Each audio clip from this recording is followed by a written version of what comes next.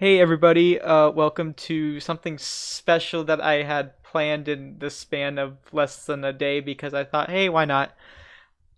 This is a podcast thingy, discussion, whatever you want to call it, for E3 predictions. E3's in about 2 weeks and a lot of stuff's gonna go down probably since there wasn't one last year, and all that stuff. But today I'm very fortunate enough to have some of my friends take the time to join me for it, and I would like to introduce them to you now. Boom.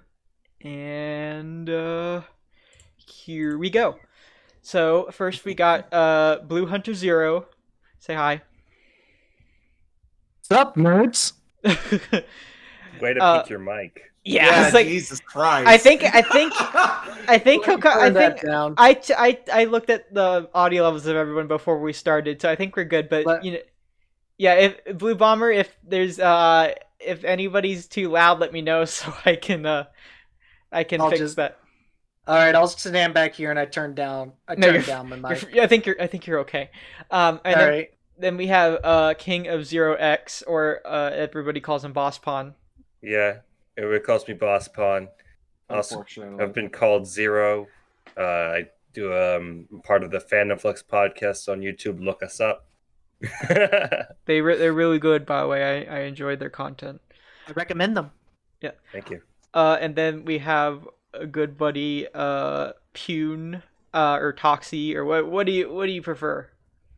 I usually use Pyun for friends. I also go by ToxitheVagrant for just everything else. Okay. And I am just a friendship dumbass. You're good. Yes, you good friend. And then we have a good friend, Shaymikyu.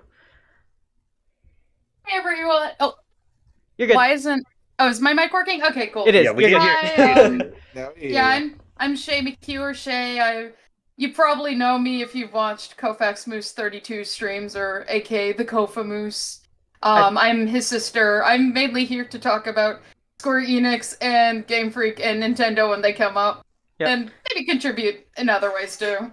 I think you've been on my streams like way back. Remember when I used to do the Pokemon? And so you might have been on it once, but that was a long think time. I popped on it as well. Yeah. In your early streams. I think so. I think I popped in for. I think you did too. I think I definitely remember you.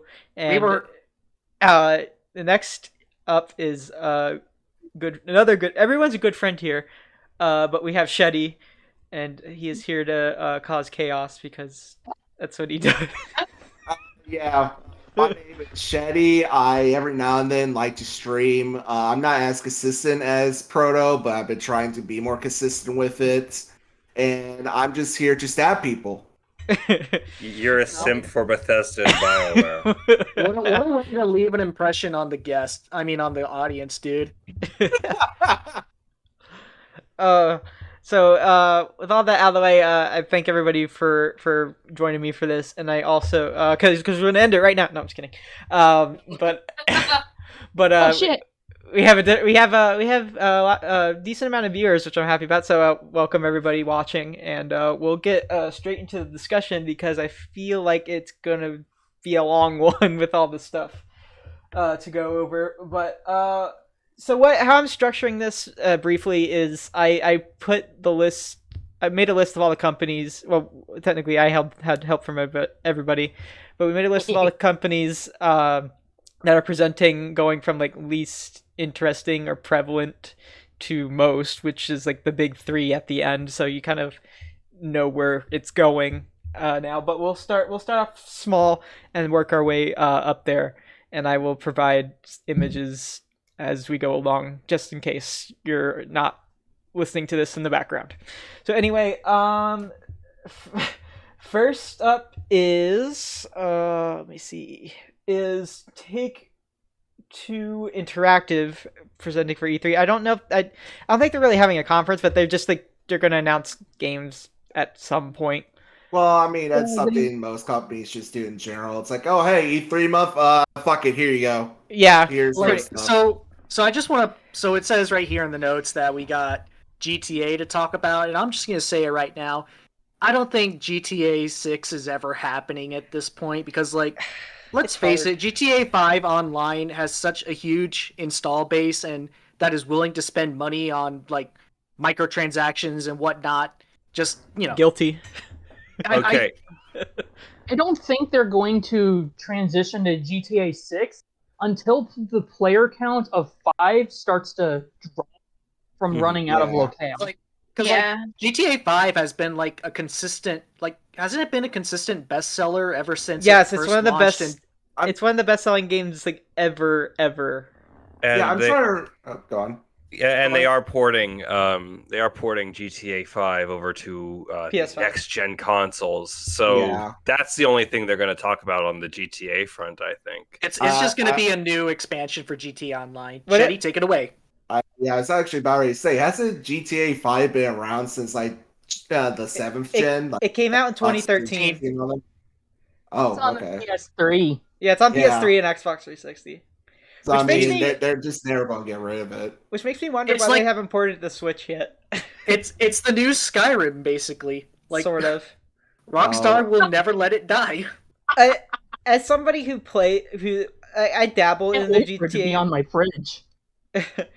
As someone who plays GTA 5 online sporadically, I really do enjoy it. I have some people I play with, and it can be really fun. And like I watch a lot of videos of people playing it together. And it's just kind of like a game where you just don't care and like I'll bash yes, you fun. up proper next time, I And, swear.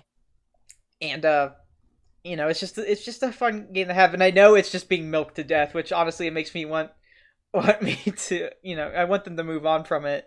Because it's like GTA is being ported. It's like, yeah, who knew? So Yeah, it's Go ahead. I want to raise a few possible ideas that could come out for from Take-Two, because Grand Theft Auto, no, but they have been working on.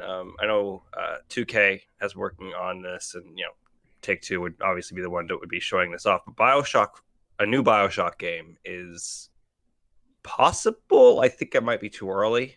Really? As well as I don't think it's too early for a Bioshock. yeah, I guess you're right. when did Infinite come out? Infinite came out in like 2013, 20. The Same reason why I era say as GTA 5. the reason why I say that is back in 2019, 2K said that BioShock would be in development for the next several years. So I don't know if that's if now is ready to show some details about that. But then also we could possibly see Red Dead. I don't think we're getting a new Red Dead game, but Well, yeah, we because could it get just a came out pretty much. we could Yeah. get a remaster of the original. I was thinking like maybe some sort of like DLC or expansion for Yeah. Red Dead 2 or something like that. Or- but I'm not. or- Go ahead.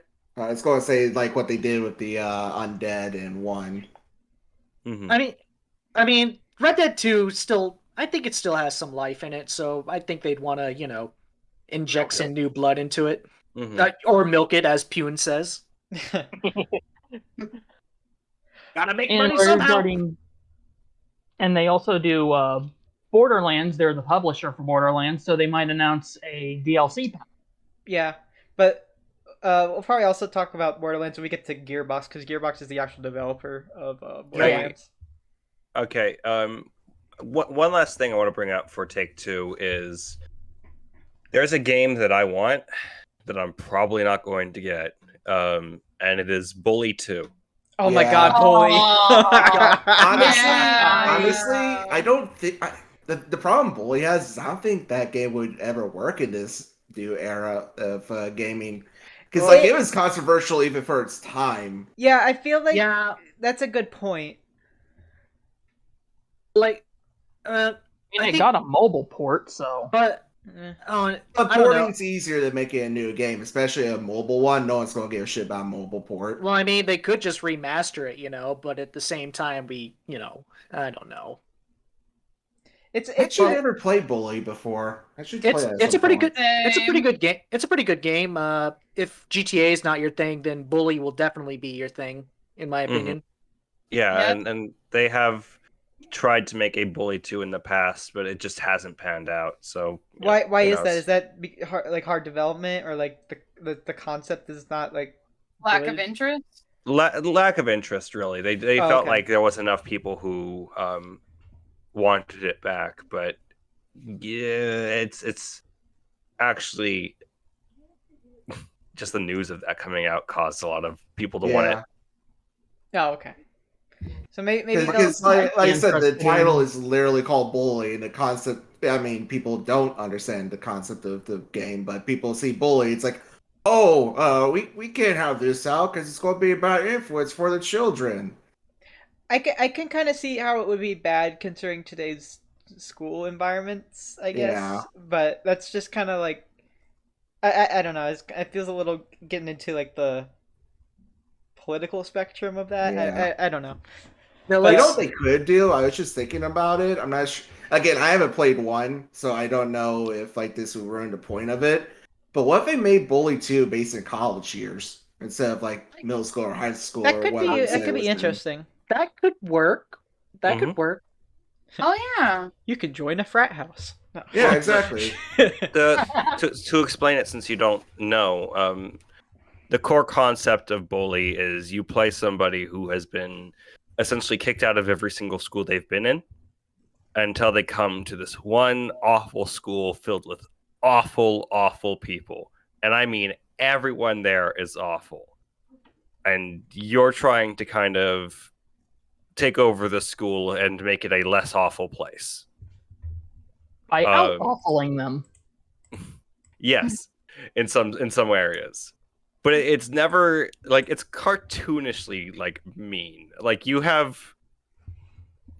hitting mailboxes on your bike, you're stealing somebody's scooter and running away with it. You You're are launching dog turds through Yeah. slingshots.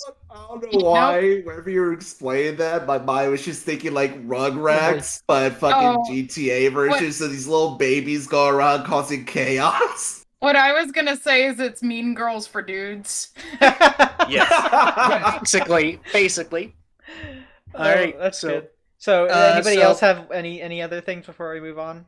Yeah, actually, speaking on Take Two, something I'd be potentially interested in from them, not sure it's going to happen, but like a more superhero-ish GTA experience. Something like along the lines of Spider-Man, maybe. Well, have you seen the Would- mods for GTA 5 where you can like I'm be a thinking like superhero? Saints Row 4. Oh, Saints Row. Yeah, Yeah, I was about to say, isn't that just Saints Row 4? I think that's Yeah. pretty much it. Except, Yeah. it actually works on PC consistently. Developers, please work on your PC ports better. I don't know how hard it is the ports to the PC, but I assume it's kind of hard. But Okay, there's Little, one more but at the thing. same time, it's not as hard as some of the catastrophes we've seen. it's true. Yeah. Sheddy, you Uh, wanted to say something? Yeah, there's one more thing I was kind of looking at because I was just looking through the list of games they either may or publish. It probably won't happen, but I would love if they either remastered LA Noir or made a second LA Noir. They already remastered LA Noir. They already Yeah, remastered they it. are. Oh, they have? Okay. Yeah, it's even on but- Switch. Yeah. Oh. The thing with LA Noir is that, like, I own it. I have it right here.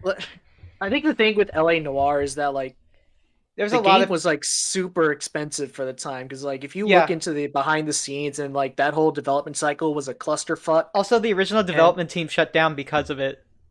Yeah, And they had to get Rockstar to finish it up, and it was a lot of poor mismanagement. So I don't think it's gonna continue or anything because of that. But it would be nice if that was a possibility. But they'll milk it till the cows come home. That's true. yeah. Anyway. I paid so much for it. Before we move on, I just want to say someone in the chat was very excited to see me, so I just wanted to say hi to them really quickly. So Do you know have them? been noted? Yes, I know them. You have been noticed, random user. I just want to get Mighty- Mighty number 10. Number Mighty 10. 10. I even I think KG and Ifune's you're I think cute. KG and Ifune's company like fell off. Well, no, they're doing like I do a few development stuff, but like they pretty much fell off the face of the earth. We're gonna Um, get okay, Red so the- Ash It's Oh, which is God. basically Discount Legends. They already got an anime actually I thingy. can But... go into detail on what's going on with Inafune, sort of. Okay, just he's- to keep it brief. He's a concept team right now. That whole team, they make concepts and then they sell them to other companies. Oh, okay. He's also very likely never to appear in the video game space again, since his name is actively disgraced. Oh, okay. Yeah. Yeah. And so, Mighty Number 9 is still not ported to the DS. The Or 3DS or Vita, Mhm. Yeah. both of which have then, been yeah, discontinued. Not the Vita. You start caring about it after you mod it. What? I didn't say anything, Sony. No, that's PSPs. All right. I didn't say anything, Sony. Let's move on. Okay. Let's move on to Yeah, Take let's Two. move on. I think we've talked I think, about Yeah. yeah, I think we talked about it more than I Warner thought Brothers. we were. Anyway, Warner Brothers. Yeah, next we got Warner Brothers. Let me. I can talk about Warner Brothers for a bit because I used to be a Mortal Kombat fan, but from what I remember, last at MK11, they just released the Ultimate Edition for all consoles. So I think they're done with we go. MK11 now. Yeah, I think Because- they are too, especially after adding freaking every '80s action movie icon ever, like RoboCop and Rambo and the Terminator. Captain Kirk, Darth Vader. No. But anyways, I want to address some interesting rumors because like there are some rumors going around that I don't know if take these with a grain of salt, but like there are some rumors floating around that I don't know, they might get the rights to some Marvel games, so in the future we might see a potential, Injustice 3 with Marvel characters in it, or a straight up just new Marvel fighting game. How the So, hell like- are they gonna get the license to Marvel? Yeah, that's Disney. Yeah, and if you know anything about Disney, they're infamously hard to work with. And usually Disney has other That people and develop them. Disney has a spat with Warner Brothers. Yeah, I Yeah, feel like the- that's direct competition. But I honestly think I think it's too soon for a new Mortal Kombat game because they just finished up 11, and Yeah. it's either a new Injustice game or just new IP in general. We already know 4 games that they are working on. Yeah. And those are Gotham Knights, which is the following Batman's death. You have to play as the Batman's BT. proteges and fight against Family. Mr. Freeze and the Court of Howls. Oh God. I And then forgot that there's was a thing. yeah. That was announced Yeah. last year. That's coming out next year, as well as Suicide Squad: Kill the Justice League. What? Oh, okay. Yeah. Um, Well, it's because that movie, that series of movies is getting kind of popular and stuff. So Mhm. And being remade. They're making Yeah. a new Suicide Squad. Yeah. and, we have James Gunn. Well, hopefully it's good. I like the concept of Suicide Squad, but the movie, I did not like the original movie. Will Smith liked it. He Like got some paid. parts of the original Yeah. movie, but I mean, to be fair, if I got paid like how much he got paid, He got I'd paid love it to death. an insane amount of money.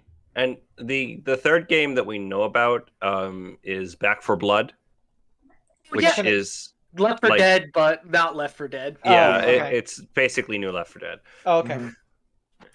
And, that can count I am for 3. looking forward to that. By the way, yeah, me too. I'll play that Yeah, with you. same. Yeah, I'll play it with you. Hell, Oh, yeah, we could have Hogwarts an Legacy. extreme night. And the last one that we know about so far is Hogwarts Legacy. Yeah, they're making that Harry Potter game, which cough. Harry Potter cough. I Yeah. don't know. The only thing I have on that, because I never grew up on Harry Potter, because my family used to say that that was the devil's work, so I wasn't allowed Same. to read it. But hey, I mean they're the, accurate now. Well, Yeah. somewhat true. Yeah. the only thing I want to say on the Hogwarts thing is I love the fact that every time they mention it, they have to keep repeating that the creator of it has nothing to do with it. So, the one thing I actually really like about Hogwarts Legacy is it takes place in the 1800s. Was that So- before the establishment of Hogwarts? So that is where you are going to be having wizards doing wizard things in a time that is not either the medieval ages or modern day. But is it still a time period in which they have plumbing? They're Steampunk going to have to wizards. vanish their poop. It's the only way. Oh, right. We gotta keep it accurate to the source material. Yeah, and somebody in the chat, yeah, Injustice 3. Yeah, They I are expect that working too. on that.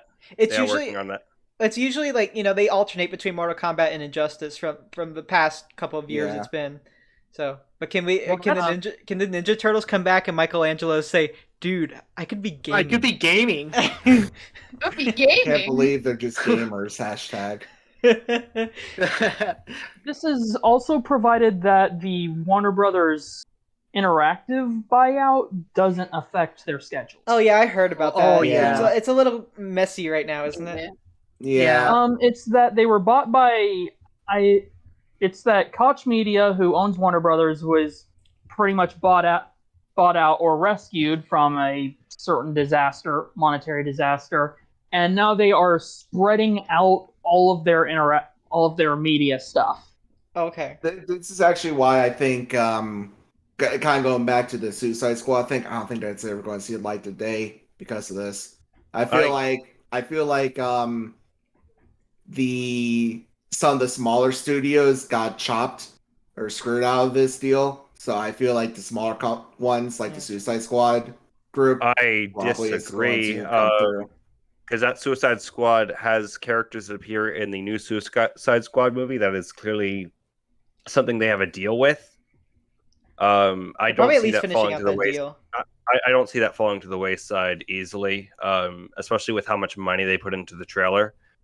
It may come out and it may be rushed, but it pretty much is certain that it will come out.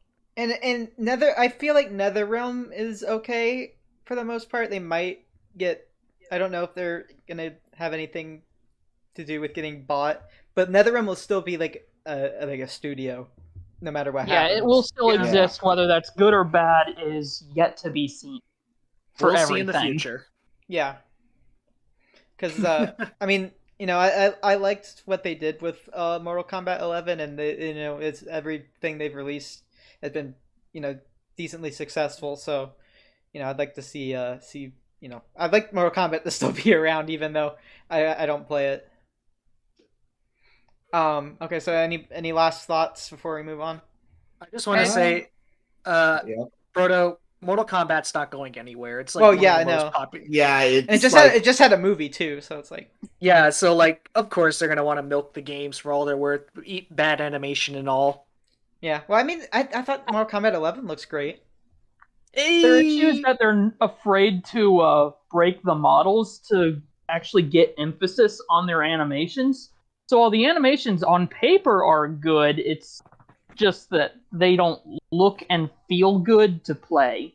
Okay. Well, Yeah. I mean, isn't that kind of the thing with the only fighting games outside of Smash I ever really got into is Soul Calibur, but isn't the whole thing with Mortal Kombat the more cartoonish like animations and over the top stuff? So wouldn't that kind of That Supposed to be a fusion of Kung Fu Hustle and metal music.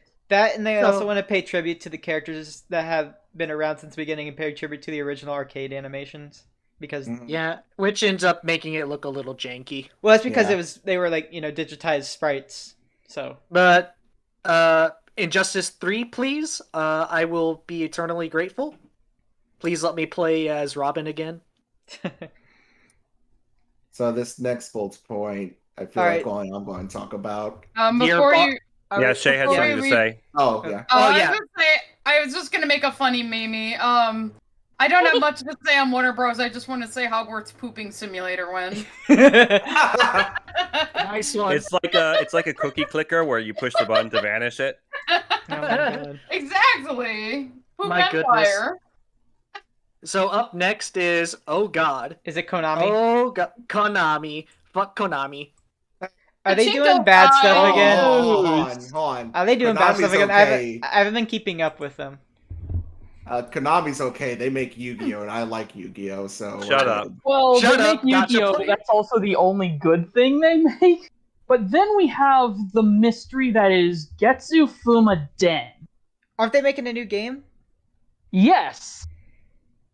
Getsu Fuma Den is the originator of the Castlevania franchise in a way. Okay, It's that's the right. original genre. I knew But- it had relation to that. But here's the weird thing: that series never came stateside. It doesn't sound like Now, a game not that came only is it coming stateside, but it looks like actual respect is being put in the game, which is What? as un-Konami as you can possibly get for this decade. Wait, But- wait. Yeah. They're actually paying respects to it? Yeah, that's Konami what paying makes respects it to a such franchise? mystery. There's so there's some aspects of Konami, like how they actually with Bomberman R, they gave a lot of cool collaboration costumes and made that game really good. And then they just However, released a new online game. However, Konami is not going to be present at this year's E3 due to, as they say, Oh, that's timing. right. That's right. I forgot they weren't going to be here, but I thought we should bring Mhm. them up anyway. Yeah. They won't be missed. They No, will probably- not be missed. I don't think they left much of an impact anyway. Yeah. Yeah. Kojima deserved better. Screw you, Konami. I mean, we knew about that he did for a get long better. time. He did do better now. He's in Sony. They actually treat him right. Yeah. Take that, Konami. And possibly talking with Xbox, but I might bring that up later. Yeah, I've heard about Oh that. yeah, I know what you're Yeah, talking we're about. going to be talking about that. So, other than So that, that's not all much- for Fuck Konami news. is that all we got for Konami? Because I just got to say one more thing. This is your Sheddy PSA. Play Yu-Gi-Oh! Duel Links. It's a good mobile game and good Steam game. I enjoy it a lot. I mean, Yu-Gi-Oh's just Yu-Gi-Oh. No. That's good. At least it's Let's not. move on. Let's. Why do you like this, Bosspon? I tried to spread positivity everywhere I go, and you're just like, no, screw you, Sheddy. Let's move. Shut Let's up. move on. Let's talk about Activision. I almost Activision. spewed Gatorade out of my nose. What you say? Call of Duty, Call of Duty, Call of Duty. Who cares? Well, we'll get to that in a minute. I wanted to add one more thing. Was saying is like at least Yu-Gi-Oh is not Pokemon TCG right now, but we'll get into that later. Yeah. Oh, But anyways- oh, But anyways, Activision. true. Call of Duty, Call of Duty, Call of Duty. Yeah, I'm kind of fed up with Activision that I don't have an image up for them. I was too lazy to find one, so You there's should just gonna be put, like, Go a to find giant a turd? on screen. maybe here. Let me see what I can find in my saved Double images. Bobby Kotick. So, Activision has Call of Duty, Tony Hawk. I think they're porting. Speaking of Tony Hawk, real quick, they're porting Tony Hawk 1 and 2 to Switch. I think. Mhm. Yeah, but no pros. Yeah, but when are they gonna remake Pro Skater 3? There are supposed plans for a new Tony Hawk game. We don't know who's handling that, though, because here's one of the things I brought up in the doc. The crash of Crash. Here, I as got- Activision feeds the cause. I got a good image to represent Activision. I shot that real smooth. Gotcha, real smooth. The only thing I can think of with Konami that is there to look forward to is so first of all, they made Sekiro, or they published Sekiro rather, didn't Are you make talking- it. you mean FromSoft made it. Are you talking For about Activision. Activision? Yeah, you sorry. said Konami. Sorry. Sorry, I misspoke. I'm still on Konami. It's repeating in my brain. Activision with is that they did publish Sekiro back in 2019. Yep. I think it's too early for anything about Sekiro 2, but you never know. They could be publishing other things from Maybe a teaser. FromSoft. Maybe a teaser. Well, isn't FromSoft working with on Elden Ring, or is that different? Yeah, They're pretty big though. They can yeah, work on multiple they've projects gotten at pretty once. big as a studio, so they could probably Yeah. do 2 big projects. And then It's you have humongous. Crash Bandicoot. There is actually one thing with Activision I was thinking about. So it hasn't been officially revealed yet, but there have been rumors that there is a Spyro game in the works. Yeah, there's rumors of a Spyro game and another multiplayer Crash game. Yeah, So we so don't know what kind of Crash game. Yeah, and according to the rumors and leaks, the Spyro game is planned for Q3 of 2021. So I could see the Spyro announcement at E3 if this rumor is true. That seems plausible. No. As for the new multiplayer Crash game, I'd want to see another attempt at Crash Bash, but I I think was that's- about to say I think Crash. I think Bash. that's a pretty logical step, especially But- since they remade. I mean, they remade CTR too, and then Crash Bash was like the last. I mean, it wasn't Naughty Dog, but it was the last Crash game on the PS1, and it was Okay. still a decent enough game. wait, did Crash to Insanity have multiplayer, or am I just Crash No. to Insanity? I don't think so. No. That Jay, game for that Ran game's- into, but that feature was cut. for Yeah. reference for Yeah. Just anybody like who doesn't everything else know- in the game. Okay, for reference, Yeah. for anybody who doesn't know, Crash Bash is basically Crash Mario Party. Sort of, yeah. Oh yeah. And I still have the- mini game, no board. I still have my my original PlayStation 1 disc of it. So Yeah, I do too. I'd be Someone. down. I'd be down for them giving the Crash Bash formula another try, as long as they have actual boards to play around with. Well, it's not. They don't have boards like Mario Party. It's just mini games. Yeah. And considering how Whole mini game. Mario Maybe if they Party, had a minigame tourney mode or something like that, Yes, which they they didn't did. in the original. Just something to mix up the mini games. hmm I'd be down for that. Also, I wanted to say on Crash Bandicoot, I think Crash will be okay despite what Activision is doing, merging studios into COD because they suck. Putting them They in the Crash mines. Crash has a mobile game out right now, and I see commercials for it on TV, which is kind of weird because and if you haven't seen this yet, prepare to be like go what because like they Domino's Pizza advertises that Crash Bandicoot game because there's the Noid is in Void that the game. Noid. Void the Noid. So I can actually say that I have played that game. how is it? Fairly fun. It's not for me, but it is fairly fun. Is it like an auto runner like Sonic Dash or something? Yeah, it's an endless runner, though not quite endless. It's sort of like an infinite life runner where if you die, you can just restart. Okay. Alright, that makes sense. But I think the mobile game is having a decent amount of success, and if mobile games are pretty big, so I think Activision would I think they're still and gonna it's keep being Crash worked on around, by but King. Yeah. it's still a shame that a lot of talented people who worked on the Crash remakes and Crash 4 are now slated to move on to the Call of into the Duty mine. money Beat. pile. It is a shame because I'm not sure if anyone else has played Crash 4. I have. I absolutely adore the game. I need to play it. It's just I I bought haven't, it. play it on my I haven't Switch. loaded it up yet. I bought it on PS4, but I have a base PS4 and it runs pretty crappy on it. Yeah, I'm not really much into platformers. I'm more of an RPG guy, but Crash and Spyro has always been like the two I've always loved. And man, if you enjoy a good hard platformer, Crash 4 really kicks your teeth in. Oh yeah, I mean the original trilogy wasn't that easy either. I struggle with some parts of those games sometimes, and I enjoy that. And when I finally get to really play Crash 4 at some point, it's all up to me really. I think it'll be good. I think everybody can probably agree from what they've seen is that they should have toned down the boxes and the 100% and stuff. They should have toned down 100%. I'm willing to play it any percent though, but I'm probably going to turn it down to Babby mode because I am not pro gamer.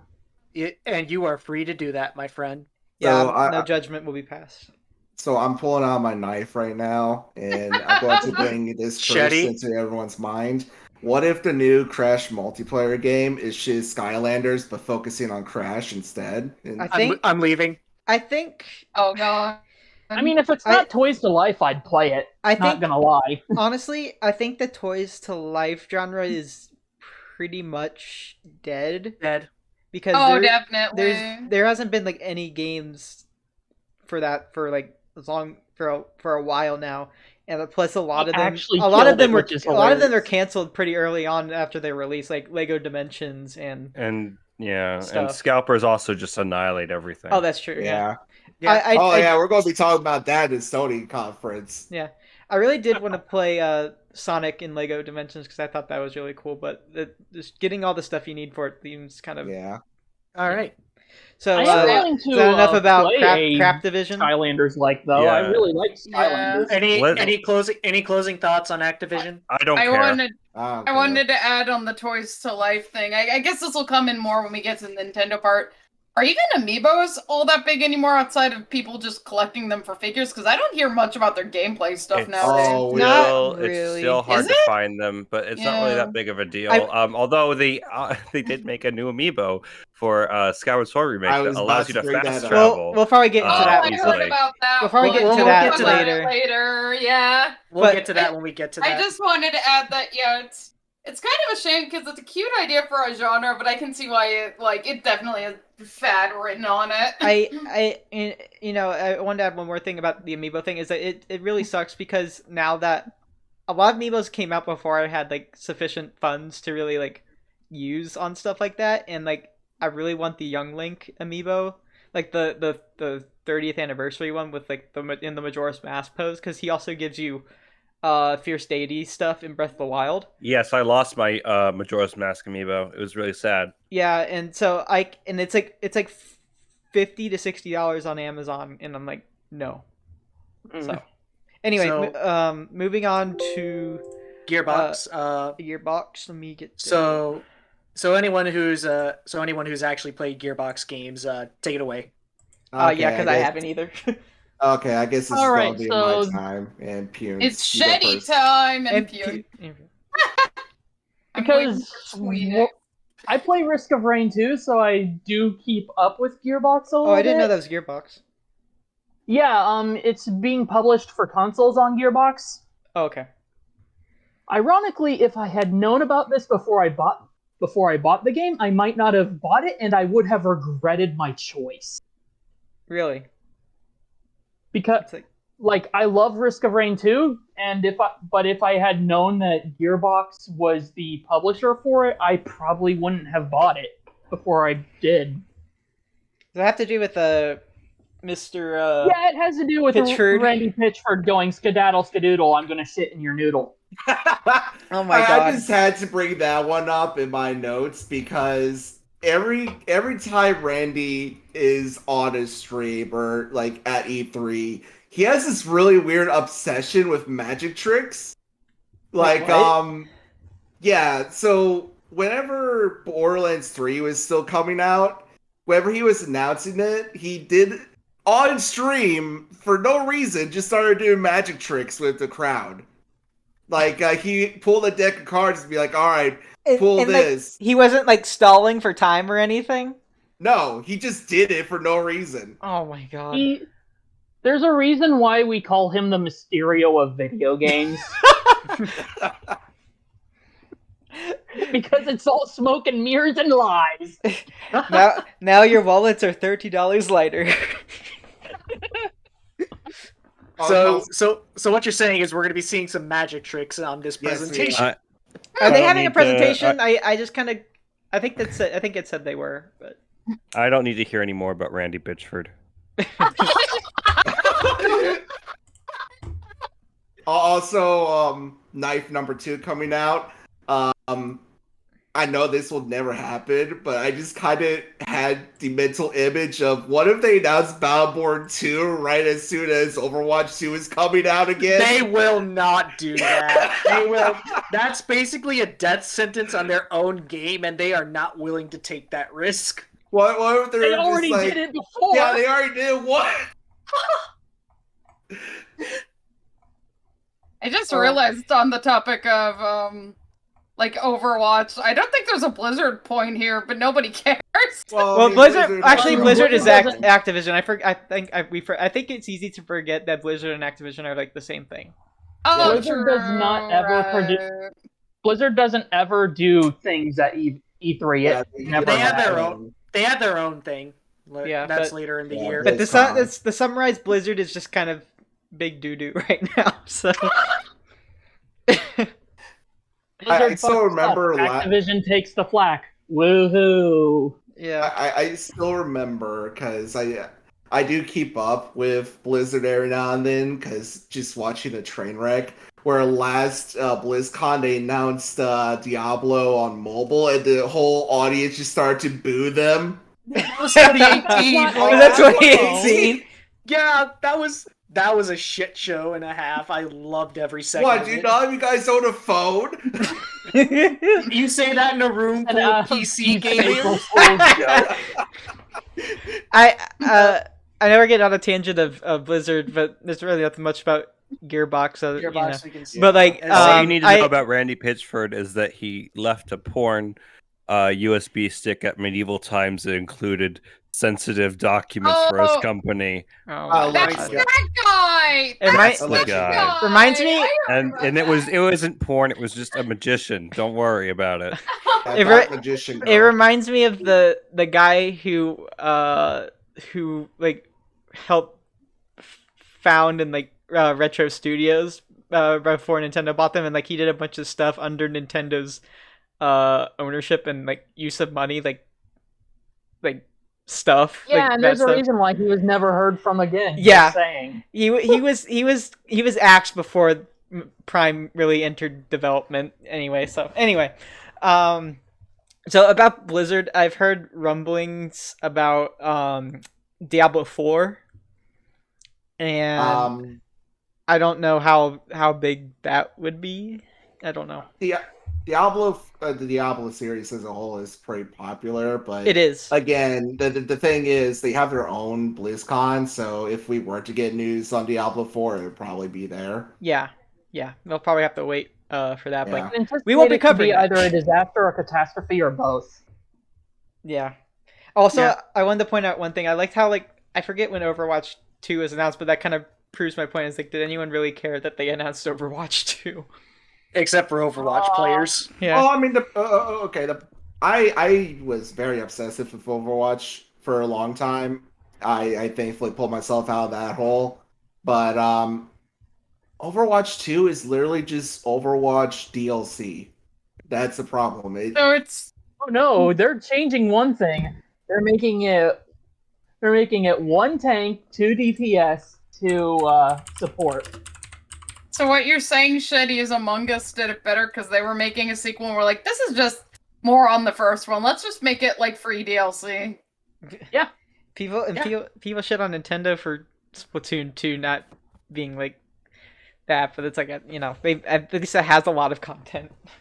You know. Nintendo bad, give likes. Yeah, we'll get to that. We'll get to that when we get to that. Anyways, Marvelous / Xseed. Yeah. I'm a little more familiar with their stuff, but I don't know much about Corpse Party because I played it some years ago and that shit traumatized me. So Woo! I'm not gonna Guys, hold on.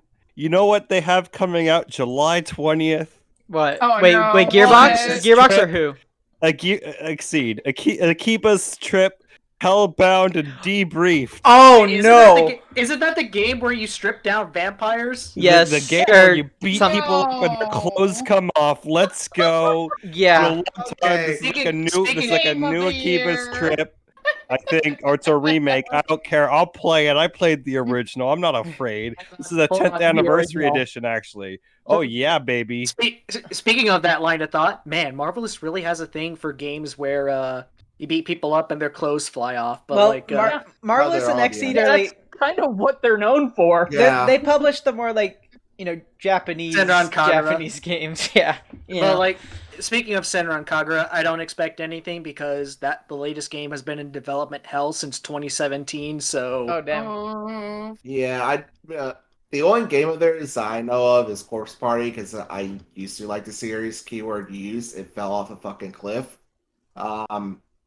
I don't know if they'll announce anything for it, but I just kind of put that in there because you never know.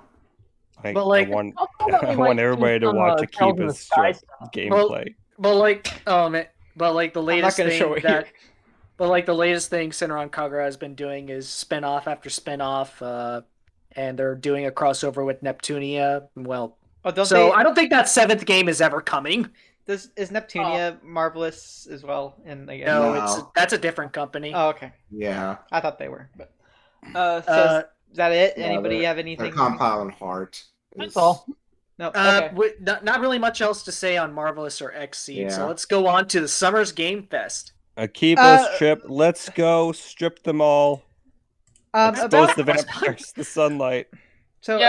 about Summer Games Fest, it's more of like, because I looked at their website. It's more of like they're like kind of like a host site for a bunch of stuff going on, plus like a few small things. Because like they highlight Ubisoft's press conference and Microsoft's press conference and stuff, and So let us speak of the Dorito Pope. Yeah. May his Mountain Dew forever be fizzy. yeah.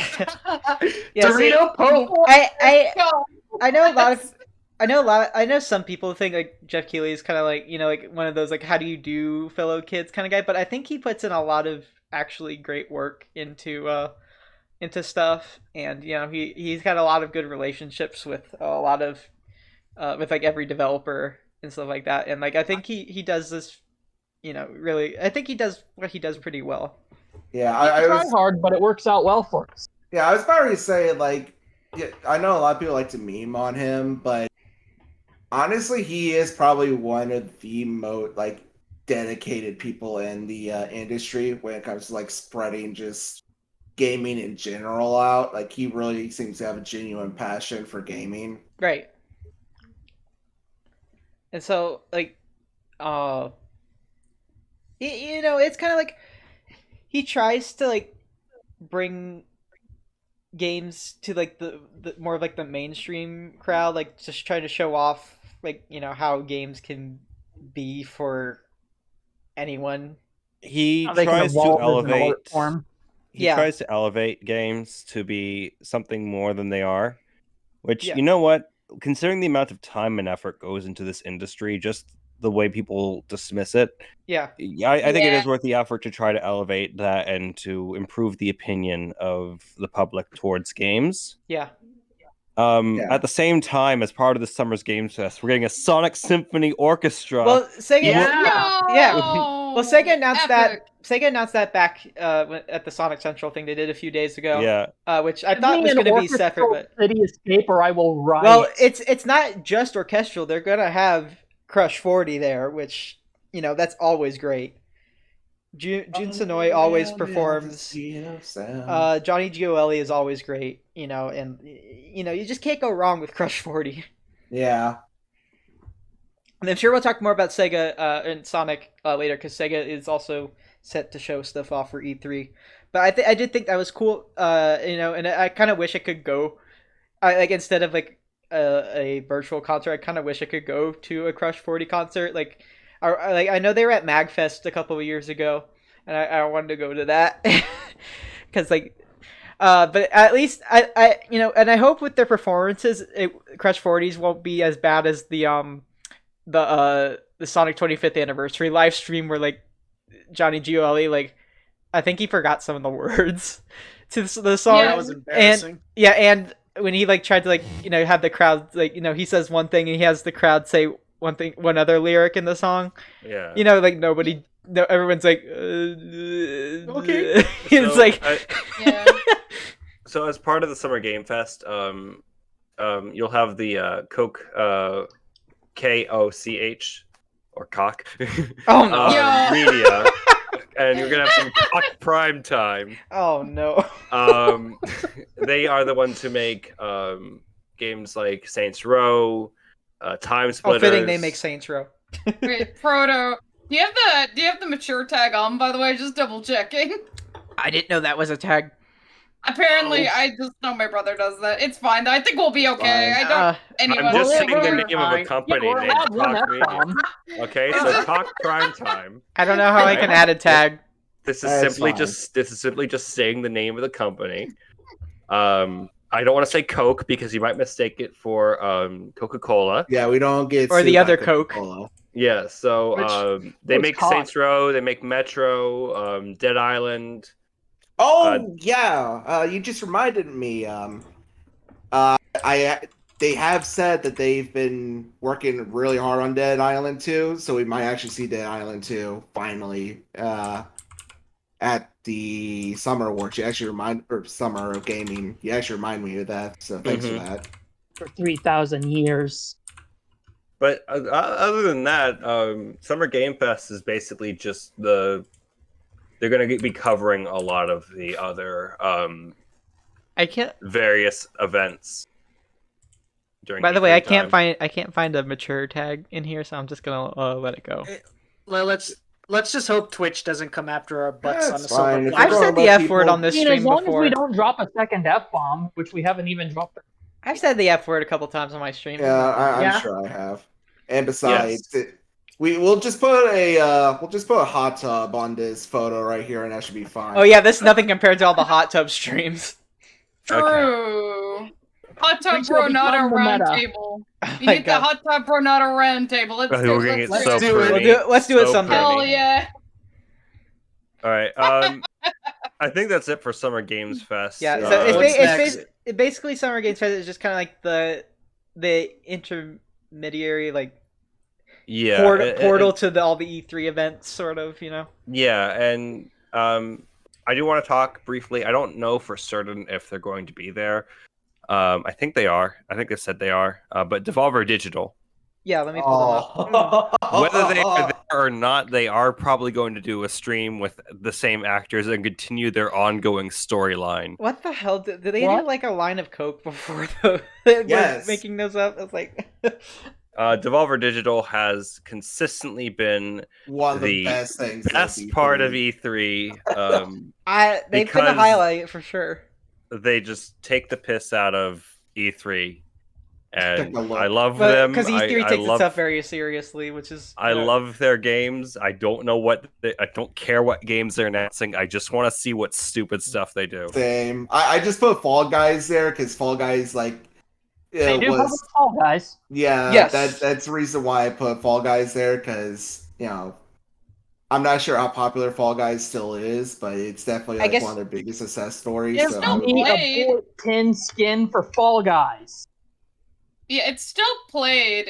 I just don't hear about it as much. It's not like the big thing anymore. No, like I think Among Us eclipsed it, unfortunately for it, but Oh It's yeah, true, yeah, Among I Us. actually did Wait, own. It's a really bad timing that someone discovered Among Us and then it became mass popular. yeah, that's like a game that's 2 years old. No, wait, hang on. But what if Among Us X Fall Guys collab? I thought that was a I- thing. I'd actually buy the game for that. Just saying. I can't wait for E3 for them to announce that Among Us to have a port to the Stadia. Oh my god. When is Oh, that Among would Us be gonna have the unplayable. color blue? I want Among Us to be ported to the Game Boy Advance. You have to use the link cable. Yep. That'd be an But- unintuitive way to play. not just the two-way link cable, but the four-way link cable to play Kirby and the Amazing Mirror and Four Swords. Mm-hmm. Oh man. I think we all can agree though that everyone's looking forward for Devolver for all the right reasons. Yes. Yes. I mean, I don't Check even. the look. I don't think I even play any of the games they publish, but like they're just funny.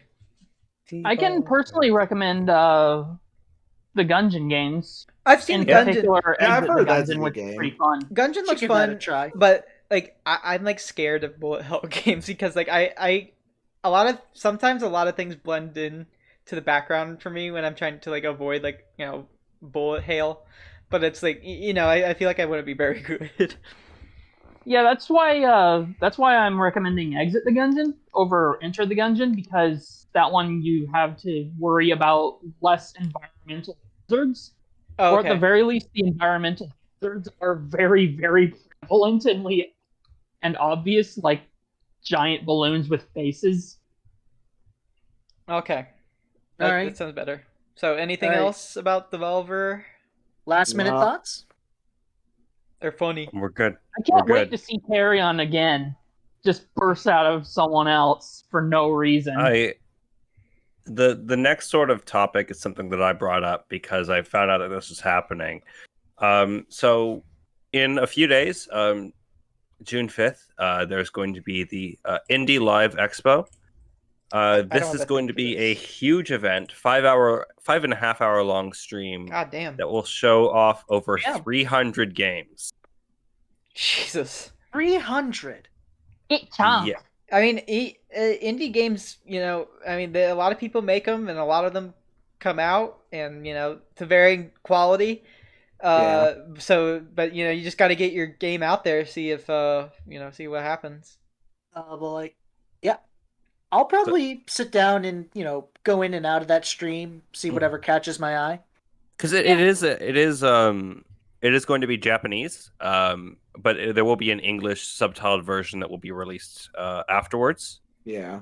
This thing's going to be starting at like 2 a.m. Pacific time, so don't Oh God, stay up for it. no! That's Do like not stay. No, that's close to the time I get up for work. But on you'll the be East Coast. having Psy Games. You'll be having Ugh. Sony, Arc System Works, Koch Media. Oh my God! stop. Bronados out of context. and so many other studios. So Clip that. definitely looking forward to that. Because that's sort of kind of our first taste of E3 before everything, and also Guerrilla Collective. I believe they're also streaming on the same day, and they're going to be showing off Bloodstained 2 at the very least. Yeah. Oh, Yeah. I should play Yeah. Bloodstain. Just Bloodstained is good. It's very get good. on it. Yeah, if it's as good as Symphony of the Night, I am all in. it is fantastic. Same guy. I think people have said it's. I mean, it's. I don't think people said that I've heard it's some people say it's better, better. but it's just it's pretty close. Mhm. I will give it a shot then. Yeah, I like it a lot. I'm really excited for Bloodstained 2 because I want to play more Metroidvanias that are good. Yeah. Yeah, it's Iga. The guy who directed Koji Symphony of the Igarashi, Night, yeah. and they even have they brought back the voice actor for Alucard in a new role for Oh it. really? Oh my God! Ooh. Yeah, What? I haven't heard of him in a game since Mega Man X7. He is OD in the first Bloodstained, and he might return. Who knows? Shit, now I have to play this game. God, I'm really dreading this next panel. So, yeah, EA. sports. It's in the Okay, game. Sports. Sports. So this TV, will probably TV, be- TV, TV, sports. I like the image. It's in the Come game. on, embrace the So- sports ball. So Sports ball. I mean, You the need weird- the iFunny icon in the corner. it's meme. Yeah, it's like a meme Yeah. creator. I just found it. Anyway, the weird thing about EA this year, despite them, other than them being EA, is they are not. Their live stream isn't until July 22nd, which is like way after everything. So I looked at the E3 schedule, and that's what yeah. it said. So I was like, I don't know exactly what they're intending on doing with that, in terms of their scheduling, but it's just kind of like, I think it's probably still going to be like the generic EA presentation thing. All right, Sheddy.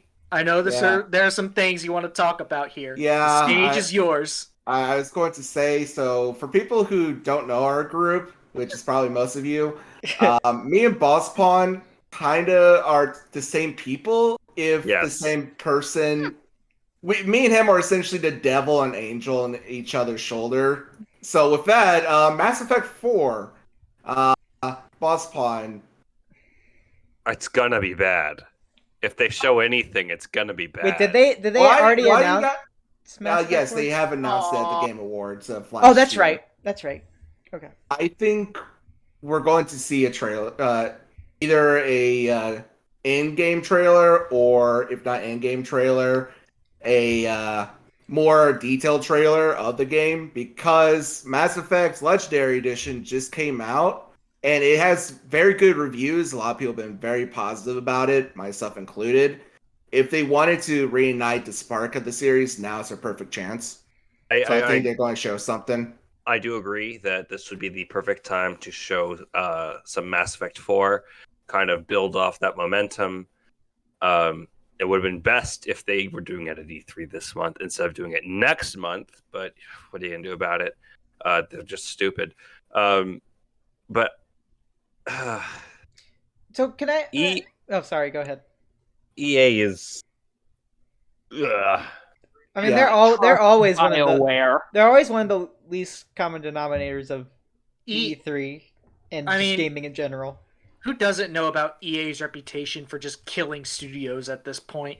Yeah. Oh no, they're actually stopping that for the Seriously? most part. Since when? Oh, You know, Respawn. Yeah. Respawn is effectively doing like these really huge ass power moves that have made EA reconsider its stances on Yeah. things. Oh. That's the other reason why I think they're going to finally stop trying to kill BioWare, because Yeah, they've been like with- slowly killing them, haven't they? They really have. But I think if they want to make Mass Effect 4 good, now's the best time to show it off while people's minds are positive about the Legendary Edition. So So I do think we're going to see something at this E3.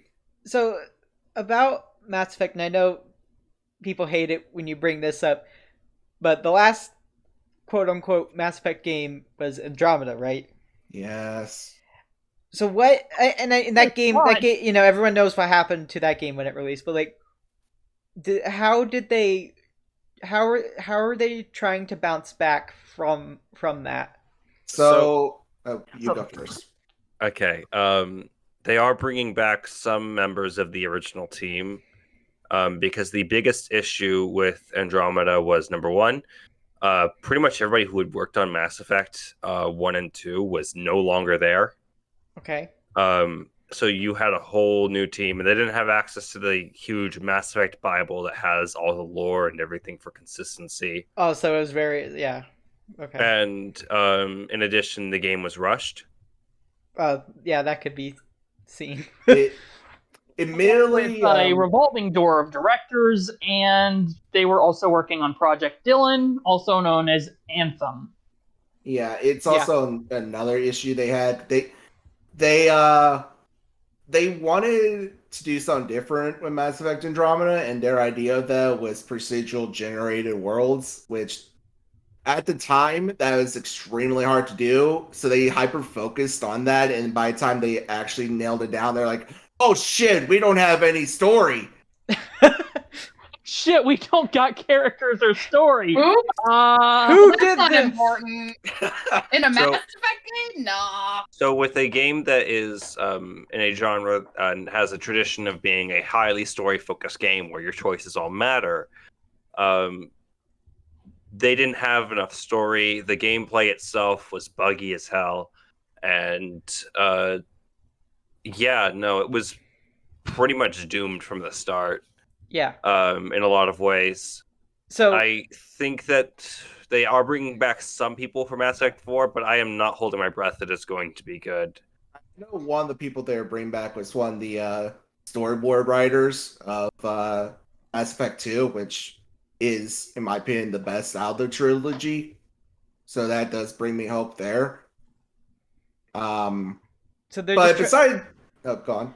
so in summary, they're just trying to bring back as much old blood as they can to help kind of realign themselves with what they want to do. Yes. Okay. Yeah, makes sense.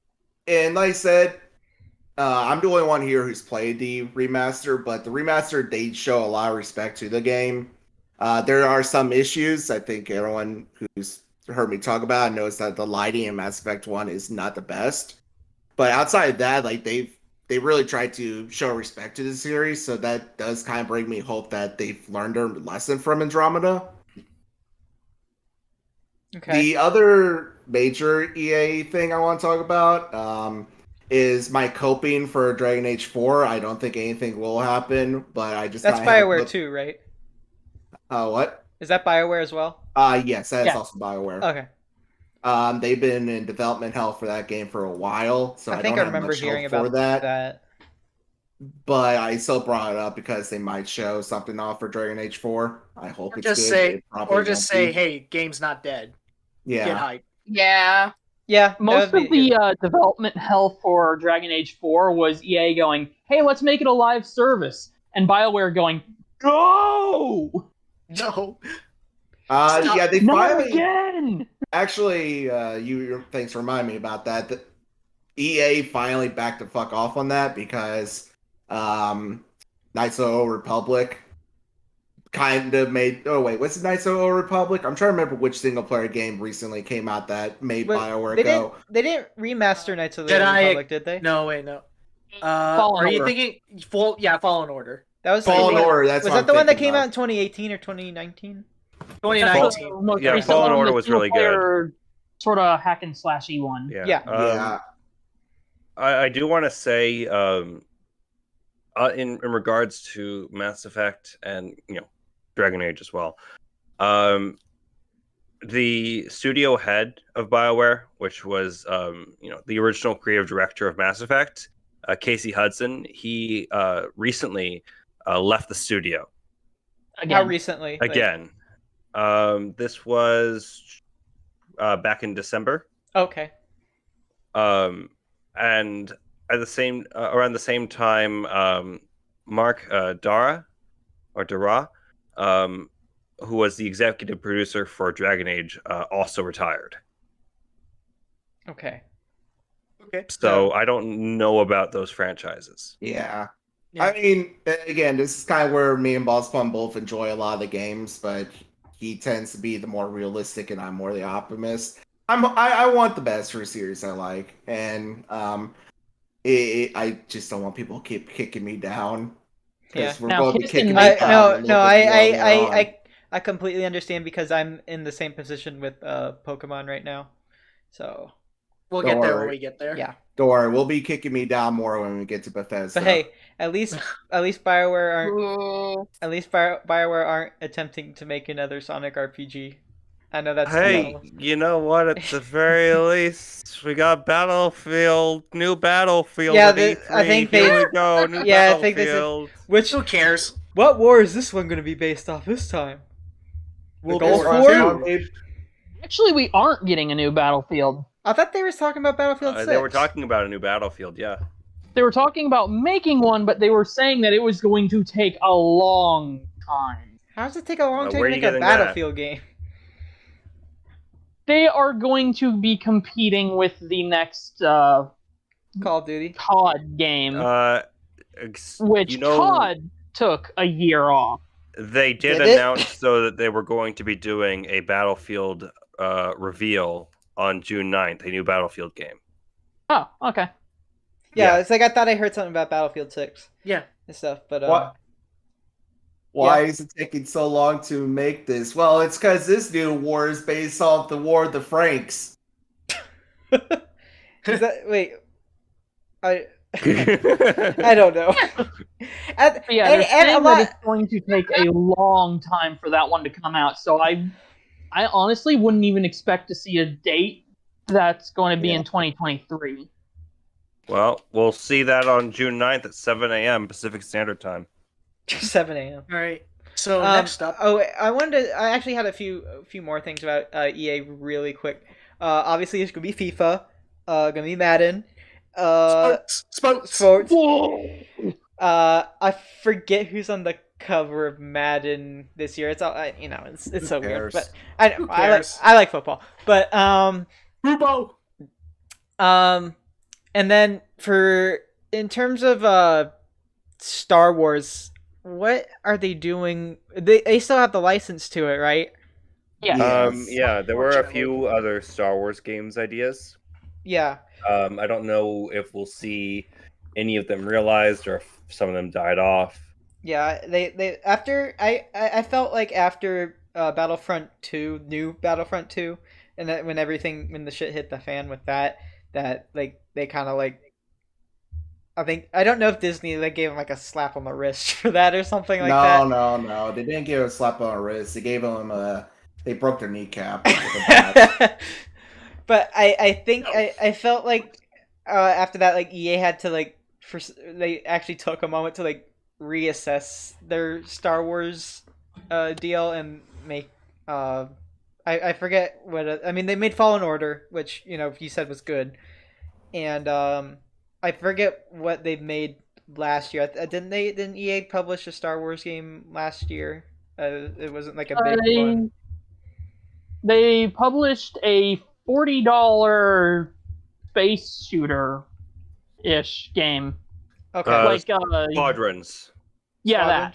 Oh, not like Rogue Yeah. Squad, not like Rogue Squadron, but like Squadrons. Squadron. Like Okay. you are fighting TIE fighters against X-wings and all that shit. Yeah. Okay. Well, that's cool. But you know, I don't know if it was good or not because I don't really play modern Star It's Wars a thing. games. Yeah, It's a thing. Not it really a kinda- thing I cared about. Actually, what I was sort of meaning to say about EA with Star Wars is because they kind of put Star Wars on like the down low after Battlefront 2, and I mean obviously they had Fallen Order, which did really well, but like after Fallen Order they kind of like I know that game was good, but I heard some things weren't as well received with it, even though it was overall good. But they kind of kept it on the down low after that, and kind of I think they're trying to bide their time a bit for like something. Well, the thing is, on Steam, like this Fallen Order has got like a 9 out of 10. Yeah, and I've seen good reviews. It is a very well received game. Yeah. Squadrons is not, because Squadrons costs $40 and feels like a $10 game. Damn, Ooh. Because they really kept it on the down low then. yeah, the scale Yeah. of that game is very small. Mhm. Um, It's basically a simulator game or simulation game. Like or a whatever tech you wanna demo call or it. something? Simulator. Yeah. yeah, it's closer to a tech demo than anything else. Okay. One thing I will say, which is probably my last thing about EA, is in regards to PopCap. Oh, what have they been doing? Well, after the they've outright fall of Battle for Neighborville, I just want to say, PopCap, please, if you are listening, you probably aren't, but please, for the love of God, please give me not Battle for Neighborville, but Garden Warfare 3, and just learn from the mistakes. Give us stuff to play, not to pay. Oh yeah, they're really bad with So someone clip this and send this to them.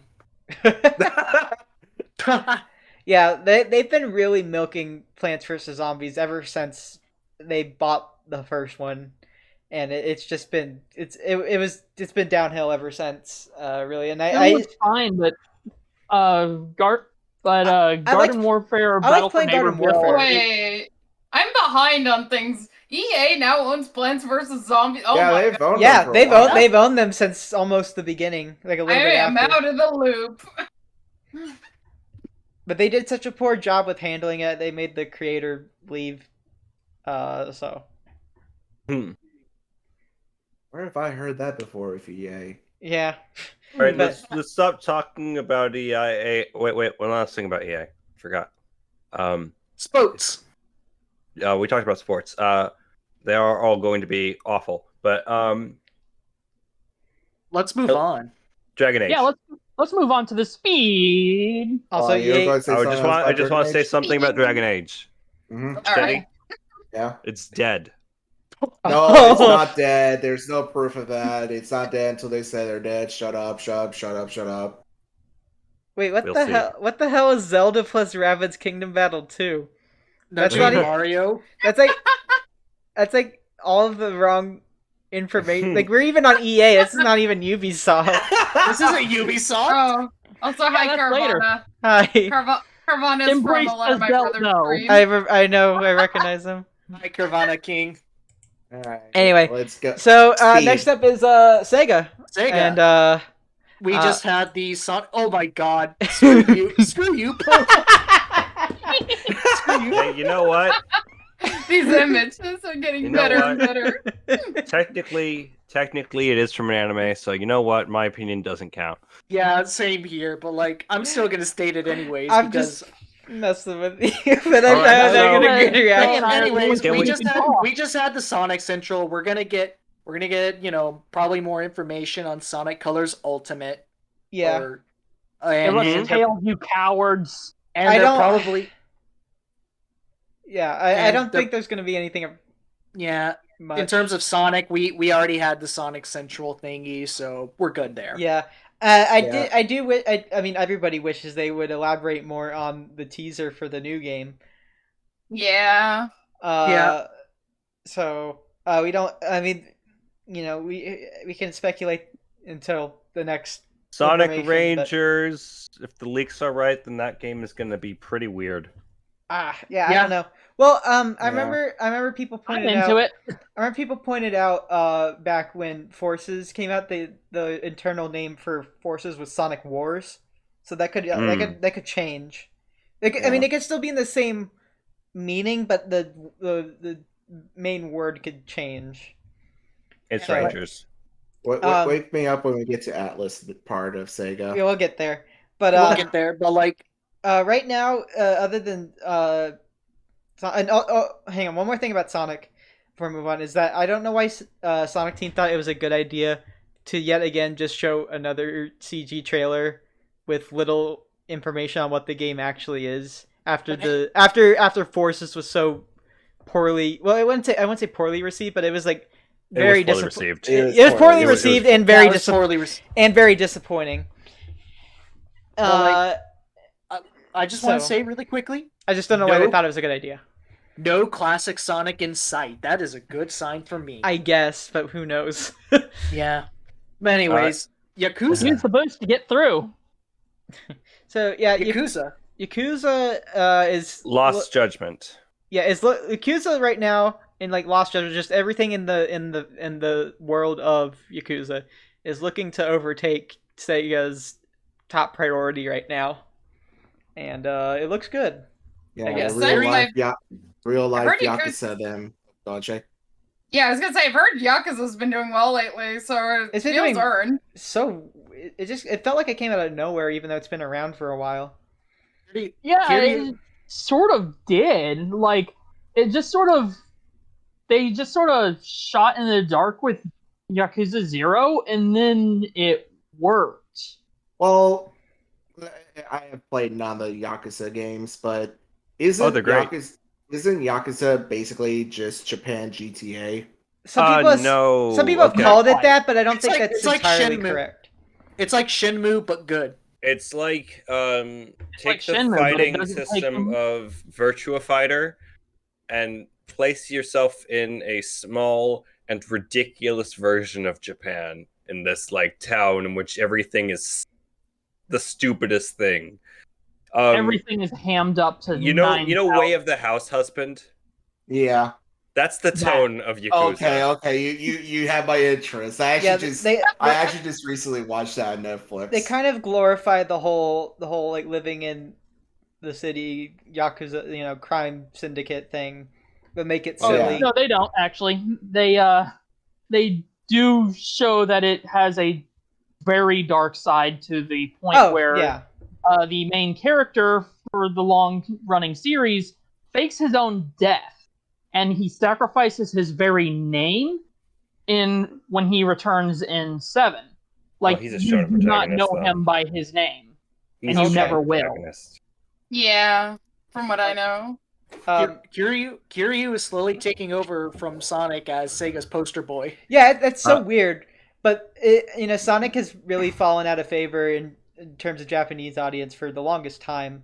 Yeah. And Imagine your mascot becoming a fucking criminal. I haven't played Judgment Original, but from what I know, that takes place in the same area and universe as they Yakuza. say it's Yeah, related. you're playing as a not Yakuza, but it is in the same Yeah. universe. So you I think are you're a something like lawyer turned detective in that. It's a spin-off basically, but instead of you being a criminal, you are a detective, who has to go and solve crimes and other things. So it's a different viewpoint. Yeah, Sonic is more popular in North America and Europe, especially more than Japan, and that's why Sonic's Japanese voice actor does actually break into English pretty frequently. Yeah, it's because our furries are more powerful. That's true.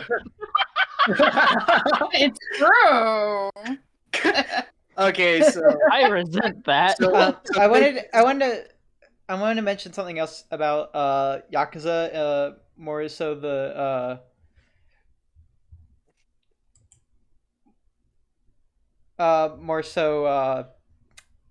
the developers of Yakuza is that for some reason they have this sort from what I've heard, they have this sort of like reluctance to like put Yakuza games on Switch but I feel like that might have more That's to do with Nintendo. Yeah, I think it has something to do with Nintendo about their stance on organized crime. Yes. And such. Nintendo has a very strict stance. If you're in any way connected to Yakuza, then you are not allowed to publish a game. Yeah. In fact, going bit into real world stuff here, Nintendo is one of the very few Japanese gaming companies that don't have ties to the Yakuza in some form. Yeah. And that's a large reason why that's not ever going to come over to the Switch, because they are very much against the Yakuza, so much so that the Yakuzas themselves have tried to gang up to just fuck over Nintendo, and it's not worked for them because it's Nintendo. Yeah. Okay, I want to bring something up. I want to bring something up. In the recent Epic versus Apple lawsuit, whole battle in court, it brought up a lot of hidden details about game companies, and one of that is that Nintendo, with people that it works with, has anti-Yakuza policies. Yeah, they do. Yes. They do. Yeah. And like they specifically go into the name of the different ranks of Yakuza. You're not associated with this rank, you're not associated with that rank. Yeah. Like they are very thorough anti-Yakuza. They are very much so. They are very squeaky clean. If by chance any Yakuza members are watching this, don't come after us. I don't think they care about Americans. Yes, the 7 viewers that are watching. I mean, you never know how far clips can It travel. only takes one. So let's talk about some of their old IPs, which I do not think are coming back. Well, I've heard rumblings that here's they're the thing trying about to the bring old some of IPs. them back. A lot of them were killed by Shenmue. It's true. Because Shenmue took Sega's entire fucking war chest, and I will never forgive that franchise for this. It's very strange. You know, it's like there's so much they could do with their old IPs. And I mean, everyone says that all the time, but I think with how big the Yakuza studio is getting and how they can work with some games, I think it's time for them to try to branch out with another franchise like they did with Yakuza. And yeah, go ahead. Sakura Wars. Are you aware that they are doing a new Virtua Fighter? Well, there's they just released Virtua Fighter 5 Championship Ultimate, and something along those lines. Yeah, and there's a new Virtua Fighter thing. Yeah, which I'm surprised is still going. But something I really, really want, but I probably never will get, is a Golden Axe character action game. That would be neat. Mm-hmm. What I want, and I've said it before in the past, if you know me, Rystar 2. Come on, let it happen. But wasn't Yuji Naka involved with that, though? Oh, yeah, that's right. Boy. Get me a new Super Monkey Ball that isn't just an HD version of I don't know what the hell is that. It's funny, though, because the main... but that one has classic Sonic. Yeah. It's funny about Monkey Ball is that how the main director of Monkey Ball just slowly transformed into like this, I don't know if you call him an edgelord or something, but he became the director of the Yakuza series, and he used to do Monkey Ball. But honestly, I wish they would bring Monkey Ball back because I have so many good memories of Monkey Ball on the GameCube. Honestly, the thing about Monkey Ball 2 though is that it has a very distinct presence on PC. Unofficial presence, of course. Oh, okay. Mm-hmm. So, Sheddy, what do you want to say? Yeah, I was going to say, I'm surprised they haven't tried to make a new Monkey Ball like the Switch. I feel like the Switch would be a perfect game. Yeah, especially with like the Joy-Cons and stuff. I feel like that would work good for Monkey Ball. And I mean, thank Banana you, Blitz HD is on the Switch, so. Thank you to Carvana King for bringing up Billy Hatcher. Let's go. Yeah, let's go, Billy Hatcher. Hey, you all you have to babysit. Let's go. More powers. You all don't know how real you have to be to play the multiplayer mode. Shit goes down in Billy Hatcher multiplayer mode. Like there's so much real. Yeah, it's like you have to be like it's insane. Like, you know. Yeah. All right. The Switch thing was Banana Blitz HD, which was a port of a PS Vita game for Monkey Ball. I believe. Wait, no, it was. I think it was no. Was it? Wait, was it Wii? I think it was Wii original. It was. Yeah, it was Wii original. Which I that's miss not Monkey a new Ball. Monkey Ball game. I You still don't have get it. to call that a new Monkey Ball game. That wasn't a good game. Look, I don't Oh, have an extensive history with Sega, but I played Monkey Ball as a kid. Bring back Monkey Ball. I still have my GameCube copy of the original. I'd play Monkey Target mode with my Mhm. dad all the time, and I don't know why I was like some sadistic kid because I laughed every time they fell off the course because I thought it was funny. So Jesus Christ.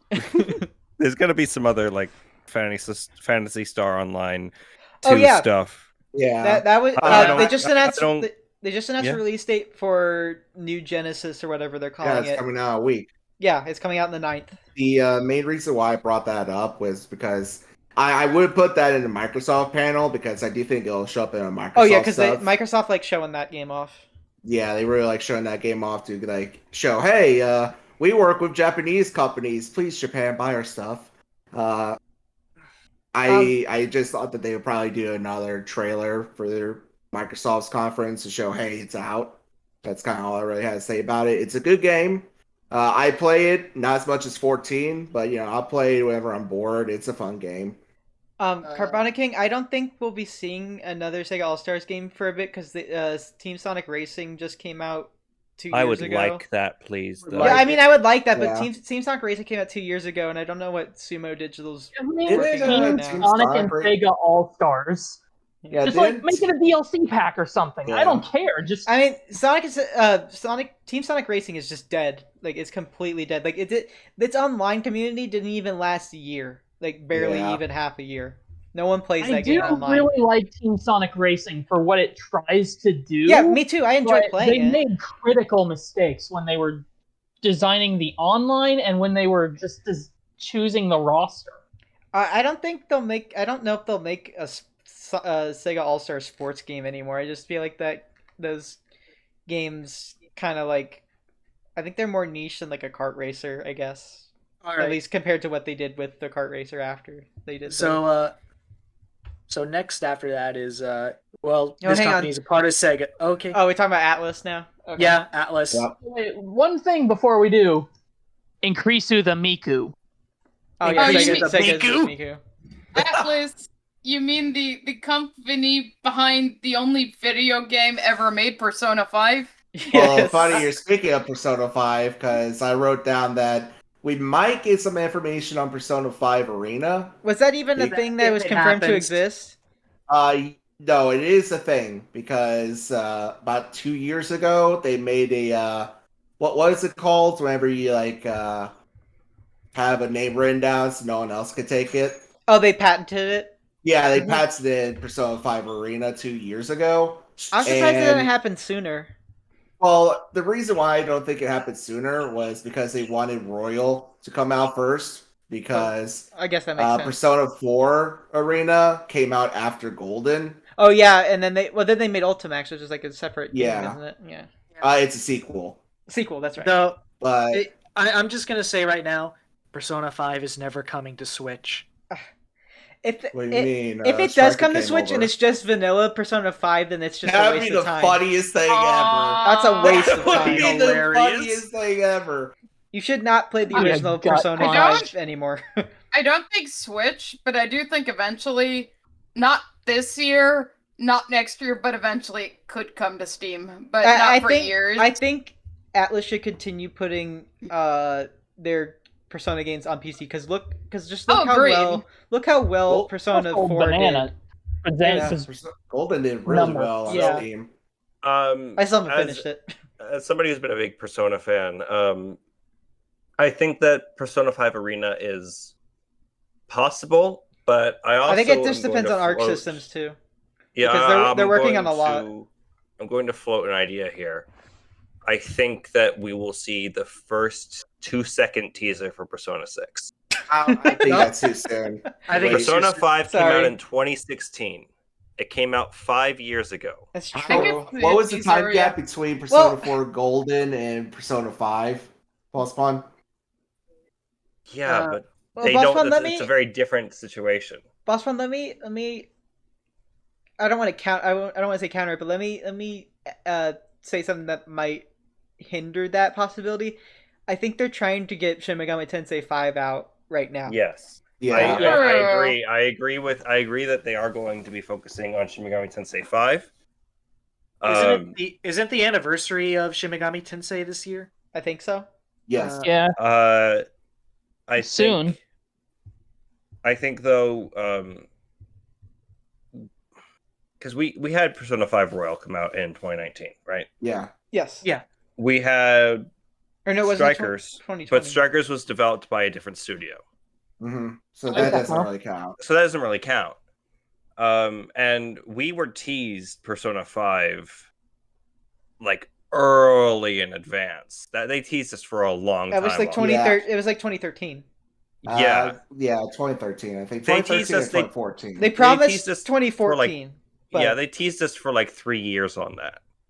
So I don't think it's going to be coming out anytime soon. But I do think it's possible we could see a teaser that is like 2 seconds. Here's the tones, the tone that we're going for. Here's the color that we're going to theme the game around. You know. Yeah. Okay. But that's the absolute limit of what I think we'll see on that. Calling it now. Next color is green. I was going to say green as well. Well, I mean, you gotta fill out the primary Green. colors.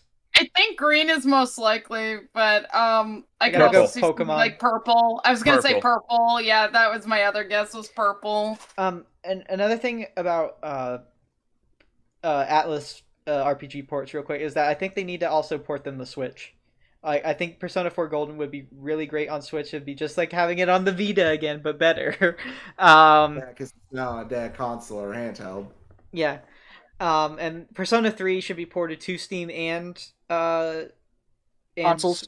Okay, let me ask you this. But I haven't played which version. Which version of Just make an P3 Ultimate you want? Edition. Whatever version people like the best. I don't know what they like. Just make like an Ultimate version that combines the best of all versions. Yeah, that'd be good.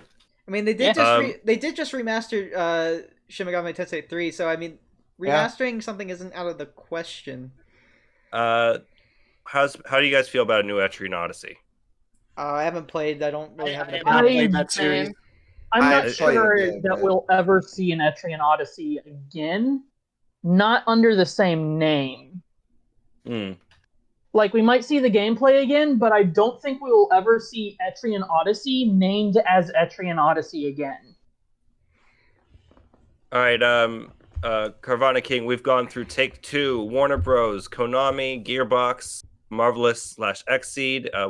We talked about Summer Games Fest, Devolver, Indie Live Expo, EA. Now we're on Sega. I don't think there's much more to talk about. Yeah, we were Sega for right now. Yeah, we're getting there.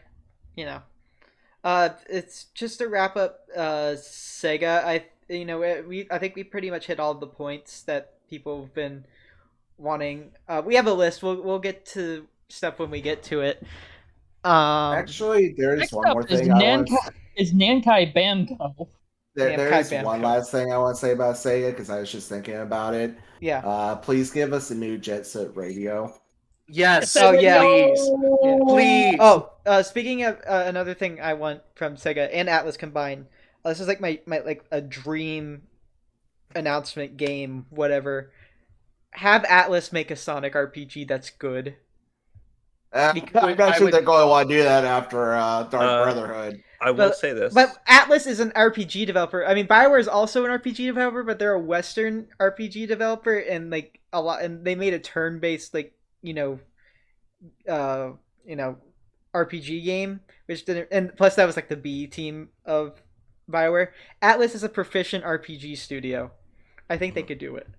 Also, Ken Penders happened to BioWare. That's also part of it. Aww. On the note of Jet Set Radio, I don't know if you guys are aware of this, but there is a sort of a spiritual successor that very much I did see that. goes with the style. Bomb It's Rush called Cyberpunk. Bomb Rush Cyberpunk that's coming out next year. So if you I'm want so Jet Set hyped for Radio, that shit. that's the thing that you're going to want to get. Is Naganuma doing the soundtrack? Yes. Yay! Yes. In fact, So you know it's going to be good. He should do another Alright. Sonic soundtrack. Up next Okay. is He works Right. by contract, and he has to own the music that he makes. Oh, Alright. okay. Is the That's thing. probably why. all right. We ready to move on? Mhm. Yeah. Yeah. So Bandai Namco Namco. Bamco. yeah, hang on, let me get that up. No, trust me, Carvana King, when we get to Square Enix, that's when I'm really gonna talk. We'll be talking about them for a We while. will get to Square Yeah. Enix.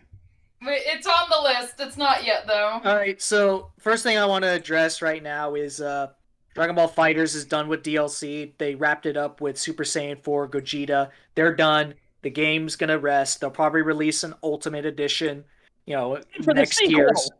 Oh, they're actually done with it? Yeah, they're Oh, they. I didn't even realize where where they I mean, were. they're out of Gokus. What do you expect? That's true. That's true. I mean, Super Saiyan 4 Gogeta just seems like the perfect way to end that game. So I'm happy. Yeah. So there are a few games that Bandai Namco has already slated for this year, as well as one which still does not have a release date. Those games being Digimon Survive. I've heard please. about Digimon Survive and the things it's going through. Me and Bosspon have talked a lot about Digimon Survive. Digimon Survive is coming out this year. It is confirmed. It is a strategy role-playing game. Have we seen any footage or anything from it? Yes. Yeah, you've seen a bit. It's kind of like Fire Emblem. There is permadeath. Characters can be killed, and the story will be different No, Agumon. depending on who is dead. Yeah, Oh. The best way, it's been a while since I've seen gameplay, but like from what I understand, the best way I could describe Digimon Survive is imagine Fire Emblem mixed with a Atlas game. Yeah, Oh, visual okay. novel, plus Fire Emblem style thing, Oh, so- multiple I endings. would actually debate Wait, Super Fire- Robot Wars from what I Sheddy. saw. Sheddy, you Yeah. said Fire Emblem mixed with an Atlas game, so Tokyo Shut up, Mirage shut up, Sessions. shut up, shut up, shut up, shut up, shut up. But, Down my head. I would actually argue a Super Robot Wars title, Mm-hmm. since that's pretty similar to what we're getting. So I'm very excited for that. Yeah, I I'm am as always well. happy to see Digimon branch out into new genres. The next one, which is the big one that's coming to the new consoles, is Tales of Arise, the new Tales game. We haven't seen much of it since it was announced, right? Not very much. We've seen bits and pieces. And that was at the Xbox conference from 2019, wasn't it? Yeah. Yeah, okay. Which means we're going to be seeing it this year at Xbox again. Because Tales of Arise is coming to Which, you know what, that's fair PS5 because as well. Yeah. Yeah, but the thing is, Nankai Bamco sort of doesn't have their own direct thing, and they're just like, hey, Microsoft's giving us money just to put our commercials on them. So here you go. Yeah, Here's our money. They're pretty buddy with Microsoft these past few E3s. It's also been pretty buddy with Nintendo, so I would be That's true. surprised if we. Well, I mean, they are developing one of their biggest games still, helping develop anyway. So, and a few other things. We also have Elden Ring, which Yes, that's I wanted the... to save that one for last. Oh, okay. We'll get to it then. Because there's a lot to be said about that. Soul Calibur, I think Soul Calibur 6 is pretty much dead in the water. Yeah. Right now, I don't know if they'll follow up on it with another. They're game. not going to do DLC for it, but they might announce. Generally, the rule is Tekken, then Soul Calibur, then Tekken. But Tekken 7's still pretty healthy right now with content. Tekken 7's still going. Yeah. Can so I don't just know. say? Yeah, that's their general development cycle. So yeah, we might see a side series or something for Soul Calibur to tread the waters for new genres and whatnot. Maybe a hack and slash for it again. I'm in agreement with Carvana King. Is they like remaster Soul Calibur 2 and have them on each console again and have Link be on the Nintendo Switch version, like the GameCube. That'd be cool. Can I just say also, as a Soul Calibur fan, it makes me very upset that Lizardman never got on Soul Calibur 6. Lizardman. Are you talking about? Yeah, Lizard Man, one of the best characters. He's literally a lizard folk from Is- D&D. He is his breathes name- fire out. Is his name Lizard Man? Yes. Oh my Yes. god. They He- did he give him an wields two official name in axes. 4, but Like he does have an official name in 4, but I forgot it. I don't give a shit. I love Lizard Man. Okay, so after Tales of Arise, they also have Scarlet Nexus, which what game is that? I'm not. Yeah, what- aware. what- Okay, what's so Scarlet Scarlet It's Nexus from is the a God Eater team. It's Oh, God Eater Yeah. team. Okay. yeah. I've heard about it's those Sort games. of going to be like how what was it called? The one Was it- that had Code Vein. Code Vein. It's gonna like be the- similar yeah, to it looks Code very Vein. Code Vein, but this has it's an action RPG, third person perspective, where your main characters have psychokinesis, so you can force throw things at people. Oh, is And this it's neon is this the as expanded? Is this the expanded gameplay of Silver the Hedgehog from Sonic 06? It's no use. Well, that game's coming. So- This game's coming out June 25th. So Wow, that's soon. yes, Yeah, it's we coming out need- very We soon. need to see some stuff on that. So we need to see some stuff on that. That's definitely going to be one of the big things that they show. Also, I know that there is a port of Little Nightmares 2 coming to next gen consoles this Yeah, year. I've heard of that too. I've heard it's a good like psychological horror game, so it's gonna be. I've always liked psychological horror. Maybe it's because I study psychology, but Oh yeah, you have anything else to add about that? Because I was gonna say something else about Bandai Namco that's different. Well, you don't want to talk about the Idolmaster Starlit Season coming out October 14th, 2021. Shut up. Shut up, Bosspon. Oh my god. Wait, FMA? You mean Full Metal Alchemist? There's a Full Metal Alchemist what? game? I don't think that's a. Oh, I've thing. never heard of that. Yeah, neither have I. I feel like Unless I know that's years something ago else. there was like a FMA fighting game, Yeah, but that was and, like FMA's also like ended a long time ago too, so it's like it's kind of Yeah. out of like rotation. I mean, to be fair, FMA is kind of like one of those classics that Oh, everyone. hypothetically. Oh, I don't know. I feel like No. that's kind of like a bit of a reach. Like Yeah. I love FMA, but yeah, I don't think there's been much activity in the franchise for a while, like since Brotherhood ended, pretty much. Yeah. Let's get excited for Pirate Warriors 5. Let's everybody get excited for Zoid's Wild Infinity Blast. What is Zoid's that? game Yo! coming out this year. Woo! Um. October 16th. Zoids So before we still get- alive somehow. You wanted to talk about Elden Ring? well, Yeah. before Can we El- talk about? That's last before one. Elden Ring, I wanted to bring up like kind of like a sort of like long shot pie in the sky kind of thing. I'd like some sort of new Pac-Man game that's not like original Pac-Man. Like World. maybe Pac-Man World? something like that. Yeah, like Yeah. because Pac-Man's 40th was last year, and I mean they did celebrate it, but I feel like I think with how platformers are sort of coming back a bit, I think Pac-Man could use maybe like maybe even like a new genre game that he hasn't done yet, or something Pac-Man shooter. related. Give I'm sure- him a cigar and I'm a sure super shotgun. I'm sure Pac-Man's been in Galaga. Oh no, not that shooter. Okay, never mind.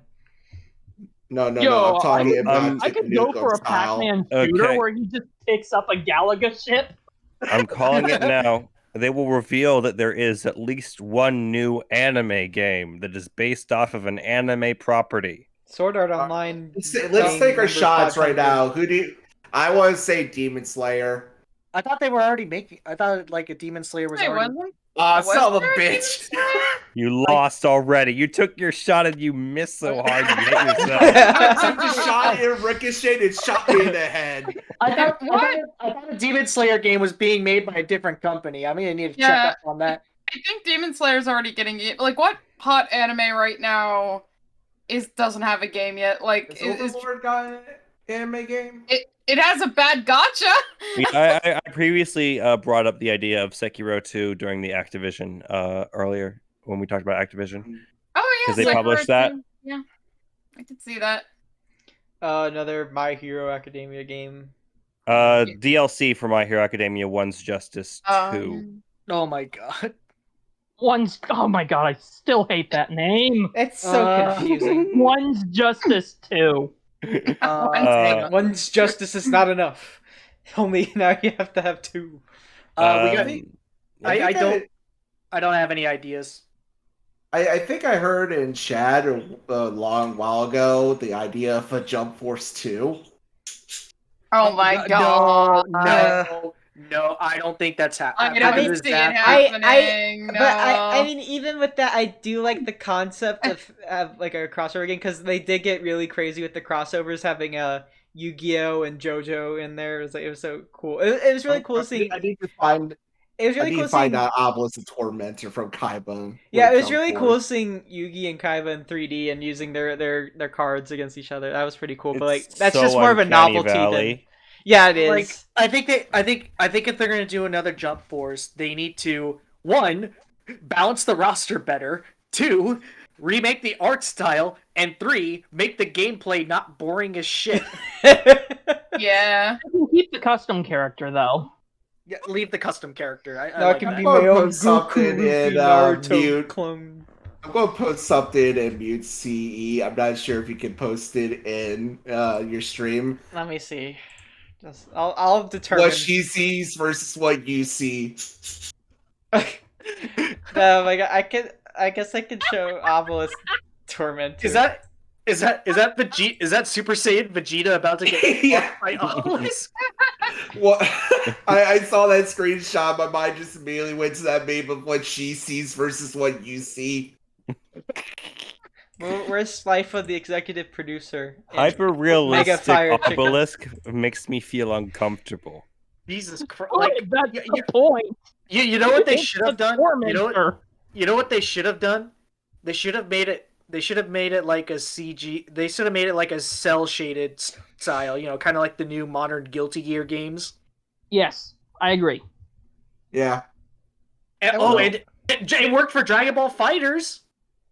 Yeah, Dragon Ball. I thought about this screenshot as well of just fucking Blue Eyes White Dragon T-posing towards Yugi. Wait, post that. We need more bullshit blazing. Oh my god. Blue Eyes White Dragon. I hope in Jump Force 2 they add Joey Wheeler, and then I get slammed for not saying the correct Japanese name because fans are stupid. Hey, Yugs! Check this I've out! been a fan of Yu-Gi-Oh! I've been a fan of Yu-Gi-Oh! Since the original, and I've kept up with the competitive scene ever since, and I still hear people bitch about Joey's English name. His name's Joey Wheeler. Joey Wheeler! Hey, Yugs! Oh my god. Look, I it was a dumb love kid. him too much as he is to acknowledge him by any other name. I was a dumb kid, and I just assumed, like, oh, he's supposed to be, like, the American character or something. Obviously, his name is Joey Wheeler. He has no other Keith name. is also amazing Joey in Wheeler. America. I just love America. Yu-Gi-Oh! Abridged. It's still always good to watch. Oh, I love My Valentine. That is the best name. Oh yeah. Oh Definitely. my! Also- I just also- realized. That's Also, a freaking Bandit Keith, the most in America. Taya Gardner and Yugi actually got off pretty fine. I'm surprised they kept Bakura. Tristan, I don't know what his last name is. I To don't be know. fair, Bakura's not like a very obvious Japanese name. You could pass it guess off for not. like an English name. Rex Raptor. Rex Raptor! and Weevil Underwood. Oh my god! Now we're Alright, just- Now we're just going into a Yu-Gi-Oh tangent, but I think oh my it's fine. god! Let's Welcome to the Yu-Gi-Oh! El- podcast. Yeah, Shut up. Elden Ring. Shut up. We gotta talk about yeah, we've held Elden up for Ring. long enough. Elden Ring, baby. Written by George R.R. Martin because he doesn't want to write Game of Thrones. Yeah, and the game's taking about as long as it takes him to write a book too. So it's like, No, that would mean the game wouldn't come out. oh, that's true. So, Let's Elden slide on Ring. into Capcom. We need to see Elden Ring to know that it's not canceled. Next time, That's literally just it. Yeah. We did anybody else see the leaks for Elden Ring? No, I didn't. No. because No. they really leaked an entire trailer and some stuff, Oh my god. and Well- it looks like open world Dark Souls. I That's thought- basically that's I not what thought it's Dark really Souls bad. was sort of open world. Let's but- try not to get Um, into too much detail before Bamco puts us in their I'm sights. just gonna say I think it's gonna be good. Okay. Just I mean, goes the way people are hyping it up, on it's, detection. I think we're good. I think we have a very, very, very good chance of seeing a trailer at E3. I think so Just too. saying. Probably to during the answer- Microsoft conference or something. Yeah. To answer Anyway, your question, Capcom, before we get Proto. murdered by the Bankai, the I Bankai just want to say one more Namco thing ninjas. on Bankai. To answer your question about Dark Souls, it is semi-open. It's not true open. Basically, Okay. how it works is it has multiple branching paths you could take that all lead to basically the same thing. Okay. The illusion of an open world. Yeah. All right. So before we talk about Capcom, how do we talk about Capcom without getting put in their scopes too? You can even talk about them. Let's just No, skip no. them. No. Okay, but like Monster Hunter Rise, of course, I'm going to talk about Monster Hunter Rise because it's like their biggest thing right now. Yeah. They'll probably talk about like a Resident Evil 4 remake. I still don't think they should remake 4. Like Well, yeah. I agree. People are gonna be divisive over that because 4 is just Resident Evil 4.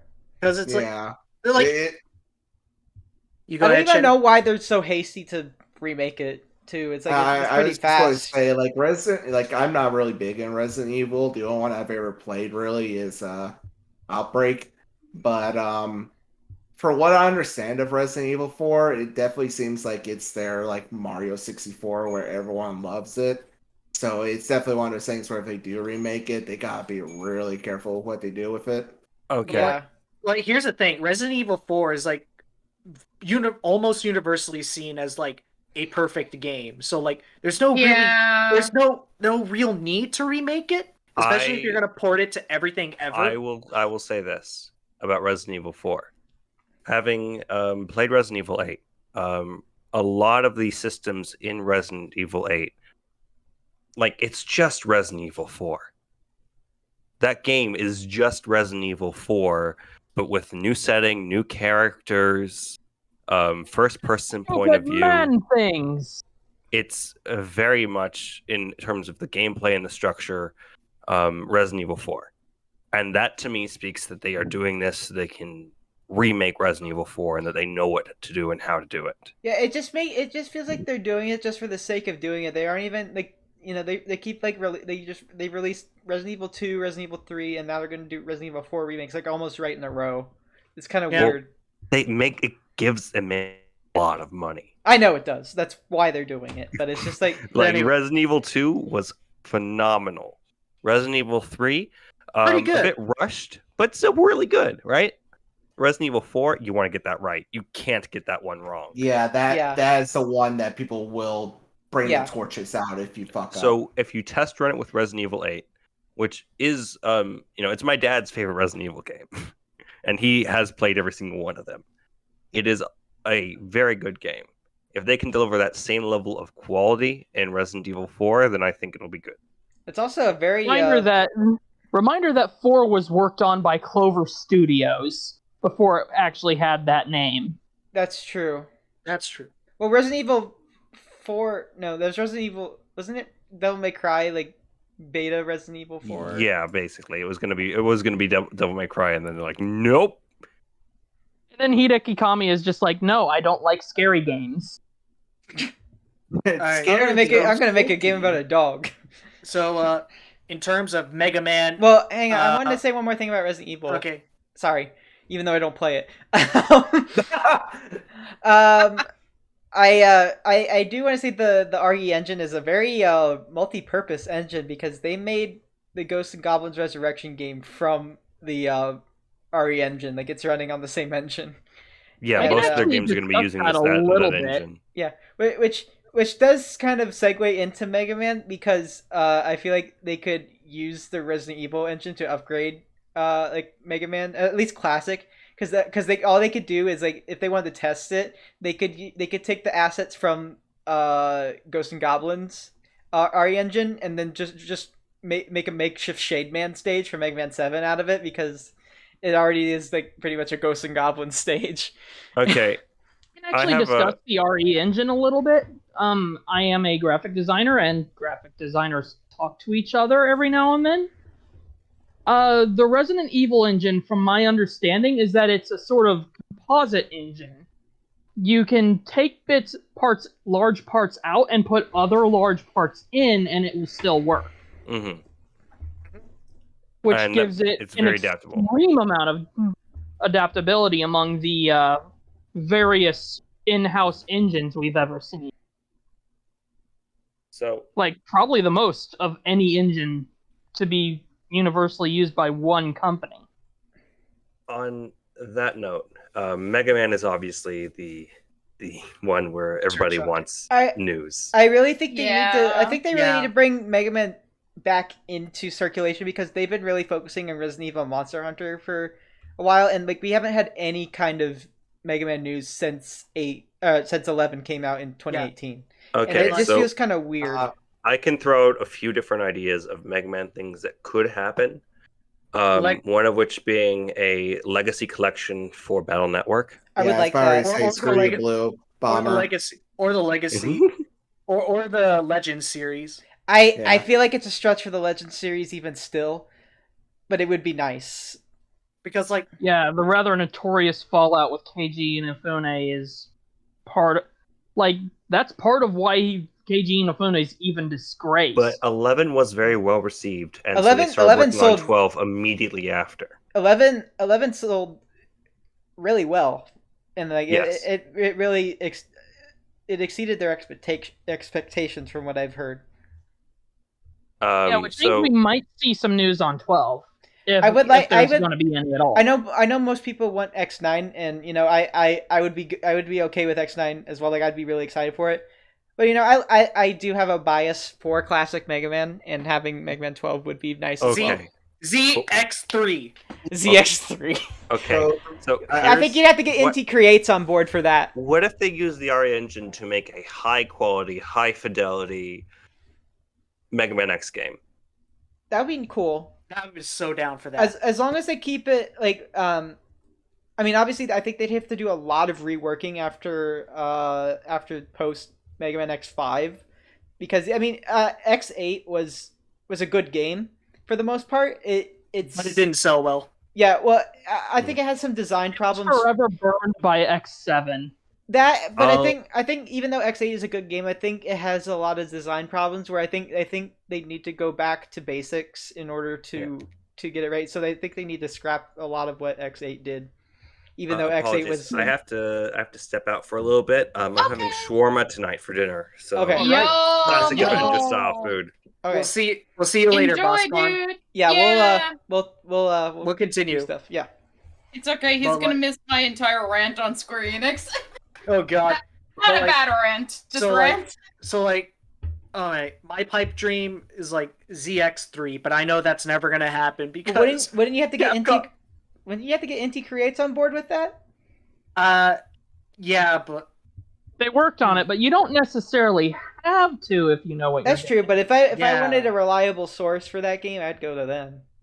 Yeah. All right, but I think we're done with Mega Man for now, unless you have some last minute things you want to say, or if you want to continue. I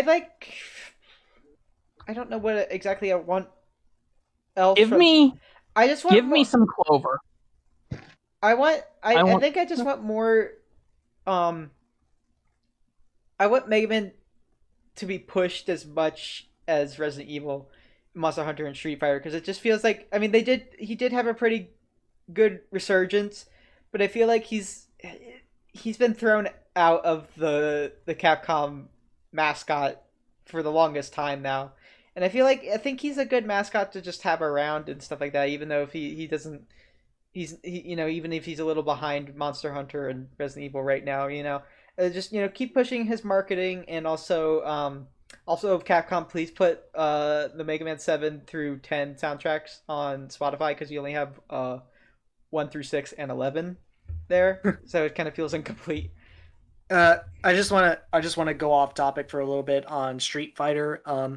Street Fighter V still has some life in it. You know, they're probably going to announce the last few DLC characters there because we still don't know. We still don't know who they are. I did hear about. This is like very, very wild speculation. I've heard like in a couple videos somewhere that they actually attempted to try it and product test a Street Fighter 6, but it didn't test well at all. So they're going back to they're gonna try and just keep working on Street Fighter 5. Again, this is like very, very wild speculation, but that's some rumblings that I've heard. And you know, Street Fighter 5 still has some shelf life in it. You know, it's not going to be going anywhere for like another 2 to 3 years. And I'm really surprised from what didn't it come out 2014? 2016. 2016. Yeah, and it like look at how far it's come. It's an actual game now. I remember I used to go to Smash tournaments, and they also the venues shared a spot with the Street Fighter group, and I remember like whenever Street Fighter 5 just looking over and seeing the life drained out of their face. Man. Ken, what happened to your hair? Man. And like on the subject of Capcom fighters, I don't think we're going to be getting any more Marvel vs. Capcom after the disaster that was Infinite. And that's a real shame. Because like, no, here's the thing, like Infinite has great gameplay. Like it plays fun, and okay, I'm a little biased here, but I'm happy that it has X and Zero in it. That's what I was gonna say. I'm disappointed because it's like it's Marvel Infinite, and like, oh my goodness, they really dropped the ball on Marvel Infinite, and that reason, why the hell is and we understand why. Yeah, without Disney. getting into details. Yes, Disney. Avoid the. But also, you can say Disney. But also, I'm kind of confused on Capcom as well because like, why is Sigma DLC when he's a main part of the story and a main villain? That makes no sense. Carvana King. You go ahead, Sheddy. I was going to say, I mean, I know there's a lot of fighting games that do that, though, where they'll have like the final villain as a DLC character. And Capcom's been doing it for the longest time too. This isn't the first time. To be fair, he's mixed in with Ultron for his final boss appearance, which means he's not fully Sigma. Yeah, I know, but Sigma is still a prevalent force of the story, though. Yeah, it's just that like he's not separated is the thing. And like Carvana King, I'm just saying, if they do surprise me with SNK versus Capcom, I will actually fucking die. I would. I can confirm Blue Hunter would die. What did you mean like another SNK versus Capcom, not like the first one? Yeah, if they do another SNK versus Capcom game, I would actually fucking like die of a heart attack because, oh man, I just have fond memories with. But like, don't worry, I'll get the defib. Well, like we actually do have other potential. We actually do have possibility of a new crossover fighting game. I would like to see Capcom take on another studio or whatever with. You know what I want to see? I want to see Tatsunoko versus Capcom 2.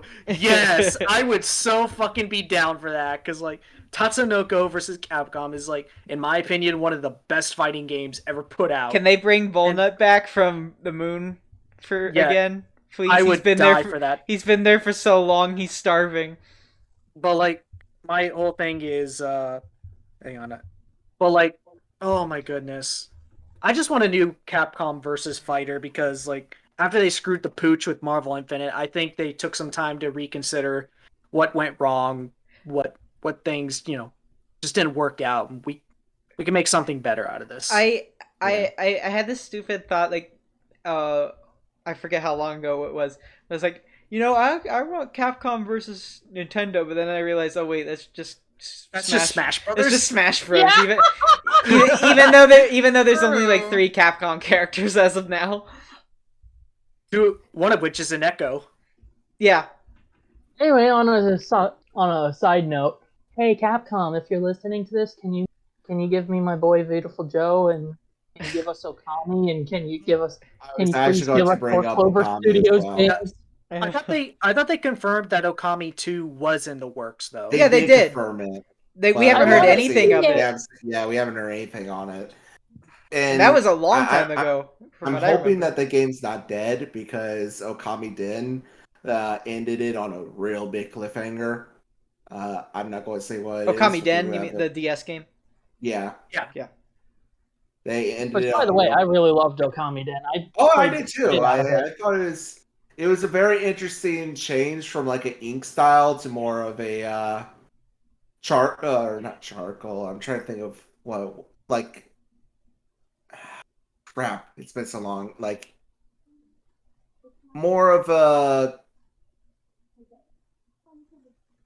I don't know. You might need help me on this. I'm trying to think of the right word. The art style of Okami Den. The aesthetic? While you're looking that up, I was gonna say, of course they're gonna show Monster Hunter DLC. I mean, they're just, Monster Hunter's just the big thing, so they're gonna show everything they can. Mm-hmm. Hey, you want me to buy your Monster Hunter game, Capcom? Give me back the Palicos. And wait, are the Palicos? I thought they were in the game. They're not playable. I want to be the Palico. Understandable. I am small and fluffy, and I will desire to be small and fluffy. Nerf them however you want. I just want them back. I would play as a Palico. Monster Hunter's certainly on a roll right now, but I mean, like whenever it releases, it always kind of is. But you know. Oh, I have a question on Monster Hunter because I know I've discussed this with another friend. Has there been any news lately on Monster Hunter Stories? Stories 2, I think, has been getting a decent amount of info shown at some events, but it's supposed to come out this summer, I think. Yeah. Which means we're about to get the clap on it. Yeah, we're probably going to get a bit at E3 then. Probably quite a bit. Probably at Nintendo's. All right. Oh yeah, it's more a Nintendo thing, even though it's owned by Capcom, so most likely. Right. Are we ready to move on?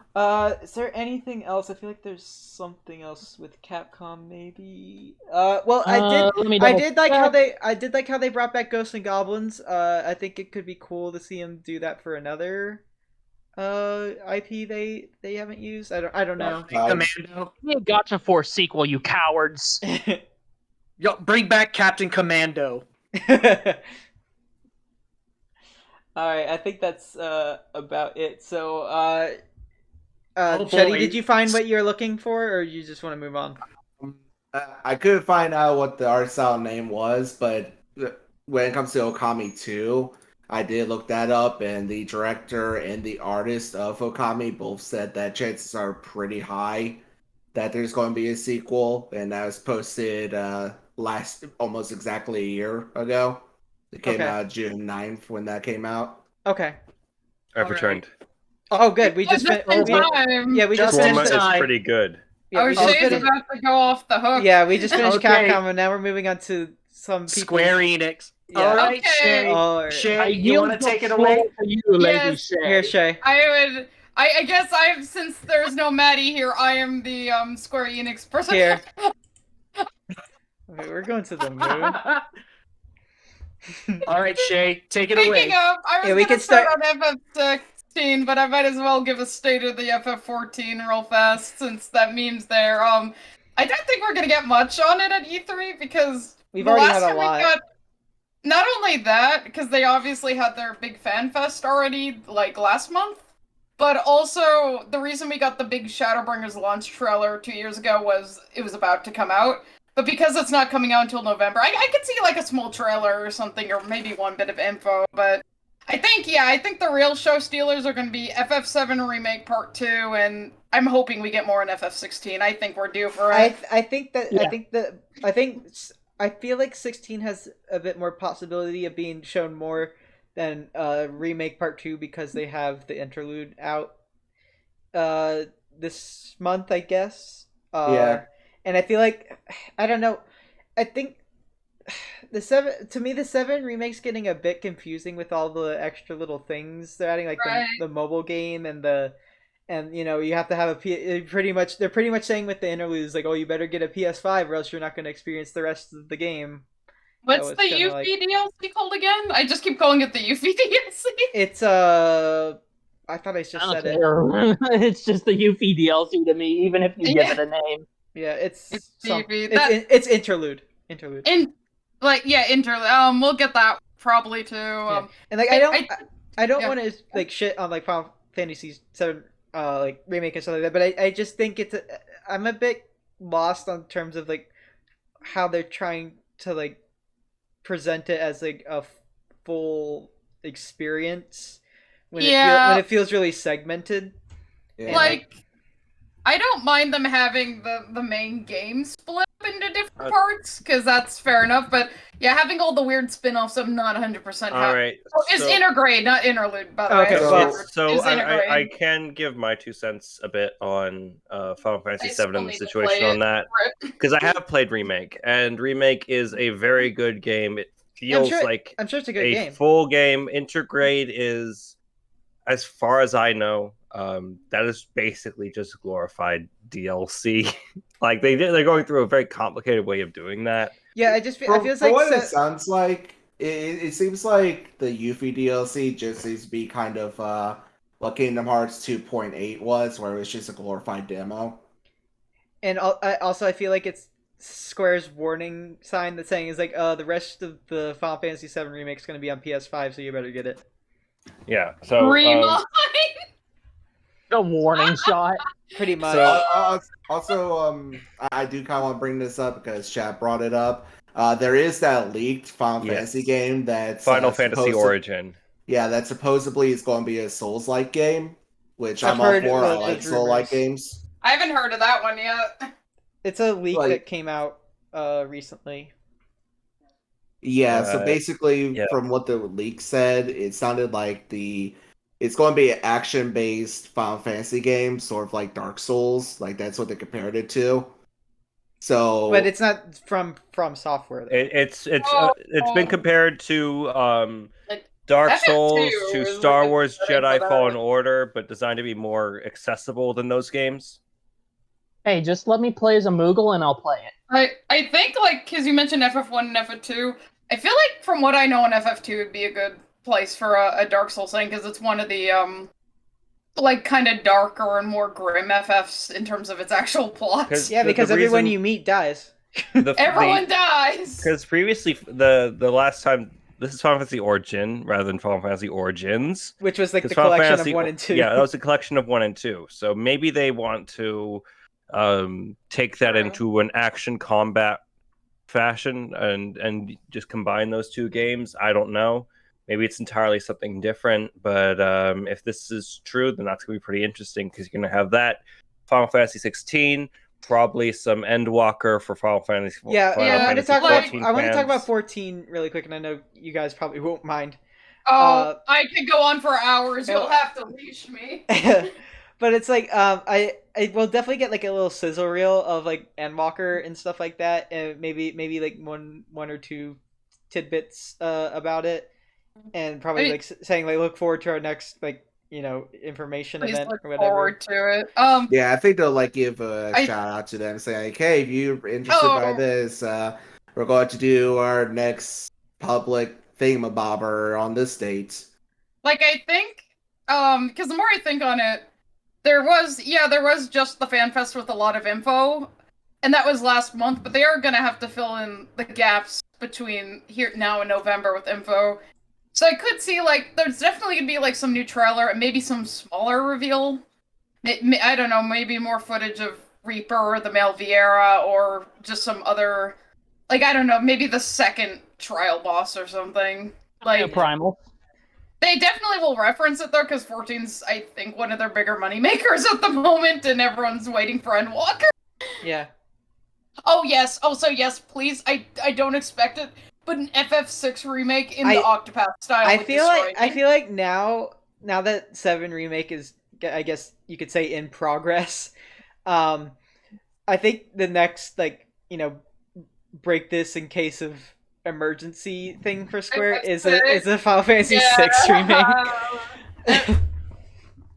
Speaking of Octopath, just to quickly bring up, I don't think we're getting any Bravely stuff anytime soon because we just had Default 2, and No. that franchise likes to wait a few years. I could see something Octopath related, but that may be better to talk about on the Nintendo part. Yeah, because that'd be involved with triangle strategy. Yeah, triangle strategy. Triangle strategy. Expecting some Neo 12 stuff because that's coming out. Definitely. Oh yeah, definitely. Yes. We're getting Neo 12. Also coming out later this year is Life is Strange: True Colors. All right, yeah, that'll likely come up. As well as Forspoken is something that we may see. Something it was previously called Project Athia. Oh, that's right. It's now called Forspoken. We know the game isn't coming out until 2022, but it could be. We could see more footage on that. Oh, it's the game who was like its name was trademarked, and a lot of people for some reason thought that'd be the name of Endwalker. I don't know. I don't know if there is any Tomb Raider in development. I mean, it wouldn't surprise me if there was, considering how much they like the milk Tomb Raider. Eidos does. Will she become the Tomb Raider this time? They have discussed there is a Tomb Raider in development. Though they said not to expect anything. We could maybe see a teaser, but I doubt it. Yeah. Going back on Final Fantasy 16 for a bit. I don't think 16 is coming out this year. No. Oh no, definitely not. Absolutely not. No. Maybe think it's gonna come out to 2022. I think there'll be a decent amount of information shared about it at E3, but I don't think it's gonna be that much.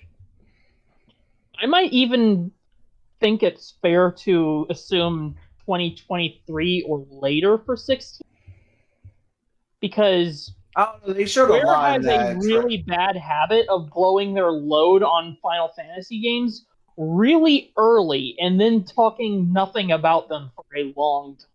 Cough 15. Cough. Okay. I didn't follow Final Cough 15. Cough. Well, here's the thing. 7 remake. Just because they really screwed up with 15 doesn't necessarily mean that they'll repeat that. No, I think they know. I think they're trying to fix that. So I was just I'm going to make that like they announce things way before they're ready. Yeah, exactly. Didn't they announce freaking Final Fantasy 9, 10, and 11 at the same time? Well, Shay, what you gonna say? I was gonna say, if anything, I think what happened with 15 is gonna make them less likely to repeat that, because 15 is kind of a well-publicized, not the game itself being a train wreck, but everything around it. Yeah, I want to talk about two things about FF16, and the first thing is in regards to FF7 remake. Remember that changed developers halfway through? That's right. I forget. Remember forget that. FF15. It was versus 13. Scrapped and redone. Several times. Everyone knows that. We have no indication so far of any development problems featuring FF16. No, they just showed it, and they didn't say anything about any how it was made or anything. Yeah, the news so far has been nothing, which means they're working on it. Do I think it's going to come out this year? I think it's possible for a holiday release. But maybe, I think it's unlikely. I think it's a bit of a stretch. I think we're more likely. I think it is something that we could see next year.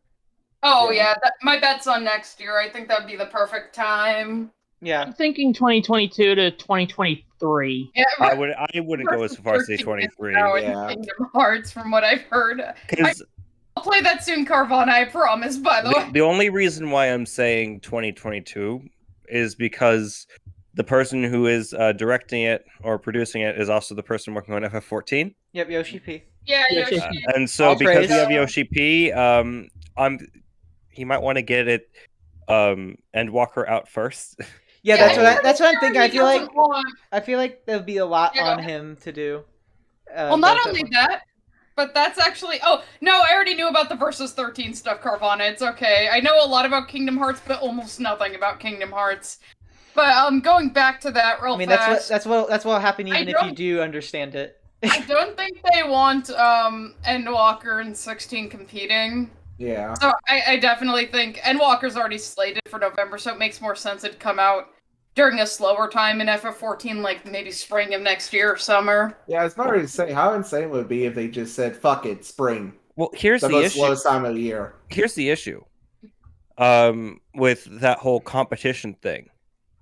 If you want to play Endwalker, you have to already be playing FF14. Like you have to catch up Yeah. on a lot of content. That's true, but Hi, that's me. For the more casual audience, are they going to go invest in an MMO and play that for a long period of time, or are they going to want a game that just comes out and they can buy it and play it?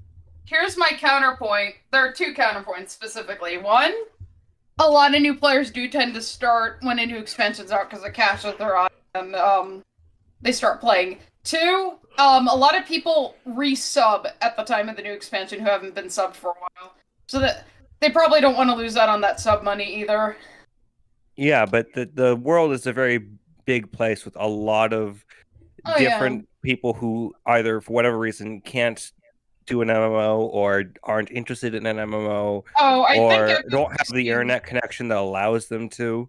I think FF16 is gonna obviously have more attention on it than Endwalker.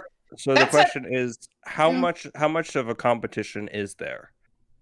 I think again it's less drawing people away from FF16 to FF14 and more the other way around. If that makes sense. Mm-hmm. Honestly, I think it's like splitting a wishbone. It could honestly go either way in some cases. To counter my own counterpoint as well. FF16 is coming to the PS5, and a lot of people don't have that yet. So that's probably developers don't care about that. They don't care about that fact. But I'm saying it hurts sales. I mean, as much as we'll talk later on the cursed franchise, but Pokemon generally releases its games a little later for the purpose of, everyone has this system now and they'll buy it. I want to point out that scalping is mainly an issue in America and Europe, not so much in Japan. I didn't know that, and that's also a large reason for that is the Japan audience typically will either play our arcades, because arcades are still very popular in Japan, or they will play on PC. Console isn't really that big of a thing in Japan. They like portable. Mobile is mostly. Huge. All that said, it's gone. I was gonna say, even just taking all that into account, I don't think a holiday release is impossible, but I really can't. I don't know. I have a hard time seeing it when we've heard so little. Yeah, that's right. That's what I think. I agree, it's unlikely, but I feel like in the back of my mind it's a possibility. That being said, the more likely option is sometime next year, which means we could still get another trailer, maybe showing off some gameplay. Exactly, yeah. That's my thought. We'll get a new trailer and some info. I think it will come out sometime after next E3. Yeah, my personal bet is Final Fantasy 16. Depending on how far it is, will either be a spring or a fall 2022. So how about Kingdom Hearts 5000? I don't think Kingdom Hearts. I think Kingdom Hearts should. We're not going to get a main game Kingdom Hearts. Yeah, I think. Announcement. I think after wrapping up everything with 3 and then kind of hinting we already just had a spin-off. It's called Melody of Memories. Well, yeah, it's like they hinted at the another. future with Melody of Memories. I think it's time for Kingdom Hearts to like kind of take a break so they can kind of figure out what they want to do next. So here's kind of my point, because I just want to put this down. I don't think they'll be like, here's our new thing, bam! I think they'll just show a teaser trailer. Possibly. It depends. That's kind of what I think it's going to be. What is Nomura doing? He's not overseeing. He's not really doing anything, to my knowledge. So I mean, I could totally see him working on a new Kingdom Hearts. I don't think 4 is the next Kingdom Hearts game. I think it's going to be another side game. Yeah, probably. No, it's going to be another side game. My prediction is it's going to be a birth by sleep situation where it's setting things up. Probably. There's a lot of setup that goes on. We do need explanation on who's missing from the next bad guy faction. We need to understand the origins of what's in the box. Main bad guy of the next bad guy faction. And we need a few other things. Too bad it's not Kingdom Hearts 7. Watch everything that you're predicting about it being a spin-off. They're just gonna be like, screw it, it's 4. You get no explanations. From what I know of Kingdom Hearts, isn't everything canon anyway? Yes, in everything story? is canon. Everything is That canon. being said, some games are more canon than others. I don't think anyone cares about what was that one with the cubes, the memory ones? Oh, Recoded. Recoded. Yeah. Recoded was barely canon. It just was like, oh, hey, this exists, and that's it. You know. The reason I say that is because currently people have questions, so they're going to capitalize on those questions and make them bigger questions. Yeah, it's a never-ending riddle. Well, I mean, that's kind of why I think we might get. Like I said, I don't think it's going to be full on. Boom! Here's the next thing, but I think we'll get a teaser. That's what I think we're going to get. Yeah. Because the original Kingdom Hearts 3 came out in 2019. Yeah. So that's enough for them to at least have an idea of where they want to go. Yeah. That's enough for pre-planning, but I think they're going to want to ride the side game gravy. Here's what we're going to get: new Kingdom Hearts game now in development. Probably. That's what happened. That's what happened with 3. Mm-hmm. Yeah. Because they also have Riku going on his own route for, whatever reason. Melody of Memory was Kyrie's little thing that they left at the end of the DLC. Man, Melody of Memories is bad. Yeah, it is. My good. I wasn't expecting Why it does every song in the entire franchise have to be like, you're not even remixing them? It's the laziest rhythm game I've ever played. Let's see, what else can we? Oh yeah, I did. Are we done with the general Square stuff? Yeah. Can we talk about Ubisoft? Oh, hang on. I wanted to mention quickly. Shay? Oh yeah, go ahead first. I didn't want to bring this up because I just realized something after the 14 talk ended, but I didn't want to cycle back to it in the middle of something else, so I'll just say it now. I just realized my wish for E3 would actually be to have a job action trailer. That'd be awesome. That's it. I don't see it happening. Cause they're kind of like Pokemon, where they do their own thing and have their own events with blackjack and hookers. So I don't see much 14 news really. Oh yeah, I guess we should mention Dragon Quest too. Oh, Dragon Quest, yeah. I mean, they just had their own info dump not too long ago, and they'll probably recap it at their E3, but I don't think we'll get anything quite new. Major. I won't get any new games for that, but there is one thing: Square Enix at every single presentation they've done have revealed a singular side game the very same E3. Okay. So in the spirit of that, anyone want to take guesses on what we're gonna get? Chocobo's Mystery Dungeon or something, or... We're gonna get a Dragon Quest announcement, and then it's gonna have the caption underneath, no plans for localization. Screw off. Pain. Pain, Pecco. And one more thing before we move on, I wanted to mention Slime Cooking Dragon Quest spinoff. Let's go. Heck yeah, let's do it. Oh right. Also, who's ready for that Avengers announcement? Well, remember 2019? Right. Remember 2019? They heavily advertised the Avengers game by Crystal Dynamics, and then it flopped so hard that it pretty much vanished as the moment it was released. I wanna play as Thanos. And whenever he kills an enemy, he just says, "I'm sorry, little one." Wait, I'm out of the loop again. Did that Avengers thing never come out? No, it did. It just basically, it's so non-existent. Here's the thing, though, its play numbers are in the triple digits on Steam. How?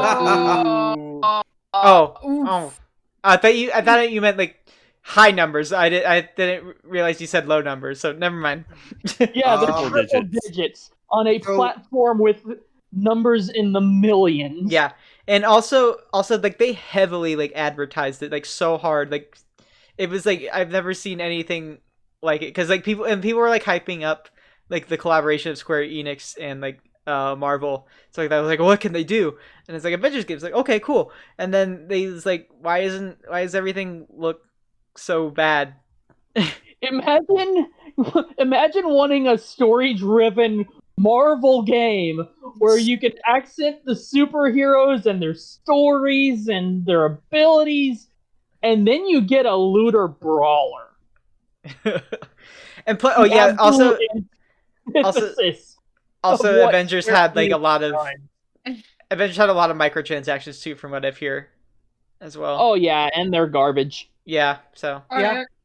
I don't know. Charging like $60 for a single character's cosmetic. Oh Kinda my garbage. god, that is ridiculous. Carvana, you joke, but I would buy Bravely Chocobo in a heartbeat. I've no shame. Yeah. Shaymikyu here is our resident Bravely fan. Actually, Sheddy Excuse got me? me into it, so Yeah, I I think was the one that dragged title her down more. into this hell pit. Well, they're both our resident Bravely fans. Yes. Probably buy it too because I like chocobos. I actually, I don't think it'll happen, but I would love if they like announce Brave, because they did bring Octopath from the Switch to Steam. I would like it if they either A, brought Bravely Default to Steam, or if not Bravely Default, Bravely Default 2 to Steam. I think it would be. I'm in agreement with you there. I think it would be cool if they brought in like Okay. a high res version of the 3DS games. Here's you know? my worry. Okay, Bravely Default 2, I could see working. Here's my worry. Bravely Default and Bravely Second have a lot of things that are so intrinsically tied to the 3DS hardware, I'm not sure how they translate into. Okay, Oh, well, there's if that's the case, then I don't know. Oh, I would kill, like I've said before, I love Bravely Default 2. I don't think this is happening anytime soon, but I'd kill for a proper follow-up because, without spoiling things, Bravely Second ends on a cliffhanger. I'm sure it Yay! does. So any other last things before we move on? Bravely Ubisoft. Second 2, let's go! Now let's go to Ubisoft, baby! Oh boy, Ubisoft. Tom Clancy. Tom Clancy. Tom Clancy! Don't forget Just Dance. Yeah, Just I was Dance for already saying- Nintendo Wii in Who's ready for- 2022. Yeah, who's ready for Just Dance on the Wii? No, actually, it's not coming onto the Wii. Oh yeah, didn't they end it? I guess. What? Nintendo revoked all Dolphin software kits, including those for the Wii. Oh Oh, no more Just Dance for Don't the worry, Wii. they'll bring it over to the Nintendo Wii U. no! Oh yeah. Yeah, we gotta move it up a system. Yeah. Did they not? Did they release Just Dance? The Yes, latest they- one for Wii U? I thought they Yeah, stopped. they did. But okay, never mind. No, are you kidding me, dude? I get you're probably right, Wii, but on U is like everything. boomer food. All right, they'll know. gobble that up. I feel like the Wii still had a bigger install base in 2020 instead of the It did. Wii U. It did, but that doesn't stop them from just releasing on everything. Yeah. Yeah, Oh, I mean, man. They'll release on the PS2 if they could get away with it. Well, in terms of Ubisoft, if I remember correctly, it's been rough for them since while. 2019, because they've had a lot of there's a lot of bad stuff going on in the company internally. What? Like, let's say some controversial stuff. Yeah, let's not get into it. No, Yeah, but let's it's not bad. get demonetized. Yeah, and so they're in really hot water right now. And along with that, in that hot water is Beyond Good and Evil 2, which I'm fearing may never see the light of day. I'm Its convinced that director game's literally canceled. left. Yeah, I'm Yeah. convinced Because that of the game's hot just been water. canceled. Did they even show it at 2019? It didn't show. No. Yeah, that's why I'm thinking it may never come to be. Yeah, I'm pretty sure it's canceled. Yeah, I wouldn't be surprised if that happened. And So time for more apolitical shooters. yeah. So meanwhile, here's Far Cry again. Yeah, Far Cry.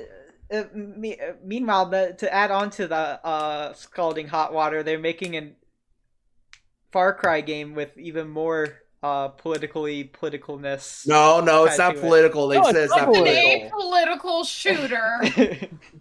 There's nothing political about it. They've said so themselves. None at all. So Yeah. Would they lie to you? yeah, would Ubisoft lie to us? Ubisoft Ubisoft's so honest. Oh my god. Ubisoft really. I don't. I know a few things that I'd like them to do, but I feel like the stuff that's going on right now is just. I think is taking precedent over. I think they need to. I think their damage control is taking precedent over stuff they want to actually do. Literally, all they gotta do to fix their image, give us a new Ray-Ban game. That and I want to see Mario and Rabbids Kingdom Battle Funny 2. story.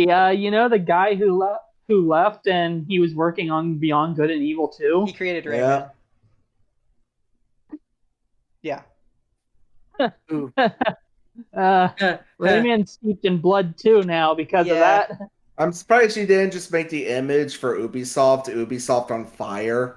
Like, just found a photo of their headquarters and like get really shitty Photoshop fires on it. Or I could have, in my Google image search for Ubisoft logo, I found one where it's just a pile of shit instead of the Ubisoft logo. Honestly, I was partly considering just like trying to find the Jim Sterling animation of Ubisoft just vomiting Tetris pieces. Okay, so here's a fun one. Skull and Bones, the pirate sim where you go around shooting other pirate ships. It's that's like right. Assassin's Creed. That's So right. that game was They did revealed reveal at that. E3 2018. 18. Then it was delayed to 2019. Then it was delayed to 2020. Did they even show to it? 2021, and now it's been delayed to sometime between 2022 and 2023. Did they even show it at 2019? No. No. That's what I thought. And then you have the Avatar game, which is also delayed. Wait, there's an Avatar? The Blue People one, yeah. Oh, The never Blue mind. People I'm not one. hyped You anymore. I thought it was the Airbender. Then you have the Prince of Persia: Sands of Time remake. Oh yeah, that was a thing. Also delayed to sometime before April 2022. Hey, let's be fair. Open world games are hard. Yeah, But You we gotta can- make sure that they're completely blank, just right. But that doesn't mean they can't. But that doesn't mean they can't squeeze in an Assassin's Creed and Tom Clancy game for their yearly roundup. Tom Clancy. When they dropped Assassin's Creed Valhalla, did any of you hear anybody talk about that game? No. Very briefly, but that was just for like one particular thing, and that was for the gear transmog. That game came out November to 10th, a universal silence. 2020, and nobody talked about it. No. We're not getting another Assassin's Creed game so soon. Are you sure about that? Yeah, that's usually a yearly release. Not recently, no. It has been bi-yearly. Yeah. Huh.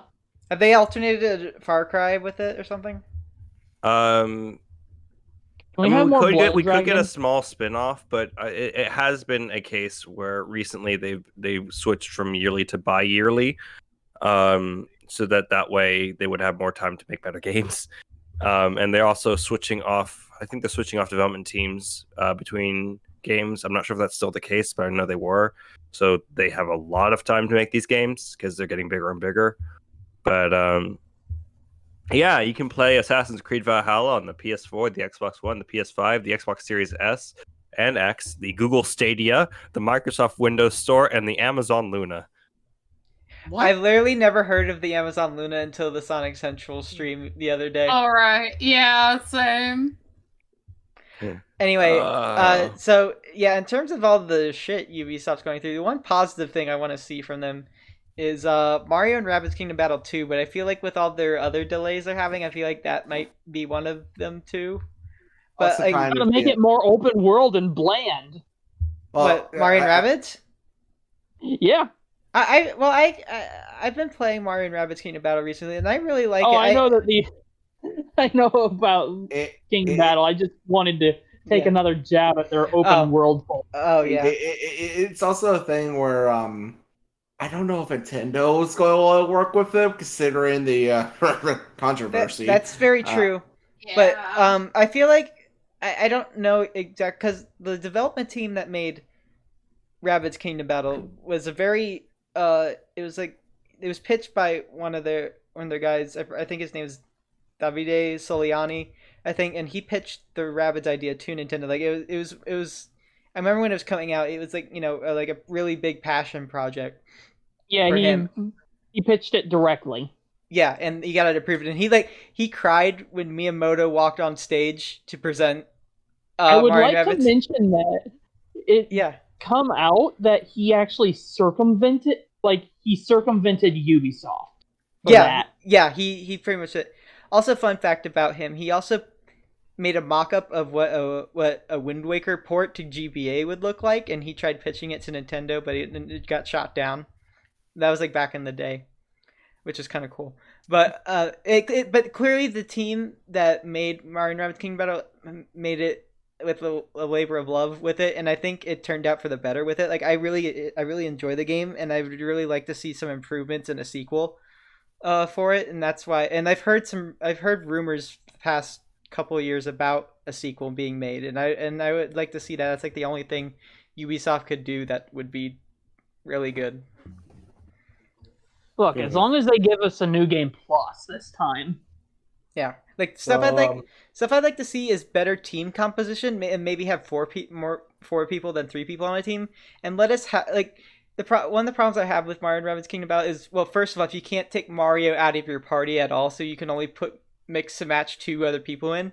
But even then, if you try to pick 2 Mario characters to be in, like you have to try, if you put Peach and Luigi in a team, you can't do that. You have to always have a Rabbid in your team. You can have 2 Rabbids in your team, but you can't have like 2 Mario characters in your team, which I feel is really limiting in terms of strategy. Mm-hmm. So, are we done punching down on one company to get ready to punch down on another? No. Well, I mean, Yeah, there we go.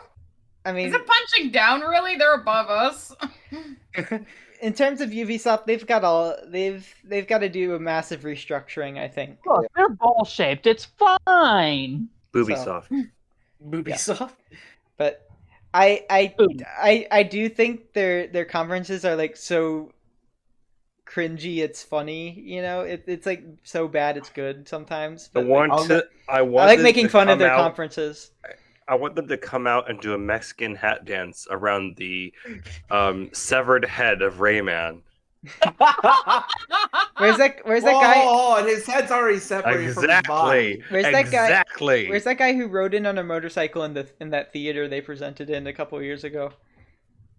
And like, I think the most cringy one for me, like thinking back to Ubisoft cringe, was whenever they had that whole parade just for Just Dance. Oh yeah, the Just Dance videos are always great. Oh no, I've never heard of it. I need to see this later. Have you seen the Just Dance promos at their conferences? It's literally just a giant musical. God. Oh my god! God! Glorious shit show. It literally comes out of nowhere. Nobody knows what it is until like at the very end, and it's just batshit insane. I'm going to see if I can find it. It's always revealed when you see the fucking panda. Yeah, there's a pandas usually. But about other than that, yeah, Ubisoft is like Ubisoft yeah, but anyway, I like making fun of their conferences, and also you have to have like a counter or like a shot every time they have a trailer with unnecessary over the top like edginess and swearing for no reason, or to be cool, so anyway, they're like the most how do you do fellow kids company. Rogue Warrior. So anyway, I think we're good to move on now. How about the company that has decided that they don't want to do E3 this year? Yeah, they think they're too cool to do E3. Let's make fun of Sony. Favorite time. Sony. Sony. When was their last conference? 2018. Yeah, they are. Well, they think they're too cool to do. They're probably just normal things. They're too cool. They've sold out everywhere. That means they're doing well. It's a massive waste of time because you just gotta have all these people in your first theater, and then you have to move them all from your first Twitter into your second one. It just takes Move so much them. time from Tony's Sony's like, day. we are not at E3, but we are at E3. Yeah, we just want to think we're better. We're just gonna do. We're just going to probably do a surprise announcement of a big video thing, right as Microsoft is going or something. How about that? I mean, just- if Nintendo so can get away surprising. with it, why can't Sony? The problem is with Sony's state of plays or directs or whatever you want to call them is that they have no presence whatsoever. They Unlike have no presentation. that too. Presentation. It's just like whenever something happens, it's so unceremonious and like it's kind of just and like whatever they have to show is just kind of like It's you like know, every like, single okay. thing is you're going. they're just Like, just so elitist and like so you know like pretentious about everything they do. See- It's just kind of like So, tied. okay. So there are some games coming out this year, that they may, show off or talk about if they do anything, right? And Yeah. that would be like, Ratchet and Clank. Well, Ratchet and Clank has a The release only date. one I care about. Well, I Ghostwire Tokyo, Yeah, that hasn't been shown for a long time. God of God War of War. Ragnarok. I don't even know if we're gonna get God of War. I that think we'll much get of a it. trailer. I do want to say that Ratchet and Clank has a release date and it's coming out this month. Yes. Yeah, So so they- I think we'll get a demo. That's what I think. We'll get. Are we going to see more on Solar Ash? It's by the people who made Hyper Light Drifter. That looked really good. Possibly, I think that's a good chance. How about Stray, the one where you're the cat? Oh yeah, Yeah, that one was weird. Or, the stuff they talked about a long time ago that still hasn't come out. Yeah, they have not talked about that since the PS5 thing. Like Yeah, Kana versus Spirits or Horizon Zero Dawn 2. No, Deathloop. they did recently talk. They did recently Yeah, have a state they of did play. a state of play with But, Horizon like, Forbidden but- West. but as I said before, like you wouldn't know it because it's so unceremonious and like Yeah. so whatever. It's that not like a Nintendo Direct where like you hear it and everyone freaks out over seeing what they'll announce. What type of deal. about Yeah, Dying Light 2? I've heard Dying Light 2 has a release date. Yeah, it has a release date, December 7th, but if you could have, I don't know, a presentation in which you show off your new games coming out this year, because you actually do have games coming out this year Yeah, for once in your life, Sony. I mean, Sony's pretty. I would say Sony has become pretty consistent with releasing games. I mean they are. Yeah, Yeah. Yeah, but they The could issue have is a that a lot of presentation. it's games that I don't a lot care of it. about. A lot of it lacks like attention grabbing and just kind of like they just assume since it's like Sony and PS5 that people will know about it because they're so popular, but they really don't give any information on their games too much. Your Yeah. presentation can be good, your presentation can be bad, but your presentation can under no circumstances be boring. It's always Uh, boring. Yeah, Yeah. like I mean, even like And on that you're note, I just need to punching use down on Ubisoft really hard earlier, but at least their presentations are so bad that you can get entertainment Yeah, out of like- them. Oh, they're so entertaining. Part of the reason I love watching E3 is for these so bad it's good presentations. Yeah, EA The worst and ones are the ones Ubisoft that are are like just boring. Yeah. yeah, like- and like. Oh, sorry. Go ahead. Oh no, Oh, that was man. it. Okay. Well, like, my thing is like these state of plays that they've been doing is just so one in one ear out the other. It's just like okay, that's what I'm saying. It's so again. I'm doesn't have using the the word spirit. unceremonious. They should It be. doesn't They should have make like the. Oh, God, sorry. like they should be making these more of like an event. Like is like look forward to this because who knows what will show up. But no, it's usually focused on stuff we already know and not as much new stuff. And plus, when they do show off new stuff, it's kind of like, oh hey, look, this is a thing, and then Yeah. it's lacking a lot of stuff Yeah. that you should have when you're showing off a game, I guess. The problem that the Sony live plays have, and I'm going to keep comparing them to Directs because that's basically what they. Oh, that's stole what they're from. trying to be. They're trying to be. Yeah. They're trying to be And better. the problem is they're doing Directs without the spirit that Directs have with them. Like still remember, I think it was 2016 or 2017, where they had those robot chicken skits. Yeah, teaming those were around. great. It was 15. Yeah. Was it 14? Yeah, it was 14. Yeah, oh god, those that are was great. And then they like 1 or 2 years later had the Muppet skits. That was the next year. That was Yeah. 15. Yeah, The next year. and there's nothing like that with Sony. Or They're just like- like, here's what we got, bam, bam, bam, goodbye. Sony. When I Sony's... think of, Go ahead. sorry, I cut you off. No, go ahead. All right. What I was gonna say is when I think of fun Nintendo like presenting things, I think of the I think it was the Smash trailer when they announced the Mii Fighters, but it With Reggie literally and had Iwata. like Iwata and Reggie fighting each That other. was so Yeah, good. and it was great. Oh yeah, and the Doug Bowser jokes are great too. Yeah.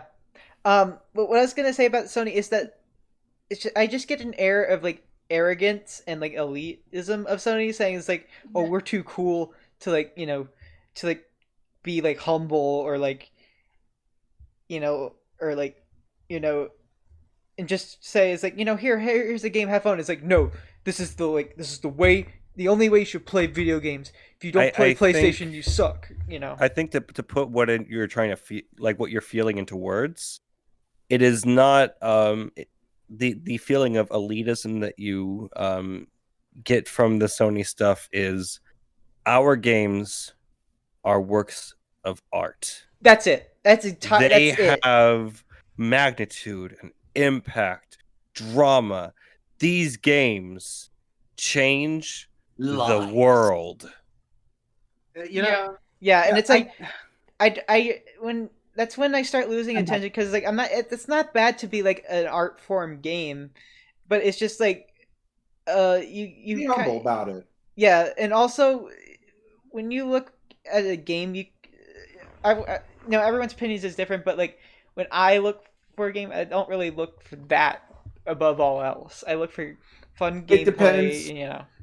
For me, it kind of depends on what type of game it is. Like some games, I don't give a crap if it's like, if it's just like like 2D pixels. Like if the game's fun, it's fun. But Yeah. there are definitely some games where that artistic value definitely enhances the game. Like the big one I think of when we're talking about Sony, the God of War PS4. I think that's a good example of a game that's been enriched by their ideas of like, oh, the whole game is over top angle, like third person, and it's one whole camera shot. Like that really enhances the experience of the game.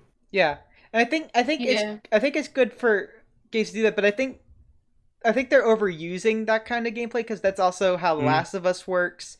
Also, how like okay, God of War, especially later on, does play like a character action game. Yeah, like I think God of War is different enough from that, but it's still, you still have those generic for other Sony games. If you're talking about like Last of Us and that sort of style of thing, yeah, which is the generic, this is our artistic game where we have the story and the gameplay really. It's nothing. It's not the main focus. The second seat, it's a problem. Yeah, exactly. Yeah, and what I'm saying is like it's like the over the shoulder view, while like you're kind of like the cutscenes are sort of in game as well as you move. Like that kind of like semi movie kind of game. Yeah, that's what it is. But I think God of War does it better than how other games are trying to do it. Yeah, I think like if you're wanting that style of game, God of War is definitely like the pinnacle of it. Which is why I'm really excited for Ragnarok, because I really enjoyed God of War. Well, I didn't play it, but I saw most of the story because I was interested. I didn't like how it ended. I played the game. It was a lot of fun, and the ending was okay. I actually did like the ending somewhat, because I had a lot of time to explore that game and build up relationships and connections. Boy. I think that game had a lot to say. Yeah. I'm really excited for Ragnarok. Yeah. Well, I just say I won't say what happened. Like the direction they took Kratos. Yeah, Kratos is very good. I just want to say I didn't like how it was a cliffhanger. I won't say how it is, but it's a cliffhanger ending that it's just kind of I didn't like how it was that. the way they did it. Well, good thing they're going to close it. Well, I guess so. What was I going to say about? Oh yeah, it's kind of interesting though. You talked about like The Last of Us and all that because I'm not sure how much you keep up with like just gaming news in general. Are you talking There's been about? Are you what? talking about how like they're moving like a studio to like make a remaster of Last of Us or something, or remake or something? Not just that, but it's very interesting. There's been a bit of a power struggle going on within Sony, which uh with the Western and Eastern side, because The Yeah, Last of I've Us, for example, is a Western style game. right. And because of how popular that game is and how popular God of War turned out to be, the Western side has slowly been creeping on the Eastern side of Sony. So that's why we haven't seen as many smaller games like Ratchet and Clank, for example, Right. because it's been a bit of a power struggle between the two sides of the company. Yeah, And I think we're starting to see that take effect. it kind of reminds me of Yeah, the when Japanese censorship was the other big one. that too. It kind of Yeah. reminds me of when Metroid Prime series, was really popular, and then uh, that's why a lot of the times the Japanese developers of Metroid didn't like to acknowledge Metroid Prime as being like canon or something because they didn't like how it was a Western made game that did way better than every other Japanese Metroid game that was made so far. Yeah. So yeah, I can totally see that. That being said, it's kind of sad because um, a, I am a big RPG and JRPG player. Like, that's probably my favorite genre of games. So I'm kind of stuck with Sony, considering Sony still has a strong power grip on that style of game genre. It's steadily being loosened. Slowly, but I mean, they still like Persona 5, for example, and um, I I also play Final Fantasy 14 on PS4 and PS5 once I eventually get that because I do prefer playing on a computer or on a TV instead of a computer. So it's a shame because I do like Sony, but they have definitely gotten way too cocky over the past few years, Yeah, and I I don't feel like like their attitude towards just like how I they think they are. I don't like their Western leadership. The man who's currently behind the wheel, the one who's going around going, "Why would you play old games? Oh They look yeah, ugly." oh god, yeah. My when you said the man behind, I was like the man behind the slaughter. Purple guy. Purple guy. Yeah, that's the other thing I'm kind of worried about is the current like Western.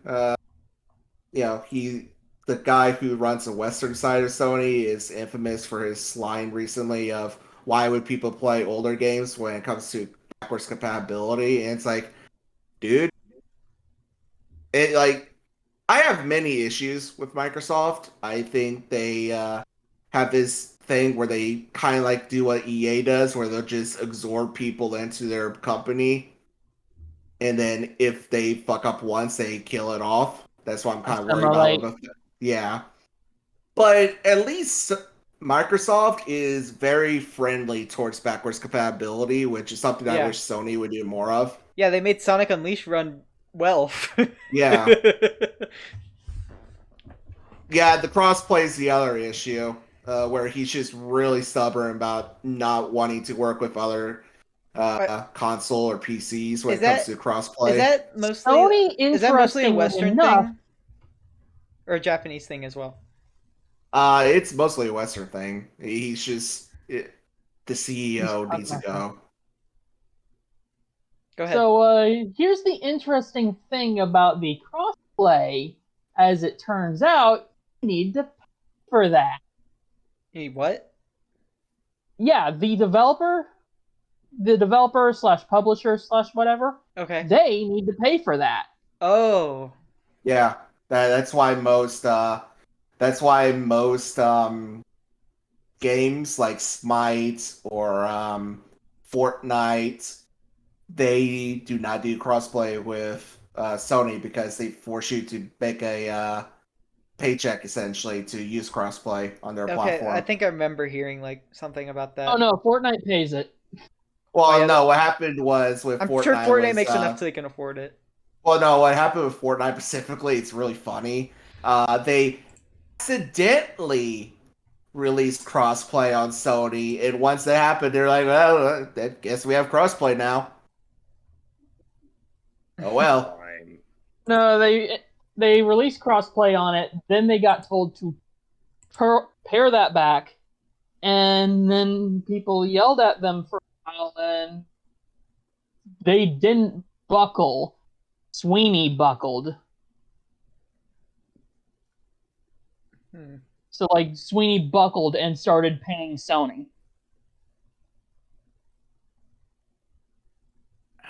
I don't know. It's weird. I can't really think about anything PlayStation 5 could do to really like make themselves. They can release a platinum version. Well, no, they apparently had a pink gold peach version. No, it's not pink gold peach. It's just pink gold, and it costs like $1 million. This one's in stock. It's just $1 million. And then Scalper buys it, sells it for $10 million. That's how it works. So, I wish I could get a PS5 monkey's paw curl. I'll just say this in regards to Sony, because I feel like they're probably going to have some new stuff, but we don't even have confirmation that they're going to do a stream or anything. I mean, there's no reason they wouldn't. Basically, they're more just like, you can figure out what games we're making yourself. Basically, you can't get a PS5 right now. I have a PS5. I'm one of the very lucky ones. Most people can't. My bro got, those of you who watch my bro, he got lucky and got one as well. That's why I have a PS4 now, actually. But so he was like up literally in the middle of the night when he got it. So I just don't see any reason to invest in it when obviously it's hard to get, and also when it's pretty expensive even still. Yeah. To move on, I think we can complain about Sony for a while. Yeah, I think we can. So do you want to move on to Xbox? Oh, here we go. It's here we go. So Bosspon versus Sheddy, round two. Here we go. They're doing an Xbox and Bethesda showcase. Running over the crowd in his new car. And in the buy my game. In the art they used for the Xbox and Bethesda showcase, they have what looks to be Halo men and a little bit of a Starfield visual, which does imply that there will be more Halo, and there will also be a trailer of some kind for Starfield. Yeah, there is no way that Bethesda is going to not put a trailer for Starfield, especially since it's the next one in line. Yeah. Will they talk about Elder Scrolls 6, or are they going to try to focus at one at a time? They have very much stated that Elder Scrolls 6 is much further along. So it'll probably be Starfield first, and then they have outright said that they will not reveal anything further about Elder Scrolls 6 until after Starfield is out. Yeah, they basically announced Elder Scrolls 6 so that way people like me would stop foaming at the mouth. Well, Skyrim did come out a long time ago. Xbox TV. Xbox was. To answer your question, no, I have not stopped foaming at the mouth. If anything, there's more saliva coming out because I want more. Yeah, I don't know how that would appease people when they don't even know. Saliva, it's just less foamy. Yeah. So Starfield is probably going to be there. I think I'm not very hyped about Starfield because Bethesda does this thing where they don't like to improve or change the engine they're working with. Funny story about that. So I do actually agree. This is one of the few times me and Bosspon agree. I do think that Starfield's probably going to be keeping the new engine. However, because they're not owned by Xbox, I feel like Xbox is finally going to bring out the belts because it was ZeniMax that kept them. No, from what I Xbox, understand, no. from what I understand, because I've researched into it, a large reason why they kept using the engine was because of ZeniMax. They didn't want to pay for a new engine. So now that Microsoft owns ZeniMax and by proxy Bethesda, I feel like Microsoft is finally going to give the okay to upgrade it to a new engine. So I do think Elder Scrolls 6 is going to be a new engine. Yeah, I would think assume it would The be. permission is already out. I think it's too late for Starfield to have any major shifts or changes to it. Yeah. Whatever. It'll come out.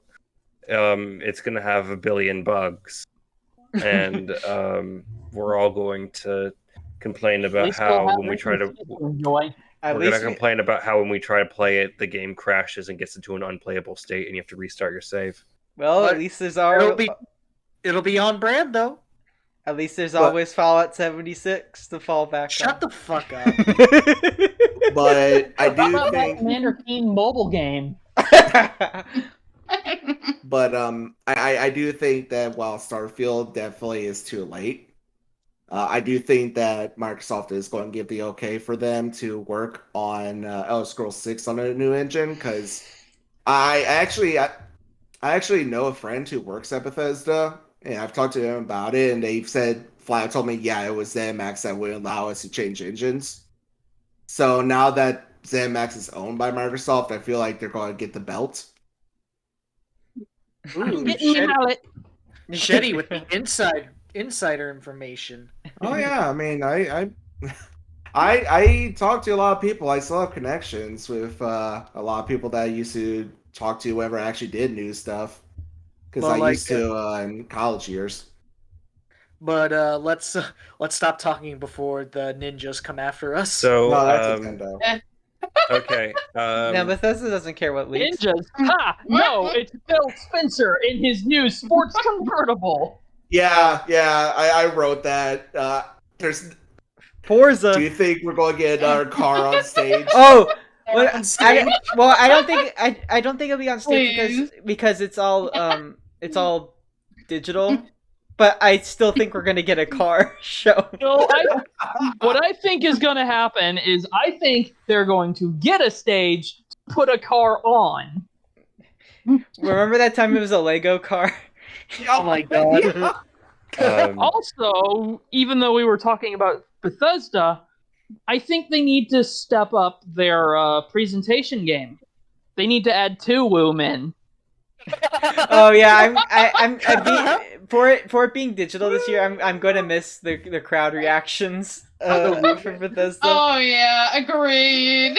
No, they just need to add in his voice clips, but do one of them that's slightly pitched down, so you get 2 woos. So I do what think. about Halo? Oh, hang on, I wanted to say. Halo. I really wanted to say real quick. This has to do with the presentation. I think even if they still had like a regular studio audience watching them on stage, I think the Bethesda conference would be blended in with the Xbox one because they're owned by Xbox now. So it would be 2 conferences at once, basically. Yeah. So I think it would be different this year. And they've always had presentations on the same day, so yeah. But I mean, this would be on like long boy. Yeah, this would be. I mean, Xbox already goes pretty long with theirs, so you know. So I want to just briefly speak about the various possibilities of other things that can be shown, because obviously Psychonauts 2 is now Double Fine now sits under Microsoft, so they're going to have a showcase. Did they talk about Psychonauts 2 at 2019? It's coming out Psychonauts 2 is coming out this year, but they did talk about it before. They did actually talk about it in 2019, but they didn't say much, and they showed just like a little trailer. It was just Jack Black doing the theme song. Yeah. So we have that. Probably Flight Simulator new trailer because that comes out every year. Yeah, that Yeah, comes out and this also year. Flight Simulator is like super popular. There is talk of Sea of Thieves appearing because they're going to have some sort of content collaboration, new expansion thing. Yeah. Um, Can we since we brought up Sea of Thieves, can we delve into Rare a bit? Even though I don't think there's too much to really talk about from them. I just wanted to bring up saying that I think Microsoft really needs to just let them hit the emergency. We need Banjo to bring button. that and just Banjo button. that and just embrace Rare as a developer. zany- Still, just let Rare be Rare. Like, let them do more than what they've been offering. I know. I forget when. I think it might have been last year. Uh, they showed a new trailer for a game made by Rare. I forget what it's called. I think it was like in the forest or something. I forget what it's called. But Grounded? Rare, huh? Is it Grounded? Some That game where like you're super small and big no, world. that's a different team. Yeah. Let me look up what I got. That one was Obsidian. Oh, Hang on. by the way, you mentioned like the emergency. Oh, it's called. button. Okay, I know what it's called. It's called Everwild. Uh, And it's kind of like as people call it, like some sort of Breath of the Wild kind of game. Yeah. I don't like have it, but they're working on that. But I think they also need to acknowledge that Banjo has been put back in the spotlight, and they have a good relationship with Nintendo. I think they need to pull the let's remaster Banjo. I was going to say you mentioned like the emergency banjo button. I just imagine like this big googly eye button that they slam down with their googly eye And it makes hammer. a whoop, yeah, a whoop, or go. I'm sorry, I'm thinking Goofy is so go. Rare is think- probably going yeah. to do something. Don't know what it is. They're probably going to show their Everwild game, but I don't think it's going Yeah. to come out. We have Avowed from Avowed, Obsidian. which is Obsidian, which is what was it, like a first-person RPG It was that takes place basically in the same world as the Pillars of Eternity franchise. yeah, it was basically their take on Skyrim. Yeah, it's their Skyrim basically. Yeah, that's going to be an awkward conversation, isn't it? Oh no, it's gonna be a great conversation because that means Bethesda and Obsidian have to work together and be friends. so And we all Yeah, know that's the Todd awkward loves part. Skyrim. Yeah, I think we should talk about. Have we talked about Halo yet? Yeah, no. yeah, I wanted to get back to Halo in a second. Just go through a quick list of Fable, obviously. Oh yeah, Just think it Fable. could happen. Fable. Wait, is it Fable or Fable 3? Or I forget. It's just Fable. We Oh, don't. Fable. It doesn't. We have a don't name know yet. what number it is. We obviously some of the companies we talked about before is going to have stuff that shows up during Xbox. Oh yeah, there's going to be probably a few Japanese companies that have partnered with them, like Bandai Namco and stuff to the show. Well, that's why I said. I think we'll get like Fantasy Star. In there. There's State of Decay Damn, 3. Yep. Hellblade Forza. 2. Yep. Perfect Dark.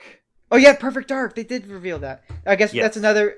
I think Rare is working on that too.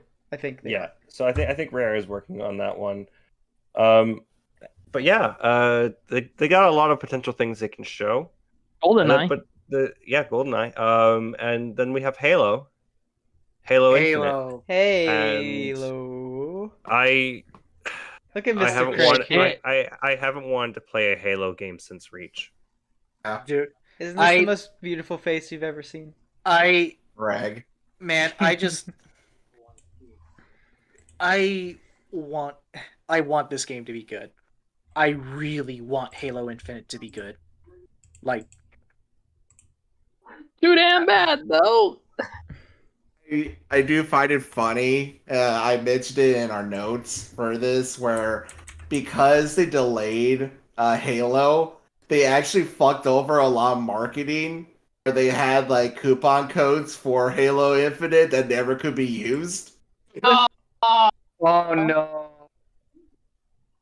Well, like, They've got to reimburse them for that.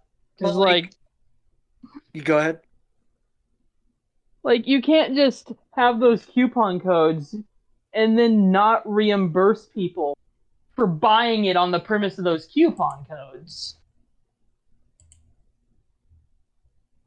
Well, it was more specifically, you know how like Taco Bell has like those promotional stuff for Yeah. like Xbox Series X and all that. They had stuff like that for Halo that just never got used because it got delayed.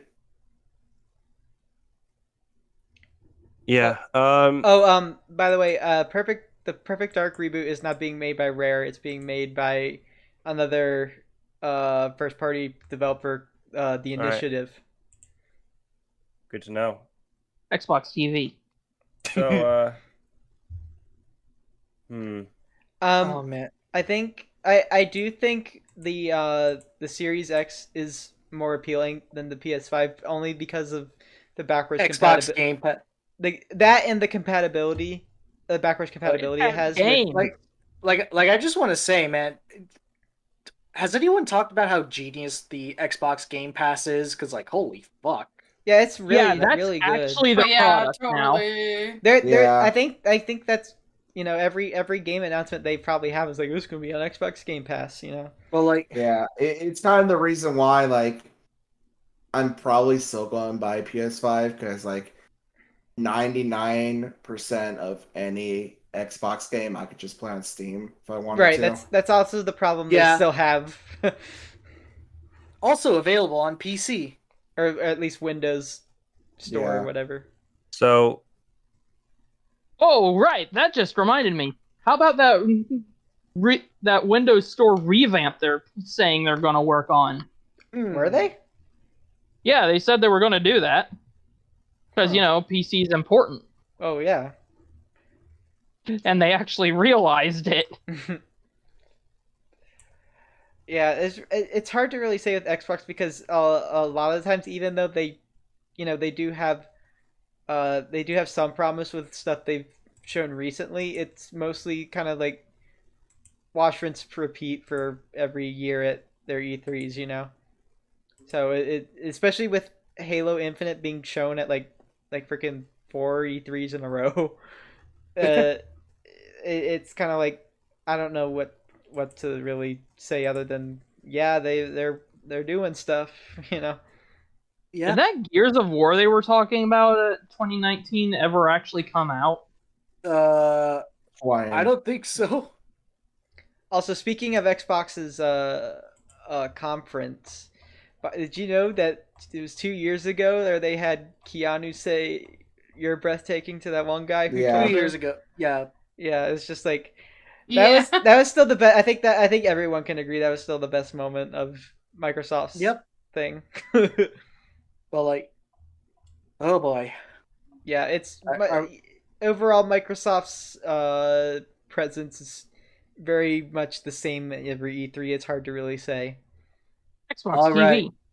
All right. Before we get to the big one that we were all here for, let's Xbox talk TV about off.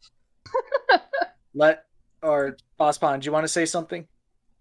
um, Last minute Nah. things on Xbox? I just want to say that I wish Halo was good again. Anyway, can we But do talk we- about well- Pokemon? Well, do we know- Speaking of- okay, never mind. TPC and Game Freak. Speaking of Uh. companies people pick on all the time, Holy somewhat shit. rightfully so. I'm so tired of all I'm this so discourse. I'm so tired is the best way of putting it. Joe Merrick of Cerebi would agree with us too. He's tweeted he's very I- tired of everything. Yeah, I'm gonna instead focus on First of all, yeah. I want to address my sorry, this is your stream, but I do want to address my favorite part of our notes because I told It's okay, Sheddy this is prediction. This is not prediction. Oh, this is what I predictions, wrote. not things that already happened. Things that are definitely going to happen, and it's yes, Game Freak is going to have a 5-minute segment where they're going on about the nostalgia of Pokemon and show every single game. Oh, It's law. It's And law. especially since it's still the 25th anniversary. Oh, it's definitely then. My we're gonna God. see more of that 10-cent game. Oh yeah, Oh that god, was I a thing. forgot that existed. Forgot that was a thing. Yeah, Oh because my it God. wasted everybody's time. You're welcome for the reminder. Oh god, God. Why I did you blocked remind that me? from my mind. After seeing how toxic people got about it and just Because being I'm a bastard overall. and I Everyone intentionally hid forgot. that. Because Oh my God. they made us think it was gonna be some like major announcement because they And then didn't it's tell just- you what it was. And then, 10 yeah. Yeah. I want you all to feel the pain I feel every time I turn on Pokken and I see that empty fucking character slot. Aww. I'm so People sorry. still play Pokken?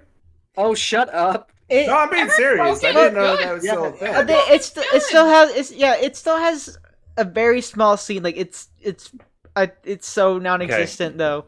But So, Pokken as a game, I think it needs a sequel because I think there's ideas that really work in the game, but there's also ideas that don't, and it kind of leaves as a meh kind of fighting game experience. Mhm. But I think the concept of a Pokemon fighting game is so good. Yeah, It it needs- legit yeah. is. we The main can. problem with Pokken was that zoning was too strong. I am a zoning gremlin, and even I'm like, holy shit, no. Yeah, Suicune was overpowered.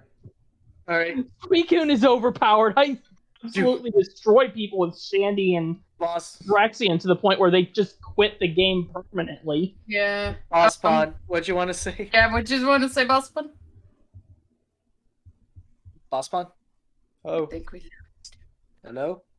I What? guess I'll say what I was gonna say. I think maybe he DC'd or something. And also, Carvana King, it's all What? good to have your opinions. Oh, hey, yeah, Bosspon, were you? Bosspon's back. You weren't like talking for a second. It was weird. Yeah, I went to go just talk to my parents real quick. Okay. All right. I wanted to talk briefly about the various things with Pokemon because okay, obviously Pokemon Legends Arceus or Arceus or Arceus, whatever Who you want cares? to call it. We know That's who what you're I'm talking most about. excited Pokemon, about. Pokemon Legends Yeah. Arceus. That game had a terrible frame rate. Yeah, I Jesus did. Christ, That dude. game ran like a I mean, slideshow yeah, when they it last did. showed it off. But Yeah. And But if I- they I'm- want to build consumer confidence, they have to show it off again, and it has to be a better showing. I want to Yeah. give I know I'm gonna sound like a shill or sheep or whatever. I want to give it the benefit of the doubt that it was still very early in development. Oh, of course it is. Yeah. No, I'm with you. Like, even with Sword and Shield, and I remember more vividly with X and Y, even regardless of people's opinions on the final product, there was a jump in animation and frame rate quality Yeah. from like the initial showing to like E3 or so. Yeah. Plus, There's So I still expect this. there's Plus, still a lot you're on of a Switch. graphical. Oh shit. Like, okay, I don't really care too much about graphics. I'm not Oh, a big same. graphics guy, no. There's a difference. but I between want graphics a and game. performance. I want a game to run smoothly. If Yeah. other Yeah. games can come out with more complex graphics, more polygons that they have to render, and more objects in the environment, and those games can run smoothly, then Stable. Pokemon can if they have a simplified art style. Mhm. And they I do. mean, That's look not, at that's Witcher. not Yeah. that is not too much to ask for. No. It is Like- the bare minimum. Yeah, I I mean, look agree, at like- The Witcher 3. That game is really smooth on the We don't- Switch. We don't need like 60 FPS or anything. Just like 30 FPS is fine, in my opinion. Well, like, 30 FPS stable is really ideal for the Switch. Yep. well, Agreed. like, you know, Okay, this is where I'm probably going to start fights with people. I kind of disagree. I feel like 60 FPS isn't that hard to ask for nowadays. I'm On the with Sheddy Switch, on that one. on the Switch, it's very you I was you have to compromise because of the. I portable mean, mode. they didn't Yeah. compromise with Breath of the Wild, and this is what this is Breath of the Wild Pokemon. Well, what do you mean they didn't compromise with Breath of the Wild? Because Breath of the Wild has a lot of issues. don't- Not think- nearly as bad It has a few as... compromises. Well, Breath of the Wild is also a game that's already out. so Yeah, it came out, what, 2017. What I Yeah. meant was, it's a bit unfair to compare a game very early in development to a finished game. Yeah, I was also going to bring that up. Smash Bros is 60, so I mean, Well, Smash Bros. has Okay, always well. been 60, even on Alright. N64. A fighting game. Holy crap, it was, and huh? Splatoon runs at 60. A lot of games that are coming out these days run at 60 or can run at 60. And the Switch is a powerful piece of hardware. Now, mhm. obviously, like with an open world game, that's a lot of objects that you're going to have to render, and that is a lot of difficulty to consistently hit that 60. There will always be dips in quality. Hey, Yeah. That's fine if there's dips. even new Like- Pokemon Snap has Pokemon running at 30 FPS from far away. But I was gonna say, like, I'd prefer it to be 60, obviously, because it's smoother. I'm just okay if it's 30 versus, like, a slideshow. Yeah, I- I just more meant that 30 stable is the bare minimum. yeah, 30 Yeah, stable is that's obviously fair. the bare minimum, but you have to understand that it is frustrating when Pokemon is one of the wealthiest franchises in the entire world, and they can't release a game that consistently hits 60. Yeah. Oh, That- yeah, that's fair. I don't want to but- go far into it because I know it's a sore subject for a lot of people, but that was a major issue I had with Sword and Shield. Was a lot of stuff feels like for a company that is as profitable, and I know it's not all Game Freak's fault. Before someone says, I know it's also Pokemon Company's fault. I feel like for such a huge IP series, they could do better. I don't. I mean, Here's yeah. the thing. I don't know Um, what Game Freak's problem is. It's like I feel like it's not because a lack of budget. They aren't getting Oh, enough. I think the actual issue is, and I'm not excusing, this is just what I'm pretty sure it is. I think it's A, what Blue Bomber said, but B, also, remember, up until, like, a few years ago, they've been doing almost solely pixel games. I think they're just very out of their element with 3D, which is why I'm glad for the DP remakes, they're using some outside help. They should It's- use outside help for the new games too. But I think the Oh, problem yeah. is, I think it's Game Freak's. They're very much an old company, at least Yes. compared to. So, But- Yeah. but I think they pull through with that with pretty good game design for the most part, and stuff like that. And it's just like even when Pokemon's at its lowest, they're still good games. Like I don't like there's nothing like abhorrently like awful about them for the most part. Nobody's saying that's kind of like a straw man argument. Nobody's saying that the games are I awful. don't think it's a straw man. I think it's just that a lot of people have a knee-jerk reaction because this is what people have had to hear for the last 2 Because years. what and it's what me annoying after what a me and while. what me and Sheddy are saying is that the game should be able to run smoothly, and we should hold Pokemon to a higher standard than we do. Yes. Mhm. I But I also agree want to that- get. I also want to give Game Freak the benefit of the doubt that they're trying their best. I agree. Okay, so here's my thing on it. Game Freak needs more. They need more time, they need more people, they need more help. They are not getting that from Pokemon Company, even Yes. though they Mhm. are a driving force to literally everything that Pokemon Company does. They have to get those games out. So Pokemon Company should be providing them resources that they are not giving. I just wanted to say, because I was trying to say earlier, and I know this is an incredibly heated topic, and to be honest, I'd rather just discuss the games going forward instead of circle jerk for the umpteenth time on We're Sword not and Shield. circle But jerking. We're just bringing our concerns up I was front. gonna They're say, valid concerns. Yeah. I know they're valid concerns. It's not honestly, it's not your guys' fault at all. You guys are being valid about it. Just Yeah. it blew up on Twitter yet a Yeah. freaking again I'm the last partial- 2 days, and I'm done. I'm partially in agreement with most of what you said, but again, Yeah. I also like to give the benefit of the doubt along with the concern. I was Yeah, gonna no, I fully say- get that. That's I how I am didn't with. You were gonna That's say, okay. Shay? Yeah, sorry, go on. Shay. What I was actually gonna say was, I like what Carvana King said. I am definitely in the camp of I'm a little less critical. I'm definitely gonna say like things I'd like to see done better, but if I have fun with a game, there's more to me than if it's running at 60 FPS or anything like that. Like, Oh, no, yeah. Again, I had a lot of fun with the last couple of Pokemon games, and they certainly have been running at 60 FPS. Like that's not something that is central to my enjoyment of the game. But what is that over the past couple Pokemon games, I have been making excuses for why it is like this or like that, or why there is this problem here or that problem there.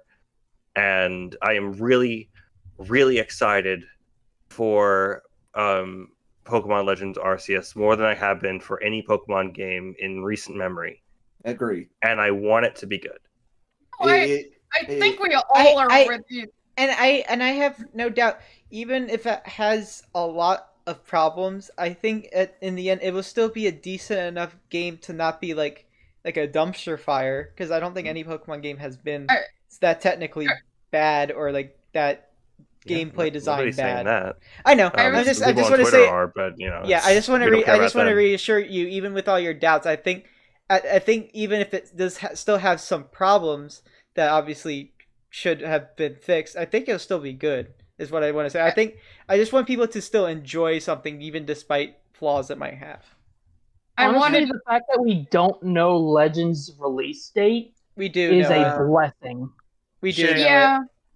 Shay wanted to say something. All I was gonna say is, and first of all, I'm sorry if I came off as accusatory. I'm admittedly having knee-jerk reactions just because it's okay. 2 years of a washing machine gets on you. And it's not you guys. But anyway, I guess TLDR, going back to the Legends Arceus, I'm definitely in the camp of I want it to be as good as possible. Like, I definitely think the biggest spark I had with the franchise was Sun and Moon, and I'd like to see something recapture that again.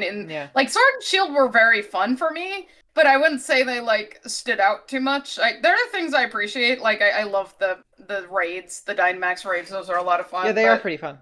Yeah, I want to see how this... probably one of the only things from Sword and Shield. You're gonna say Blue? Agree. I like. Yeah, I want to, like Carvana King says here, I want to see how this game connects to regular DP or the, or the remakes. Yeah. Yeah, the remake. I think it'll have some sort of connectivity. The reason why I had to bring up the performance issues is because, well, it is probably footage from early in development. A lot of game development tends to stop quite a few months before the release of the game. Yeah, you're right. And the game is coming out next year. Yeah. So there's not really as much time to develop as you may think. We actually know the specific release date. It comes out January 28th. Yeah, and so that's very early. So that means that they could be finished developing like a month or two from now. Yeah, and then just be doing other things and trying to get gold. And like, so there's not a huge window of time. Like if the E3 trailer comes out and the performance is still like that, then yeah, I'll also be there in that. Yeah, so that's why I wanted to bring that up, is because I want them to, again, as I was saying at the start of this, I want them to show footage that restores consumer confidence. Mm-hmm. Mm-hmm. And let me say this to like extend of olive branch here. I'm the big Bethesda fanboy. I am the big BioWare fanboy. I still hold Mass Effect, like I'm still going to be very cautious in Mass Effect 4, even though Mass Effect Legendary Edition brought confidence back to me, because I want them to be better. And that's the same thing with Pokemon Company and Game Freak. I want them to be better than Sword and Shield. I know I'm going to make people upset with that statement, but I did not like Sword and Shield personally. I feel like they ripped out a lot of things, and I feel like the finished product wasn't up to snuff compared to the last few gens. Like I want them to be better than what they are right now. I agree with a lot of the criticisms. If I seem snippy, it's just I'm tired. Yeah, it's okay. I'm very tired. We've been going for a long time. Yeah. Oh no, I don't mean literally mean. I'm just tired of the Pokemon fandom in general. Well, then just block anyone that bitches about it. It's kind of hard when it's one of the most talked about franchises. Yeah. Yeah, you could just it's very simple. You know that there's ways to block certain words See, on Twitter, right? But I see, also like It was on Pokemon trending. and want to I've had see better from it. I've had a different experience in which I tend to just completely disengage from any Pokemon discourse.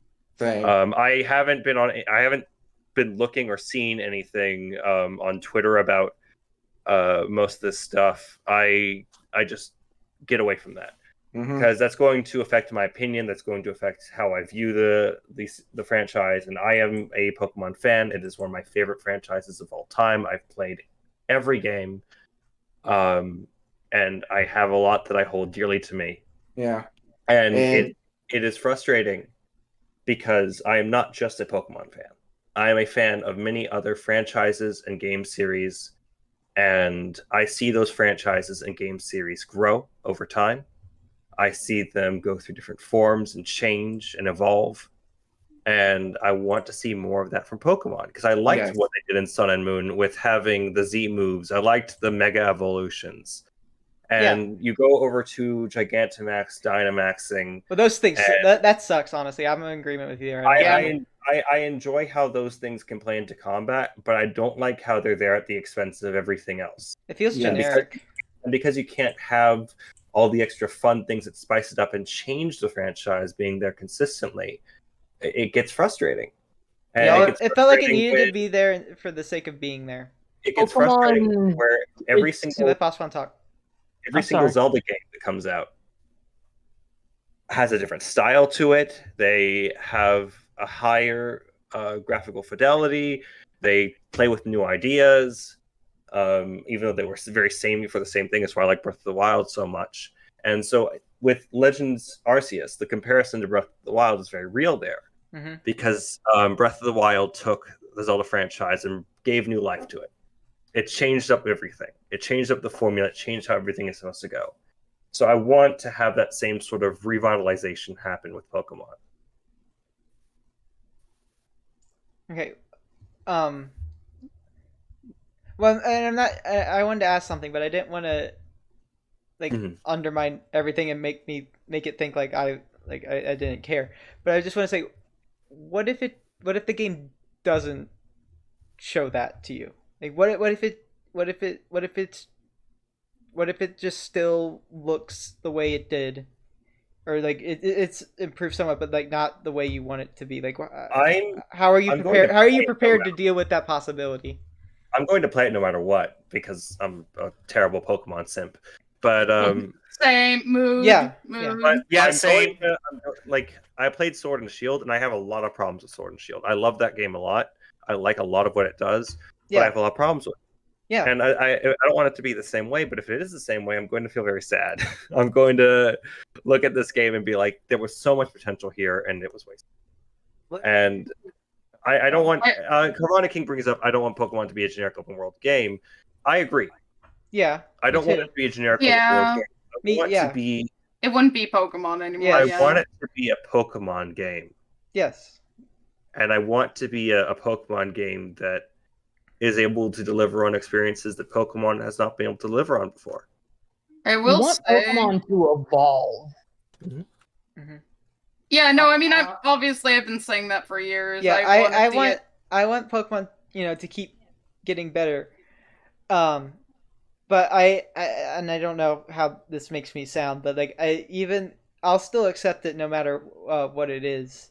Even if it doesn't, and I don't know if that makes me sound like I don't care about progress or whatever. I'm the same. I'm gonna buy the games unless they're bad. Yeah, but I'm like objectively bad. I haven't had like such a negative experience with a Pokemon game ever, no matter what, and even at its worst, I still think they're very good games. Even obviously no matter what. So I just don't want to get bored with the franchise. Yeah, I know. I want to. Sorry, can I say one more thing? No, yeah, you're still talking. I'm sorry. And I know people will say like, it's like, oh, you're just giving, you're the kind of person who like, will buy anything for $60 and make them think like they should continue doing this. It's like, yeah, so what? If I like a product, I'm going to buy it and I'm going to enjoy it if I do. and I'm starting to get to the point where I'm just gonna get a game and play it because I want to play it and I want to like it, or if I don't want to like it, whatever. It's just kind of like, I'm just getting tired of. I'm just gonna try to focus on what I think. But I wanted to say on the topic of Arceus, I will at least say I do agree that if they're gonna go out of their way to do this bold new move, they should have a strong first step. Like, they're trying a different gameplay style and everything, so I do want them to take advantage of that and make a strong first impression and not like stumble, because I do feel like Pokemon does have a habit of, I don't mind it staying too samey, but it does have a habit of whenever it tries something mildly risky, the moment people don't like it, they're like, okay, I guess we'll just follow the formula. So I kind of want to elaborate on what you just said.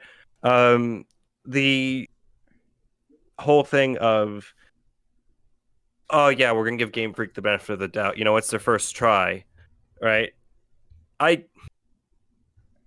don't like that mentality, because other companies historically, when they go and they give something a first try that is new and it's a grand success, those are the games that are historically remembered as some of the best games of all time. Look at Legend of Zelda Ocarina of Time. Mm-hmm. Look at Super Mario 64. Look at GoldenEye. Look at Resident Evil 4, which took an entirely different approach from the other games. Every time a game is able to change things and execute it well, that is a historical, like, franchise-defining moment. So I don't want to have this come out and say, oh, well, it's their first try. I want them to come out and be like, I'm blown away. That was awesome. Give me more. Yeah. Yeah. Let me put it in this I'm way. I'm in agreement with you there. I'm just if that happens, I'm just not prepared to deal with it. It's like, well, it took them only 70-something years to get that right. There's still wait. And it's just like, well, I just hate. If it's good, I don't like people to undermine the success of it. Because then it just feels like, even no matter how people are going to do that no matter what. Oh yeah, no matter how this game turns out, people are going to hate it. So it's just like, whatever. Oh, absolutely. People have already made up their minds, like, and then they'll love it in 5 years because the Pokemon cycle. But I don't care about what they think. I care about what I think. I know. Yeah. I'm gonna. You know what? I'm probably gonna like this game, no matter how it performs. But if what it wants to attempt is good, then I'm gonna like it. So to kind of steer the conversation from Arceus, because I think everyone's kind of spoke their own opinions about it at this point. Yeah. Diamond and Pearl remix. Sorry again if I got kind of upset, by the way. No, it's okay. It's fine. It's nobody's fault. I'm just exhausted. If anything, I'm more upset than you probably were. So, but I'm okay. The other big thing I want to kind of talk about, besides the Diamond and Pearl remake, I don't really have anything to say about it. It's just a remake. But the thing I'm more interested in going more into is spin-offs. And the reason why is Pokemon Snap 2 has sold very well. Yeah, Snap 2's good. Snap 2 has sold hotcakes. And Snap 2 is great. And it's received very well. Yes, and I believe that the Mystery Dungeon remake sold very well and was received well as well. Yeah. So I think we are going to be seeing a resurgence of spin-offs. Please. Mystery Dungeon for the Switch would be great, or a remake of Explorers of Sky. Explorers of Sky, I think, needs to happen next. I want to see more stadium-like games. Same. Yeah. Coliseum or whatever. That's unlikely, but I hope. I Yeah. hope. I mean, especially since I feel like James Turner, who's a big director at the Pokemon at Game Freak right now, who's one of his first games that he worked on was Pokemon Coliseum and Pokemon XD, who also designed Shadow Lugia. I feel like he would have like a soft spot for maybe wanting to like maybe try and push them to try and do something to acknowledge those games again. At least that's the hope I have, that he might do something like that. But I think he has enough clout to maybe request something like that. I don't know. Yeah. I do think that we are going to be seeing a resurgence, rather if it's at this presentation or maybe the next one, because the Pokemon Rescue Team and Pokemon Snap 2, I really do think was them testing the waters to see if people Yeah. actually did care about spinoffs. Mhm. And with how popular both came out and the reception both had, I feel like that's going to be a sign for them that like, okay, we could try stuff that's not. I mean, I don't have anything against it, Oh, but I like mean, the Pokemon mobile games, we Yeah. could try something Yeah, different. please. That I agree on. I mean, Please go no back matter to traditional spin-offs. no matter what, I think Pokemon spin-offs are here to stick around and keep those will probably keep evolving. Pokemon like- Tournament 2.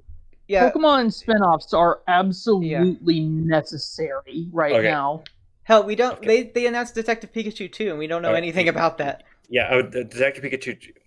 Oh, Okay. wait, they did? Yeah. Oh, I missed they're making that a sequel to one. that movie, and also, I predict we're going to see a Pokemon Masters EX special event. New character is added for the E3 2021 Oh, yeah. event. I could see that. Who's the new character they're going to announce? It is Maybe Ancient Dawn? Sonic the Hedgehog. Well, no, Sonic Mega Man. Hedgehog's a demon. He's not Pokemon. Ancient Isn't Dawn. Giratina like the devil? Here's I want to say on spin-offs, I'm forever sad because we're never getting another Ranger game because I was so tied to the touch. Yeah, screen. I feel We're like never getting our Conquest. I liked Conquest. please give me Ranger. I feel like Conquest is a bit yes, better Conquest chance. 2. Give us Conquest 2, please. Um, That one depends Unironically. on Koei Tecmo. Yeah. Oh, But true. speaking of Pokemon Snap and Pokemon Tournament, I think I remember. I don't know how true this is. I might need like a fact check, but I remember Pokemon Snap, new Pokemon Snap came to be because of it was like a general interest in wanting to like bring something back, and also Pokemon Company being very impressed with how Pokemon Tournament turned out.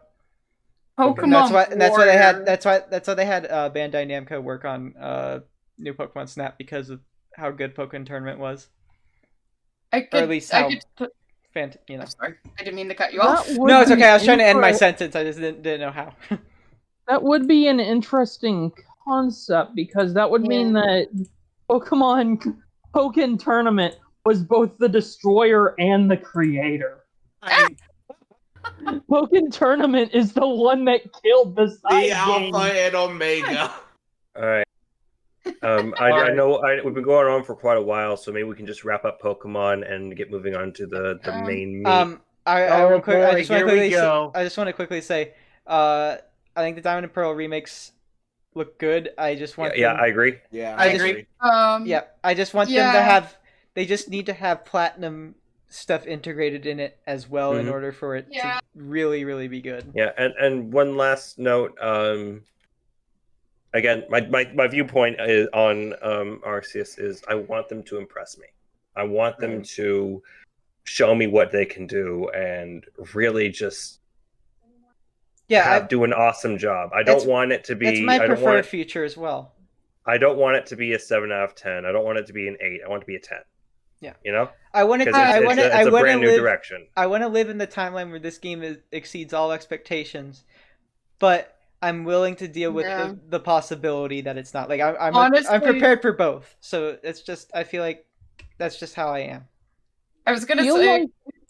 I feel like what they showed us was just the unoptimized version. I wanted to say, well, I was gonna say some things on the Diamond and Pearl remake real fast first because okay, go ahead.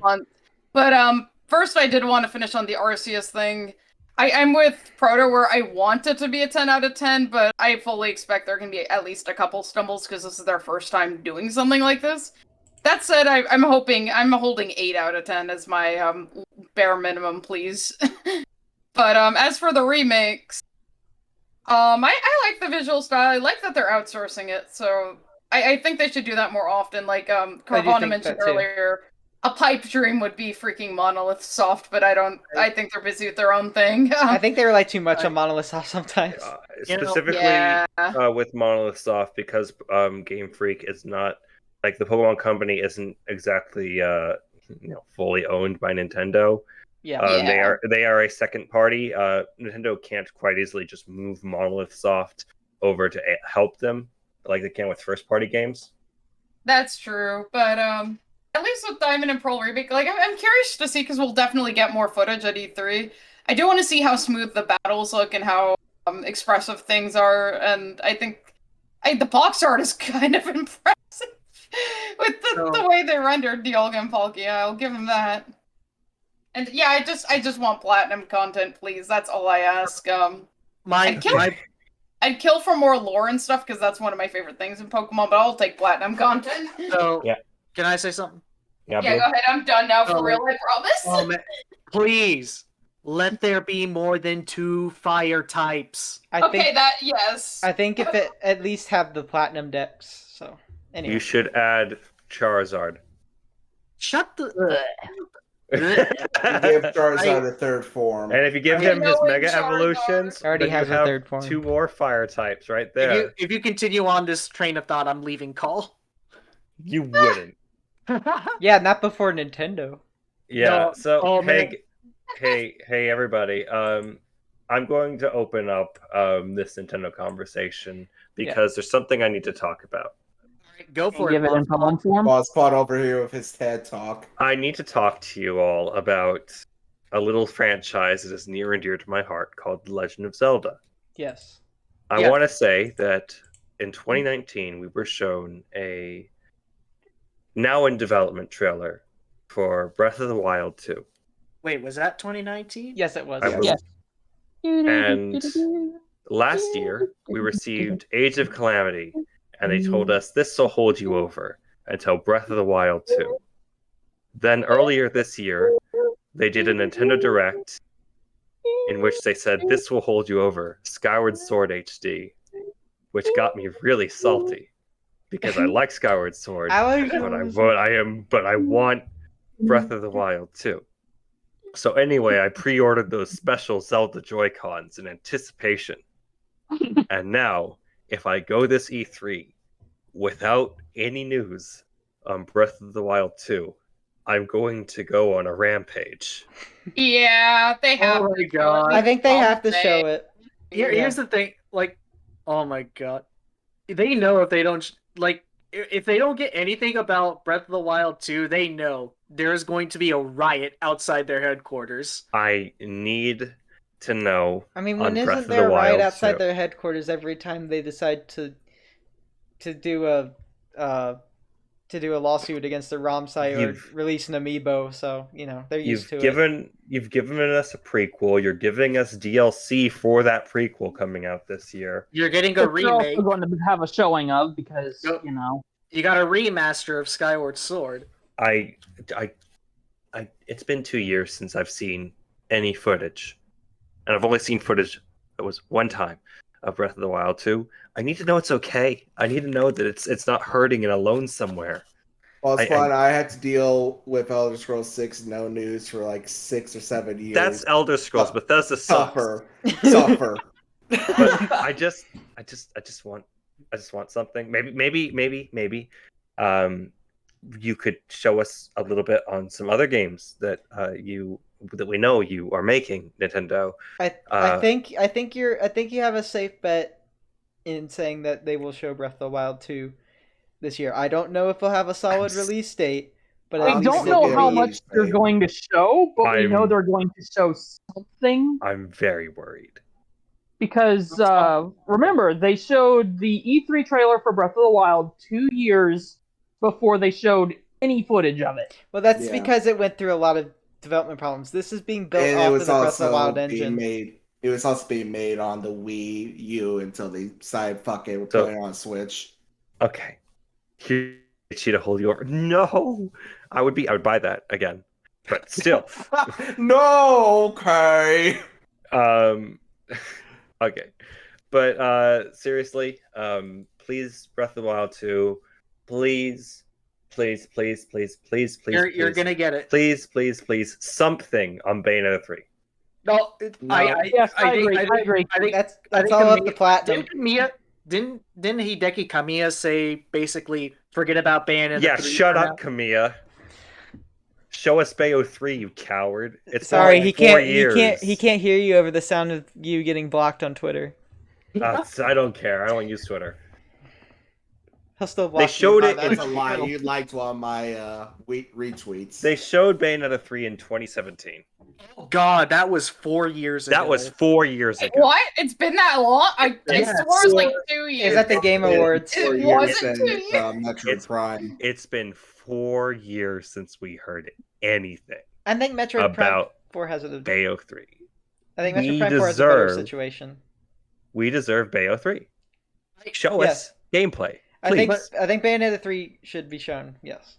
Now, So show us Metroid Prime 4 for crying out loud. Metroid I will Prime give. 4. I'm gonna give it. I'm gonna cut it some slack because it's really it's hard. They restarted development back in January of 2019.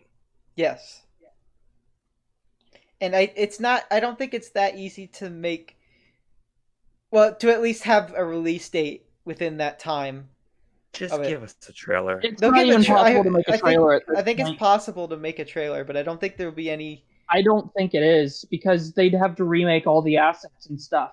It's It's been a- two and a I half am a graphic years. designer, and It's I been do 2.5 know how years. long a 3D asset takes to completely remake.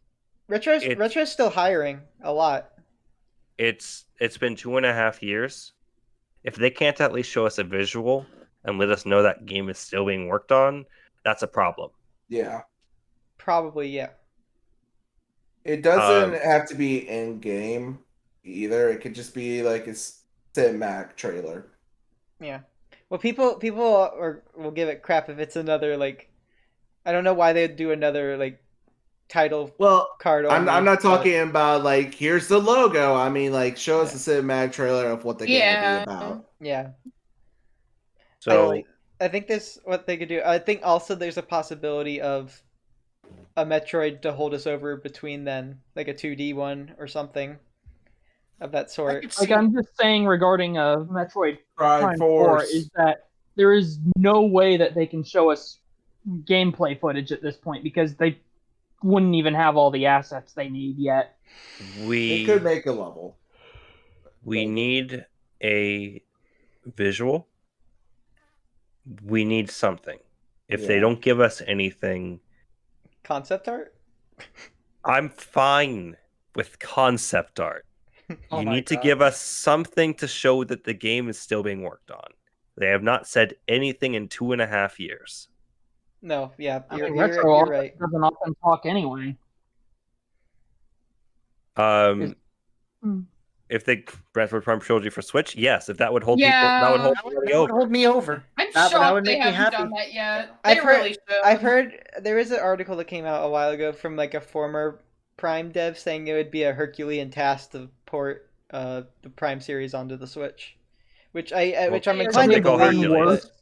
But, you know, So, but I know there's miracle workers out there. But So those um, are the I- lost ones, right? yeah, I'm of the Yeah, those are the lost ones. The Lost Trilogy. on Metroid real quick. I'm of the mind that there's also a possibility of a 2D Metroid game developed by Mercury Steam, which also made Samus Returns on Possibly. 3DS. That's actually would be. That's actually Yeah. really, I really see some good. that. some people are speculating a remake of Super, but like I honestly I wouldn't remake Super at all. That game is so much of a golden goose Mhm. that it would just be worse by default. It would be sacrilegious to yeah. remake. Honestly, I think remaking Super Metroid is a almost impossible task. No, to, I'm to not please everybody. expecting. I'm not expecting Bayo 3, Metroid Prime 4, and Breath of the Wild 2 to even come out this year, No. right? You just want to see your babies. I just want to see them and know they're okay. yeah. That's it. I just want. I know you have the gun to their heads. Just let me see them over the. Send me a picture. Let me talk to them. Karen on took the cell kids. phone. I Alright. need to know they're okay. Nintendo took Um, my kids away from me. Now, Now I can only see them for an hour each week. On another note, obviously they're going to do Animal Crossing event. Yeah. Yeah. Whatever. obviously they're gonna do a new Smash character. Goku. Smash is Yeah. literally Yeah. inevitable, and it is not worth talking Yeah, it's about. not even Probably any no. reference on that. Especially That- especially after getting my Xenoblade 2 character, I don't care. Yeah, Yeah, like for me, once Sephiroth was in, I'm like, I'm good. I'm good. I have nothing to complain about. I'm still not good yet, but I'll live with whatever I get. I will gladly take whatever characters they throw at me next. I'm fine. I'm satisfied. They will be the last, though. We don't know The that last yet. two. No, Sakurai has said in his Famitsu article that once the last two fighters are out, the game will be finalized. There will be no fighters past 3. So I hope they end on a strong note. Yeah. I genuinely don't know who could be coming up. It could be a character from a franchise that's already in there. It could be a new crazy indie thing. It could be I'm third kind of hoping party. for Raymond. Anything's possible at this point. Like Anything. Yeah. Like, The I mean, like, I feel like we could speculate all day on who the Smash character is, but literally every time people have done that, they've been wrong. yeah, Keep saying Goku. it's futile Oh, to Impa would be attempt. cool. Impa It's would be awesome. futile to attempt, but what I want is Raymond, because on a few levels, like on one hand, licensing her is free. I honestly do not care who it is at this point. I already got my 2 most wanted. I'm good. Everything after this point is just leftovers or dessert. I would like a Zelda character that isn't Link, Zelda, or Ganon. I want Terrico. Spoilers. No. I only have one. After playing a lot of Tales of Vesperia and having some fond memories of Tales of Symphonia, give me a Tales rep. Give me Tales from Sonic. I think Bandai Namco is due for another rep. But honestly, Bandai and Capcom. I think I could speak for And everyone Sega. here in that we are all satisfied. Yeah. Yeah, we're good. Everything is icing. Like, honestly, even if like the newcomers in the base game weren't like any that pandered to me in particular, the base game was fine. Everything else has just been a nice So like No, bonus. There's Yeah, I didn't really get anyone new for me except for like Splat Tim, but at the same time, I don't really care enough to throw a hissy fit if I don't get a DLC newcomer. Yeah. Yeah. Me either. Okay. So I'll try to be good. No, I'm just kidding. I'll be fine. So I kind of want to bring this up. I think we're going to get a new Fire Emblem game. Specifically, I think we're going to get a new Echoes style game. I think it's I a want them to possibility. I want them to remake Genealogy of the Holy War. Like, Three Houses took a lot from Genealogy. It's only logical that they would remake the game that inspired Three Houses. Technology or Sacred Stones. I think Bosspon and I have the same pipe dream. my pipe dream is Yeah, Radiant, Path of Radiance / Radiant Dawn. please. Please. I would be down for a Radiant Dawn Path of Radiance duology remake because Yes. like have you seen the prices that those games go for? Yeah, They're impossible to get these days. It's bad. It's ridiculous. And we all know Ike is the most popular character. No, We that's all Roy. know Thanks, it. Brawl. No, I'm just kidding. We all know everybody likes Ike. No, Roy's the best. Give us Roy's one Ike. of the worst lords in the Fire Emblem series statistically. I think.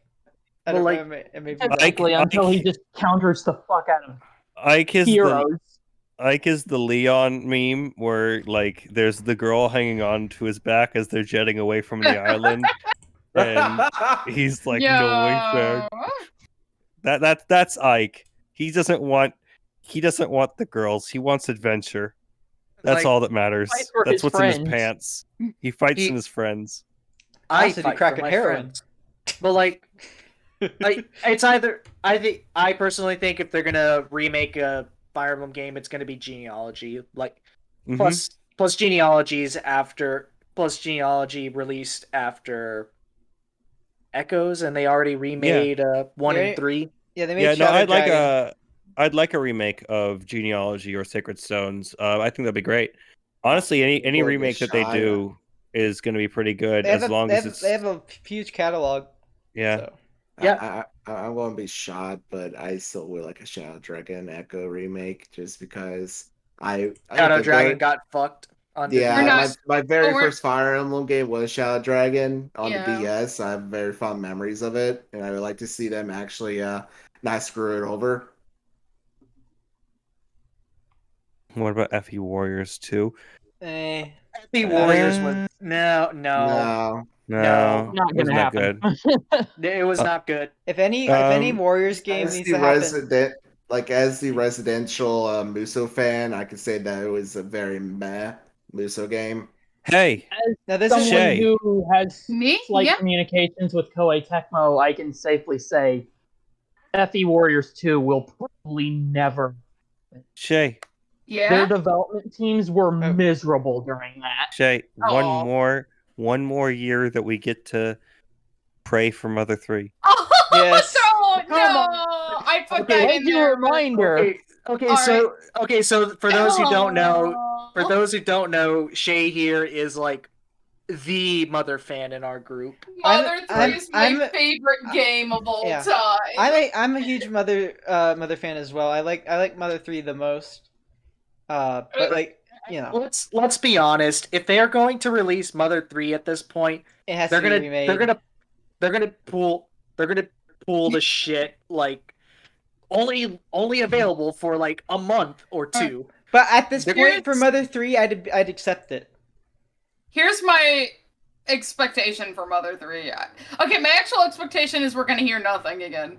But if we were to get Mother 3, I feel like it would pan out one of two ways.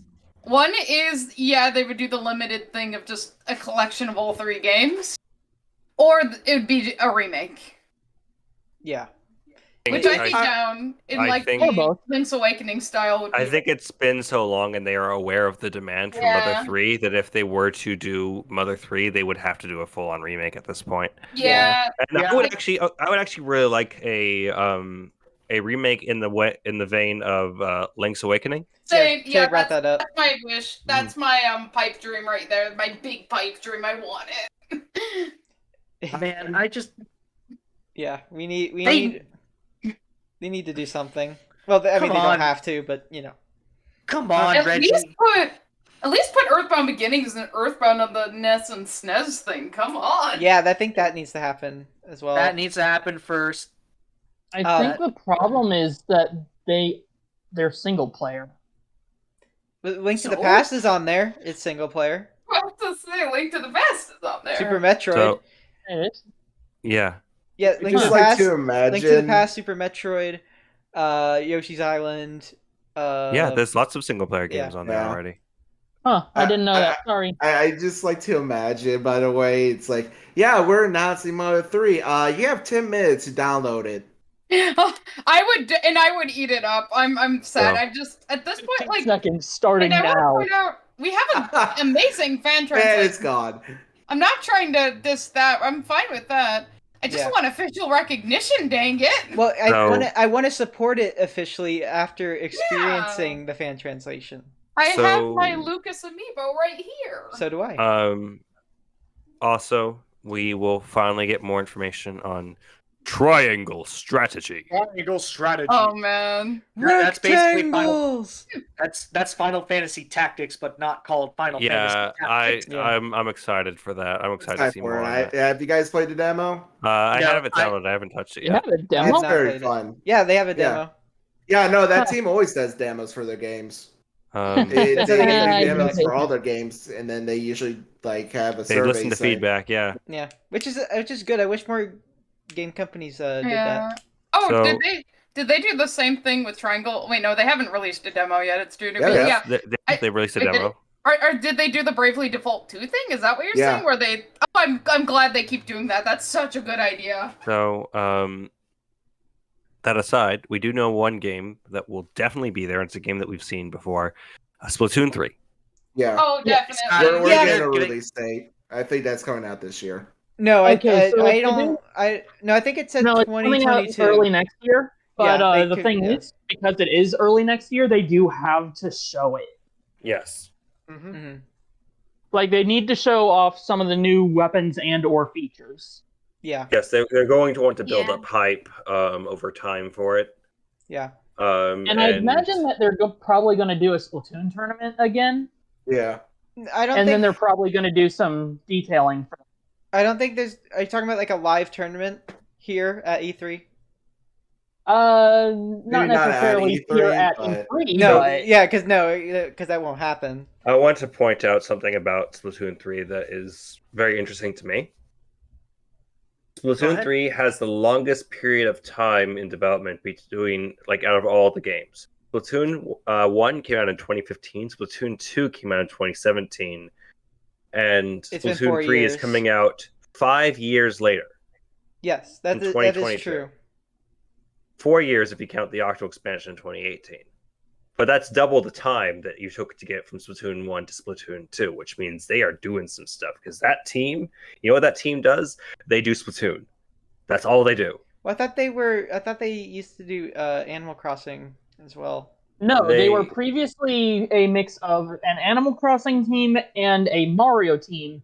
They just sort of got together and they were going to start a Mario game similar to That's right. Sunshine. That's right. And then Yeah. they decided not to. They Yeah. defied God King Shiggy, and it became a good game. And Yeah. ever since then, their team has been solely focused on Splatoon as a Splatoon. franchise and on Yes. supporting it as much as possible. So if you Yeah. have double the development time for this new game, and you are showcasing an entire area that appears to be open world in a desert of some kind, apocalyptic wasteland with the upside down Eiffel Tower, I am in. I can't wait for the absolute madness of that game's story. Do you think I the wanted to- story mode of it is going to be open world? I think it's probably going to have a story. I feel like the Octolings won't be the enemy. I don't know if I it'll be think- open world. Well, Not sure. I think it's going to be have open world elements because you literally make your pet, and your pet is only with you, and I believe following you around while you are out there in that desert area. Meanwhile, the city is going to be your multiplayer area. Yeah. So you're going to have a single player and a multiplayer area, and which is the same thing typically. Although in previous games, the single player area has been, oh, you go down this pipe in the town, or oh, you go into this alleyway, or whatever. Whereas this you go seems to like this alleyway, get stabbed. whereas this seems like an entirely different type of experience, and especially with the Octo expansion. Octo expansion played a lot with story and new challenges, secret bosses, really awesome sort of things that they're able to do, and you can really feel like they had a lot of ambition and a lot of ideas in that. The Octo expansion is my favorite Splatoon thing to ever play. Yes. So with Splatoon 3, I imagine they're going to keep going with that quality and also, improve and raise the bar even higher. Wondering if they are planning on adding a third. What? We have these Inklings, we have the Octolings. I'm wondering if they're planning on adding a third faction for a new antagonist. I don't know. That would be really cool. We gotta wait and see. Hmm. Because here's the thing. We're in an apocalyptic wasteland. Is there something else that's there? Is there something that contributed to the apocalypse that wiped out humanity? Well, if I'm Calamity correct, Ganon. It could if also be more of what's his name? The Octavio? telephone boy. Yeah. Although that was a more of an isolated incident, but yeah, I could definitely see Yeah. something like that. Like it Because- could be related to him though, because Mhm. he was made by a doctor, if I remember right. Yes. if I remember, because I remember I was really big into Splatoon 1 and 2 first time. I don't play it as much now, but I was really into the lore aspect specifically. And if I remember my lore correct, I believe literally what happened to the world was it went through a nuclear winter. Like, nukes You know went what I off, want? and over time, the squids and all of them Splatoon developed. 76. But that would actually tie into the apocalypse aspect. It's like, I definitely could see you actually exploring that lore more of like what led to that nuclear type of apocalypse. I want to explore the desert to find the lost relic. Yes. I want to find hidden labs. I want to find like burnt out buildings, and I want to explore. I want to really dig into the lore, because that for me is the most interesting part of Splatoon. Yeah, I Oh, agree. definitely. Like, even as someone who hasn't... I own both games, but haven't really gotten around to playing them, but from a periphery perspective, that is definitely the most interesting part to me. You know what Splatoon reminds me of? I was just thinking about it. It's another game series I love to death. It reminds me a lot of Kirby when it comes to its lore, where Yeah, it's very friendly, open, loving, but the more you dig into it, you start learning more and more shit that you want to further explore. All right. On that note, any Kirby games? Probably because I've heard Hal is Kirby game making something. They're definitely gonna announce a Kirby game. I mean, but my question is, are they gonna break and do a fully 3D Kirby game? No. Because the last big Kirby game that we had was Kirby Star Allies in 2018. Yeah. Then there was Super Kirby Clash and Kirby Fighters 2, but those are much smaller. Are mostly, and they're built off of other very much smaller. Yeah, so I'm wondering, it's been 4 years. Kirby is typically a series that has a game a year. I'd say every 2 years. We had a game in 2020. We had a game in 2019. We had a game in 2018. We had a game in 2017. 2 games in 2017. We had a game in 2016. We had a game in 2015. We had a game in 2014. The only time in which we skipped a year was 2013. You're not counting. Are you or not counting the games? I'm talking about every single game called Kirby that has come out. Okay, so that does count side games, in which case, we already had one for last year. Then yes, okay. I guess by technicality, not technicality, but by that, yes. There's always a Kirby game. I don't think we're going to get a 3D Kirby game, though, because I think it's in the possibilities. Because, whenever I think of 3D Kirby, the first game that comes to mind is Kirby 64, which I love to death. But it's not true 3D, though. 2.5D. It's 2 3D, or 2.5D. But even then, that game had a lot of moments where flying around felt very finicky. It was intentionally, your flight was intentionally nerfed in 64. Yeah, you couldn't fly infinitely. Yeah, so I'm not sure if a fully 3D Kirby game would work, just because of how Kirby functions in his games. It's always a struggle, because they've attempted it a couple times, but it's never panned out to be. I guess. I'm fine with a 2D Kirby game. Just make it not as. I think they need to, because Star Allies kind of told again. Yeah, Star Allies. It's fine to have the hack and slash mechanics, but we also need puzzles. Legitimate. Yeah, I need more complicated puzzles than what Star Allies gave me. Well, what I want to say is, I enjoyed every Kirby game that was released after since Return to Dreamland. And I also love the thing before, but Return to Dreamland, they've had an engine and a formula they've worked with, but they've used it. I think they've used it up by now, because Star Allies was the last one. Was okay, this is still good.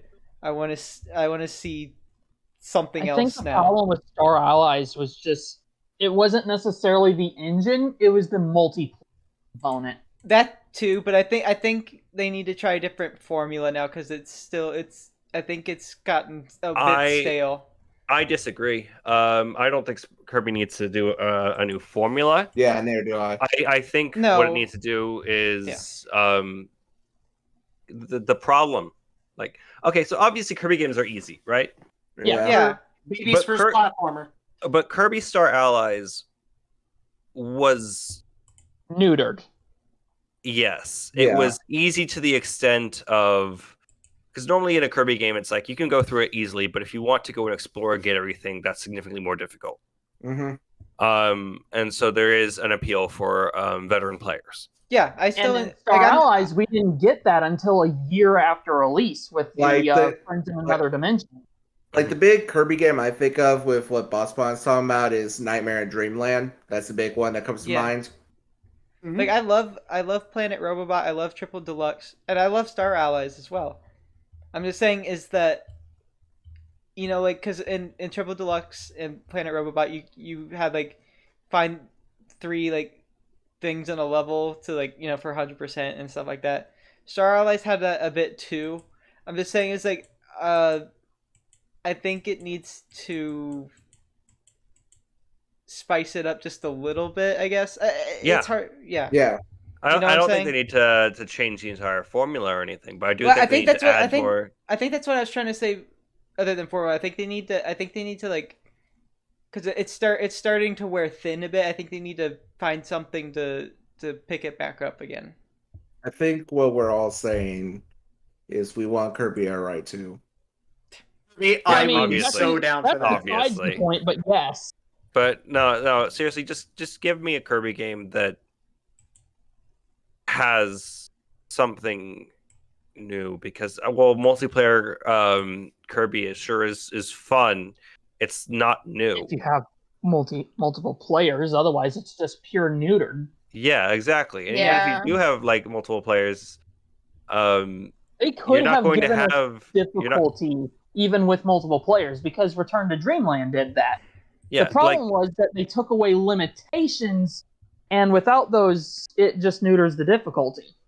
Like there is a side mode that is really fun in Star Allies. We get to play as the various enemies and friends of Kirby, and that's really fun. But the game is not really built with that in mind. Like in the sense that a lot of the later things are just way too powerful. That even the higher difficulties, if you have a full group of 4, you're just gonna crush it. Yeah, because again, as I mentioned, you have no real limitations. You have the ability to pick all of these insanely powerful characters and stuff, and they don't really have weaknesses. Magalore alone can destroy True Arena without getting hit. And so it's a bit disappointing, and I feel like they could Anyway, Kirby aside. I just want to say, I want to see if we can kind of like rapid fire these a bit because it's getting kind of late for me. Yeah. We've been going. I might have country. Yeah, we've been going for 4.5 hours almost. So. Yeah, I'm getting sleepy, but I'll sleep it out. fire. Yeah, we're almost Donkey done. Kong Country. Yes, Probably, please. maybe. Yeah. I would love to have that, Yeah. please. I would like to see that. That'd It's be been too nice. long since we last had a new Donkey Kong Country game. There has been rumors I don't think of it a should new be Donkey Kong game. I don't think it should be retro to do it because I think they're busy with Prime 4, and I think that should take priority. Yeah. Mario Kart 9. But I don't think it's happening. I want it to No. happen because I want something new because I'm tired of. I'm so tired of 8. I am I'm so tired of tired it as of well. Mario I Kart don't- 8. No, I like. Alright, I still like 8. I just want something new. Pikmin 4. New 2D Mario. New 2D Mario? Sure. Give me. I'll take it. Yeah, Make it I better think for- it's likely. Yeah. Make it better than New Super Mario Brothers. That's all I ask. Pikmin Yeah, that's 4. fair. No. As much as I No, love specifically Pikmin despite 4, Arlo. Yeah, as much as I love Pikmin 4, actually thinking on it, did Pikmin 3 on Switch do particularly well? Yes, Because it if did. like, It did well. amazing. I could see. I'm not holding my breath. I could see an announcement, but nothing more than that. Okay. I just want Miyamoto. New Mario Party. I just want Miyamoto. New to be Mario clear with Party. us. I'd take Mario Party. We already take a have. new Mar- Why would we No, get we new just Mario got Party? online Yeah. for Mario Oh, Party. We just No, got that's, Mario no, Party that's and exactly 50. why. No, that's exactly why I think we're going to begin New Mario Party. Is because that is a test. No. We just got online and like 50 new mini games for Super Mario Party. Yeah, we're not getting Wait, another if Mario we- Party. If Wait, anything, if anything, we'd get more DLC for Super Mario Yeah. Party. I Yeah. could see that. Yeah, that's fair. Hang on. What am I? Arms 2 came up. I think Arms 2. I'd be okay with it. I'd be okay with it. I mean, Yeah. if they prove all the gameplay, I mean that is the main issue. Is the gameplay feel repetitive? Yeah, Mario it- Land remake, yes, please, thank you. WarioWare Switch. I would be down for that. Yeah. Yes. Mario Land remake is it going to Yes. be 30 minutes long? Yes. What about new a new Mario rhythm. Luigi game? I don't think it's happening. I don't think it's happening. New Mario and Luigi game? I don't think You it's said- happening. No, Yeah. there's no way right now because Alpha Dream's non-existent Dead. anymore. Yeah. They're Yeah, they're gone. Okay. What about New and, Paper Mario? they just had one. They just had I one. just said Origami King. All right, Right, new forgot. I like to say New Monolith remaster Soft Pals of game. Door.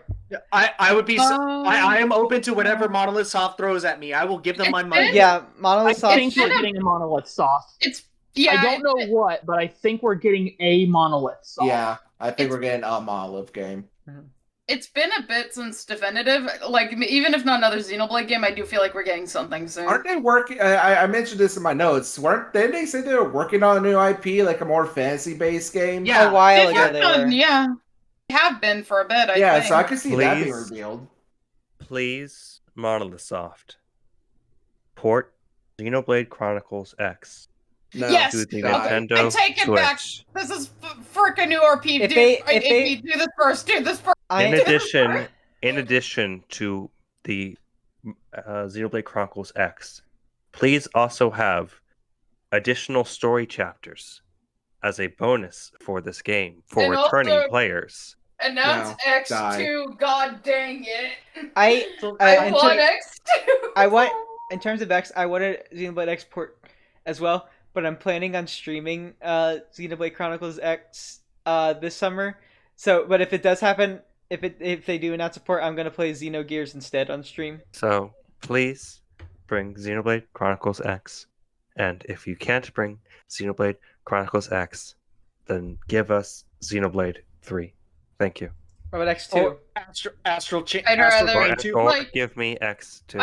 I'm not against Xenoblade 3, but I really want X2 Here, after. Platinum, one more- please give me Astral Chain. One 2. more I'll thing say- about Monolith Soft. I don't think is- we're getting Astral Chain 2 yet until after Bayonetta. Yeah. Yeah, that's platinum. Anyway, I wanted to say one thing about Monolith Soft though. Like, it's like very, very so unlikely to happen.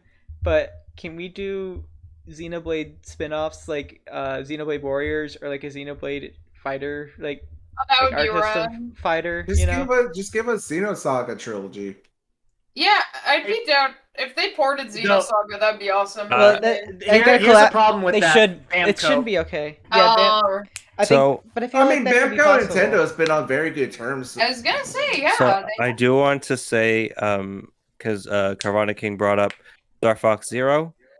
Star Fox Zero was very game? poorly received. There's no way they. Yeah, there's no way they bring it Yeah. over. So what I talked about this briefly with some other people, but I think that having a Xenoblade, not Xenoblade, I'm thinking Xenoblade in Star my head.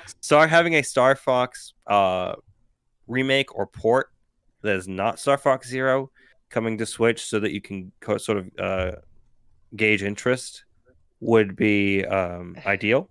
If they do Star Fox 64 again, it's just gonna feel even more redundant because like every game after, like Yes, I know. because Star Fox Zero was pretty much hey, let's Give do us Star the Fox new 64 Assaults. I liked Assault. again. Yeah. They're too afraid to do anything with Assault or Command because So Command was such a All right. clusterfuck of the story. I'm gonna throw in my wildest pipe dream. Nintendo Game Company, if you are listening to me, give me a new goddamn F-Zero game. Oh, I- No. I've heard some things about former Sega devs, or I think they still work at Sega, but they used to be part of AV Studios, who made F-Zero GX. They said they'd be interested in working on a new F-Zero game, but that's just only if Nintendo wants to make one. Nintendo Game Company. I will sell my firstborn child to make it happen. All right. I have one last one. The subjects, and I should probably be going to bed. Yeah, Yeah, I have okay. one last Well, one. Thank you for joining. I really appreciate it. Yeah, Mhm. thank you, Pyun. All right. Thank so Good night. is this where I shill my Twitch channel? Not yet. I feel like there's a couple more. One more. There's think one Sheddy last was gonna I say one. one more have thing. one last thing as well. All right. All right, I'll go first. Kid Icarus. I don't would think like. it's happening. I would like something from the I series, hope but we I'm at not least expecting it. get. I hope we get a port of Uprising. That's the main thing with like better controls. Sakurai is still working on Smash. I'm not sure. Oh, true. Yeah, That's I'm a good not. I feel like point. Sakurai wants to have a say in it because it's one of his babies. Yeah, but I'm once not- Smash ends, then we can start hoping for that. Yeah, I Or don't rather, know. just Smash ends. Wait. I have one last thing to discuss, and this is about the rumors that have been coming around, and that is the Nintendo Switch Pro. yeah, It's happening. I'm inclined. I'm like 70% thinking it's gonna happen. I think Yeah, it's gonna. I could see I it. think it's likely. I think it's But- likely. And I'm The Switch has been out a while. just as long as it's not as hard to get as a PS5, I'm okay with it. No, scalpers aren't allowed to. I know. It's more fun. But I actually wouldn't mind a new Switch model because I've had this. I still have my Switch from launch day, and I think it's time for an upgrade. Yeah, same. Plus, newer Switch models these days have improved battery life than the ones released at launch, so I think it's just kind of necessary as well. Yeah. I can feel. I think my Switch. It's still going good. It's still going good. Like it's still working after 4 years. But like, I think it's time. I think this thing needs a beefy upgrade if it's gonna wanna handle more games. Yeah, it kind of goes back to what we were talking about with Pokemon, where like if the Switch Pro comes out, that could help more games with like being consistently 60 FPS. Here's the thing. I think I know the answer to the question I'm gonna ask. Is that would people be okay with Pokemon Legends Arceus performing better on a Switch Pro? Would people? People would still be mad that you'd have to get a Switch Pro in order. As to long be as there's it's an better. option. As long as there's an option, I'm fine. I was gonna say, like, that's kind of. I feel like it's less trying to cheat people out on the Switch and more. Well, of course, it's going to perform better on the more powerful version. So, I do also want to talk. Sheddy, you mentioned a Super Mario Party 2 sort of thing. I didn't realize how long it's been since Super Mario Party came out. Yeah, it's old. That is entirely possible. Yeah, like I said, I genuinely believe that would be working the online into the old Mario Party was fantastic. And for the new Mario Party, they already returned to form somewhat with Super Mario Party. I think they need to go farther back into it as well, because Super Mario Party was a good first step, but I think they need to go further. Yeah, I would be down for a Super Mario Party that has like 8 boards at least. Yeah, and all the new minigame and like new mini games and online that works because they just got it working on Super Mario Party. I'm down for that. There's a lot of good possible things. There's a lot of becoming. Yeah, and there's a lot of smaller things too that could happen as well, like improvements to Switch online service and other things. But I think since they're so small, it's probably better to save on time to do that. So yeah, it only took us about 4.5 hours. I want to thank you all for it has been a pleasure. Your time to do this, because I was not expecting this to go for 4.5. I thought it would be like 2 minutes.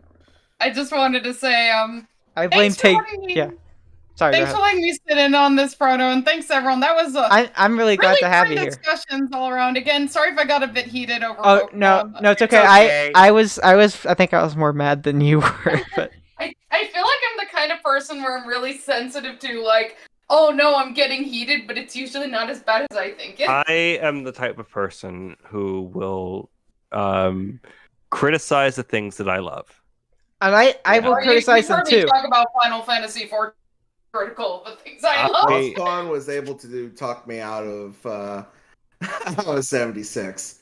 Okay, to be fair, I think in that case it's like talking someone off a ledge. And like, oh man, this was I've never done anything like this. Yeah, And I am so glad that this went as well as it did. I thought some things were gonna happen. I thought some things weren't as I envisioned and stuff like that. And I'm just so glad that things turned out so great. Even at like the most heated parts, everyone was really chill and mature and having fun. Like, well, I was thinking that, and also technical issues if there was any. But from the looks of it, it looks like the audio is just fine, and I think it will come out great as a VOD. So, I just gotta say, by the way, I mentioned this at Bosspon in our normal chat, and also at beginning. I would love doing more podcasts like these because I really enjoy doing them. Yeah, I was actually going to suggest, like, as E3 goes on, not during it necessarily, but maybe you could do like I think roundups. Yeah, I was gonna ask, would you guys be willing to do a post E3 discussion? Yeah, absolutely. I will be out of town. Well, we can on the week of E3. Yeah, but we can do it I won't be right away. I don't think. I'd at least like to give it like a week or two before we decide to talk about it. Yeah, but I love Nintendo a lot. I love Pokemon a lot.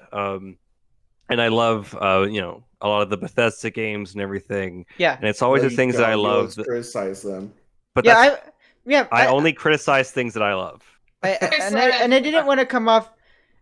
I didn't want to come off saying it's like you can't criticize them. Or it's like, I don't criticize them because I'm me. But it's just it's frustrating, right? Because you want to just want to be in the hype, and you don't want somebody to say, "Well, here are my problems with it," because you're like, "But I want." I deal with this shit with Bosspon all the time. Anytime I talk about Bethesda, he's just like, "No, die." I think I'm just a bit more apathetic towards stuff. I don't know why. I was gonna say, I assumed you and I were just in the same boat of like, what I mentioned before of constantly being bombarded with that negativity on social media to the point where it's like, even when people are doing legit criticism you agree with, it's just I'm tired and I need a break from this. Yeah, I think some things are a bit overstated or like over exaggerated too. So absolutely. I will 100%. always have the standpoint that Pokemon should be always striving to improve. I mean, that's what every franchise in the history of ever should do. That's why I don't want games to come out where I have to make excuses for the developers and why they couldn't do what they set out to do. You're right. Like, I'm with you that I do want my games to improve always, and I don't want to just excuse things. At the same time, I don't know, I guess for me it's more like, if I enjoyed something, I may voice criticisms, but it's not like... a game is bad when I don't like it, I guess is the best way to put it. Yeah. Like, a game is really bad when even I'm like, no. At least, maybe and maybe it can apply to everybody else too. It's like, at least maybe someday it's bound to get better at some point, depending on how much criticism it takes or just how much time it takes. Someday it's gonna get better. So it just depends on when. It's frustrating because I don't want to go on about this again. I just want to make this point. Yeah, it is frustrating because Sun and Moon is fantastic. Yeah, it's great. I'm with you on that favorite one. gen. And then we had back to back the Let's Go Pikachu, Let's Go Eevee. And then we had Sword and Shield. And both of those had and to a lesser extent, Ultra Sun, Ultra Moon, and Ultra Sun, Ultra Moon, which there was a lot more you could have. There was a lot more you could have done with Ultra Sun, Ultra Moon because the end game stuff is really great, but the majority of the game is otherwise unchanged. So it's a little bit. By that, but I do want to put in one thing. Some, at least gameplay-wise, to me, was the most fun. Yeah, no, Like, I'll agree there. Yeah. it is one of the hardest Pokemon games. I agree.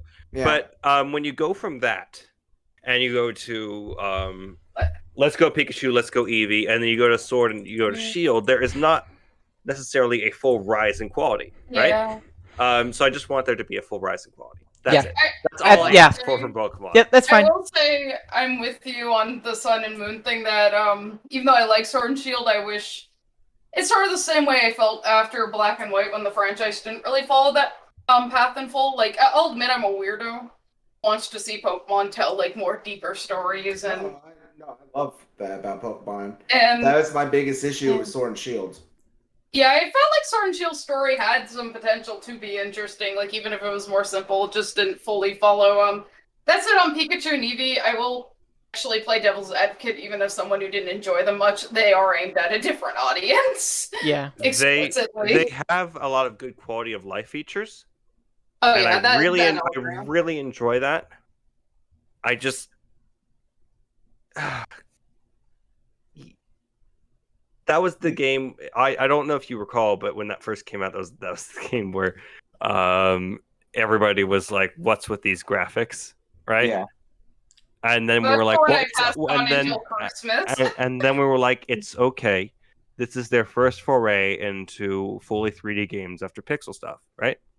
Yeah. And like for what it's worth, even though I'm somewhat hopeful for the remakes, Or like HD games rather. I think it does say where I stand with Pokemon, where it's no longer the game I have to get on launch, and I went, okay, I'm gonna ask for it for Christmas. Because a certain other franchise is releasing a new installment on the same day it comes out, and I'm gonna play that immediately. Yeah. And seeing Pokemon in the overworld is fantastic. I just hate how in Sword and Shield they will pop into existence right in front of me. That I'll agree with you that that following Pokemon definitely need to be smoothed out for future games. There's some performance issues that need to be fixed. Yeah. And so speaking of Endwalker, why don't we walk towards the end of this long and drawn out podcast?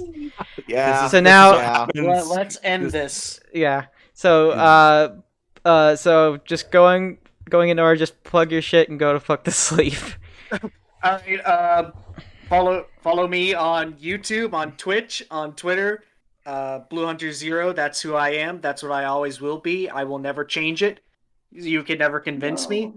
But just all right. I'm gonna rip off some call me Johnny. Full stop here.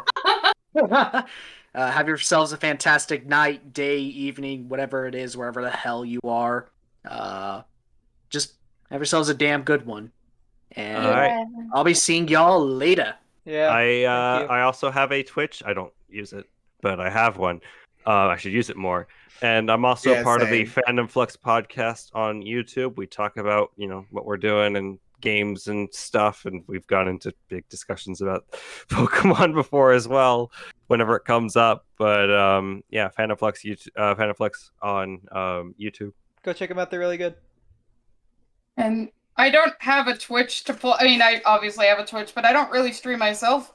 But I'll plug my brother again. He is KofakSmoosh32, and he streams a lot of fun games, including Pokemon. Sometimes we do Dynamax raids together. He does a bunch of insane Nuzlocke stuff, so if you want to check him out, please do. Is he still streaming? No, he stopped like a couple hours ago. I was just gonna say, it's like I would rate him if he was still on, but no. Yeah, no, he stopped a couple hours ago. He was doing Dead by Daylight today. All right, and Sheddy? My name is Sheddy. I also go by Sheddykin sometimes on Twitter. I have a Twitch that I like to use every now and then. I'm not as active as Proto, but if you can stop by, give me a like. I'm hoping to try to be more active now that work has calmed down a bit for me. So come check me out. I'm definitely not insane. The answer is actually a lie. I am insane. Just like now. There is no Dragon Age 4. Look, the accident wasn't my fault. You have to, all right. No. Again. Look, oh, sorry, go ahead. One more. Look, if you're not calling me out on Pokemon, I'll be nice and not call you out on that. And all right, and once again, I just want to thank everybody for contributing to my little project that I had here. This went better than I expected, and like it's hard for me to express how grateful I am to everybody. Don't mention it, dude. Like I said, I would love doing more podcasts like this with you guys. Yeah. I really enjoy it. Anyways, So I hope to see everybody back here for after E3, and god damn it, it better be worth it for all this nearly 5-hour podcast. Oh, it'll be So- a blast. All right, they're everybody. gonna have to make up for last year. Hasta la bye bye. Yeah, everyone have a good Bye. night. Bye bye. See Bye-bye. you next time. Get out.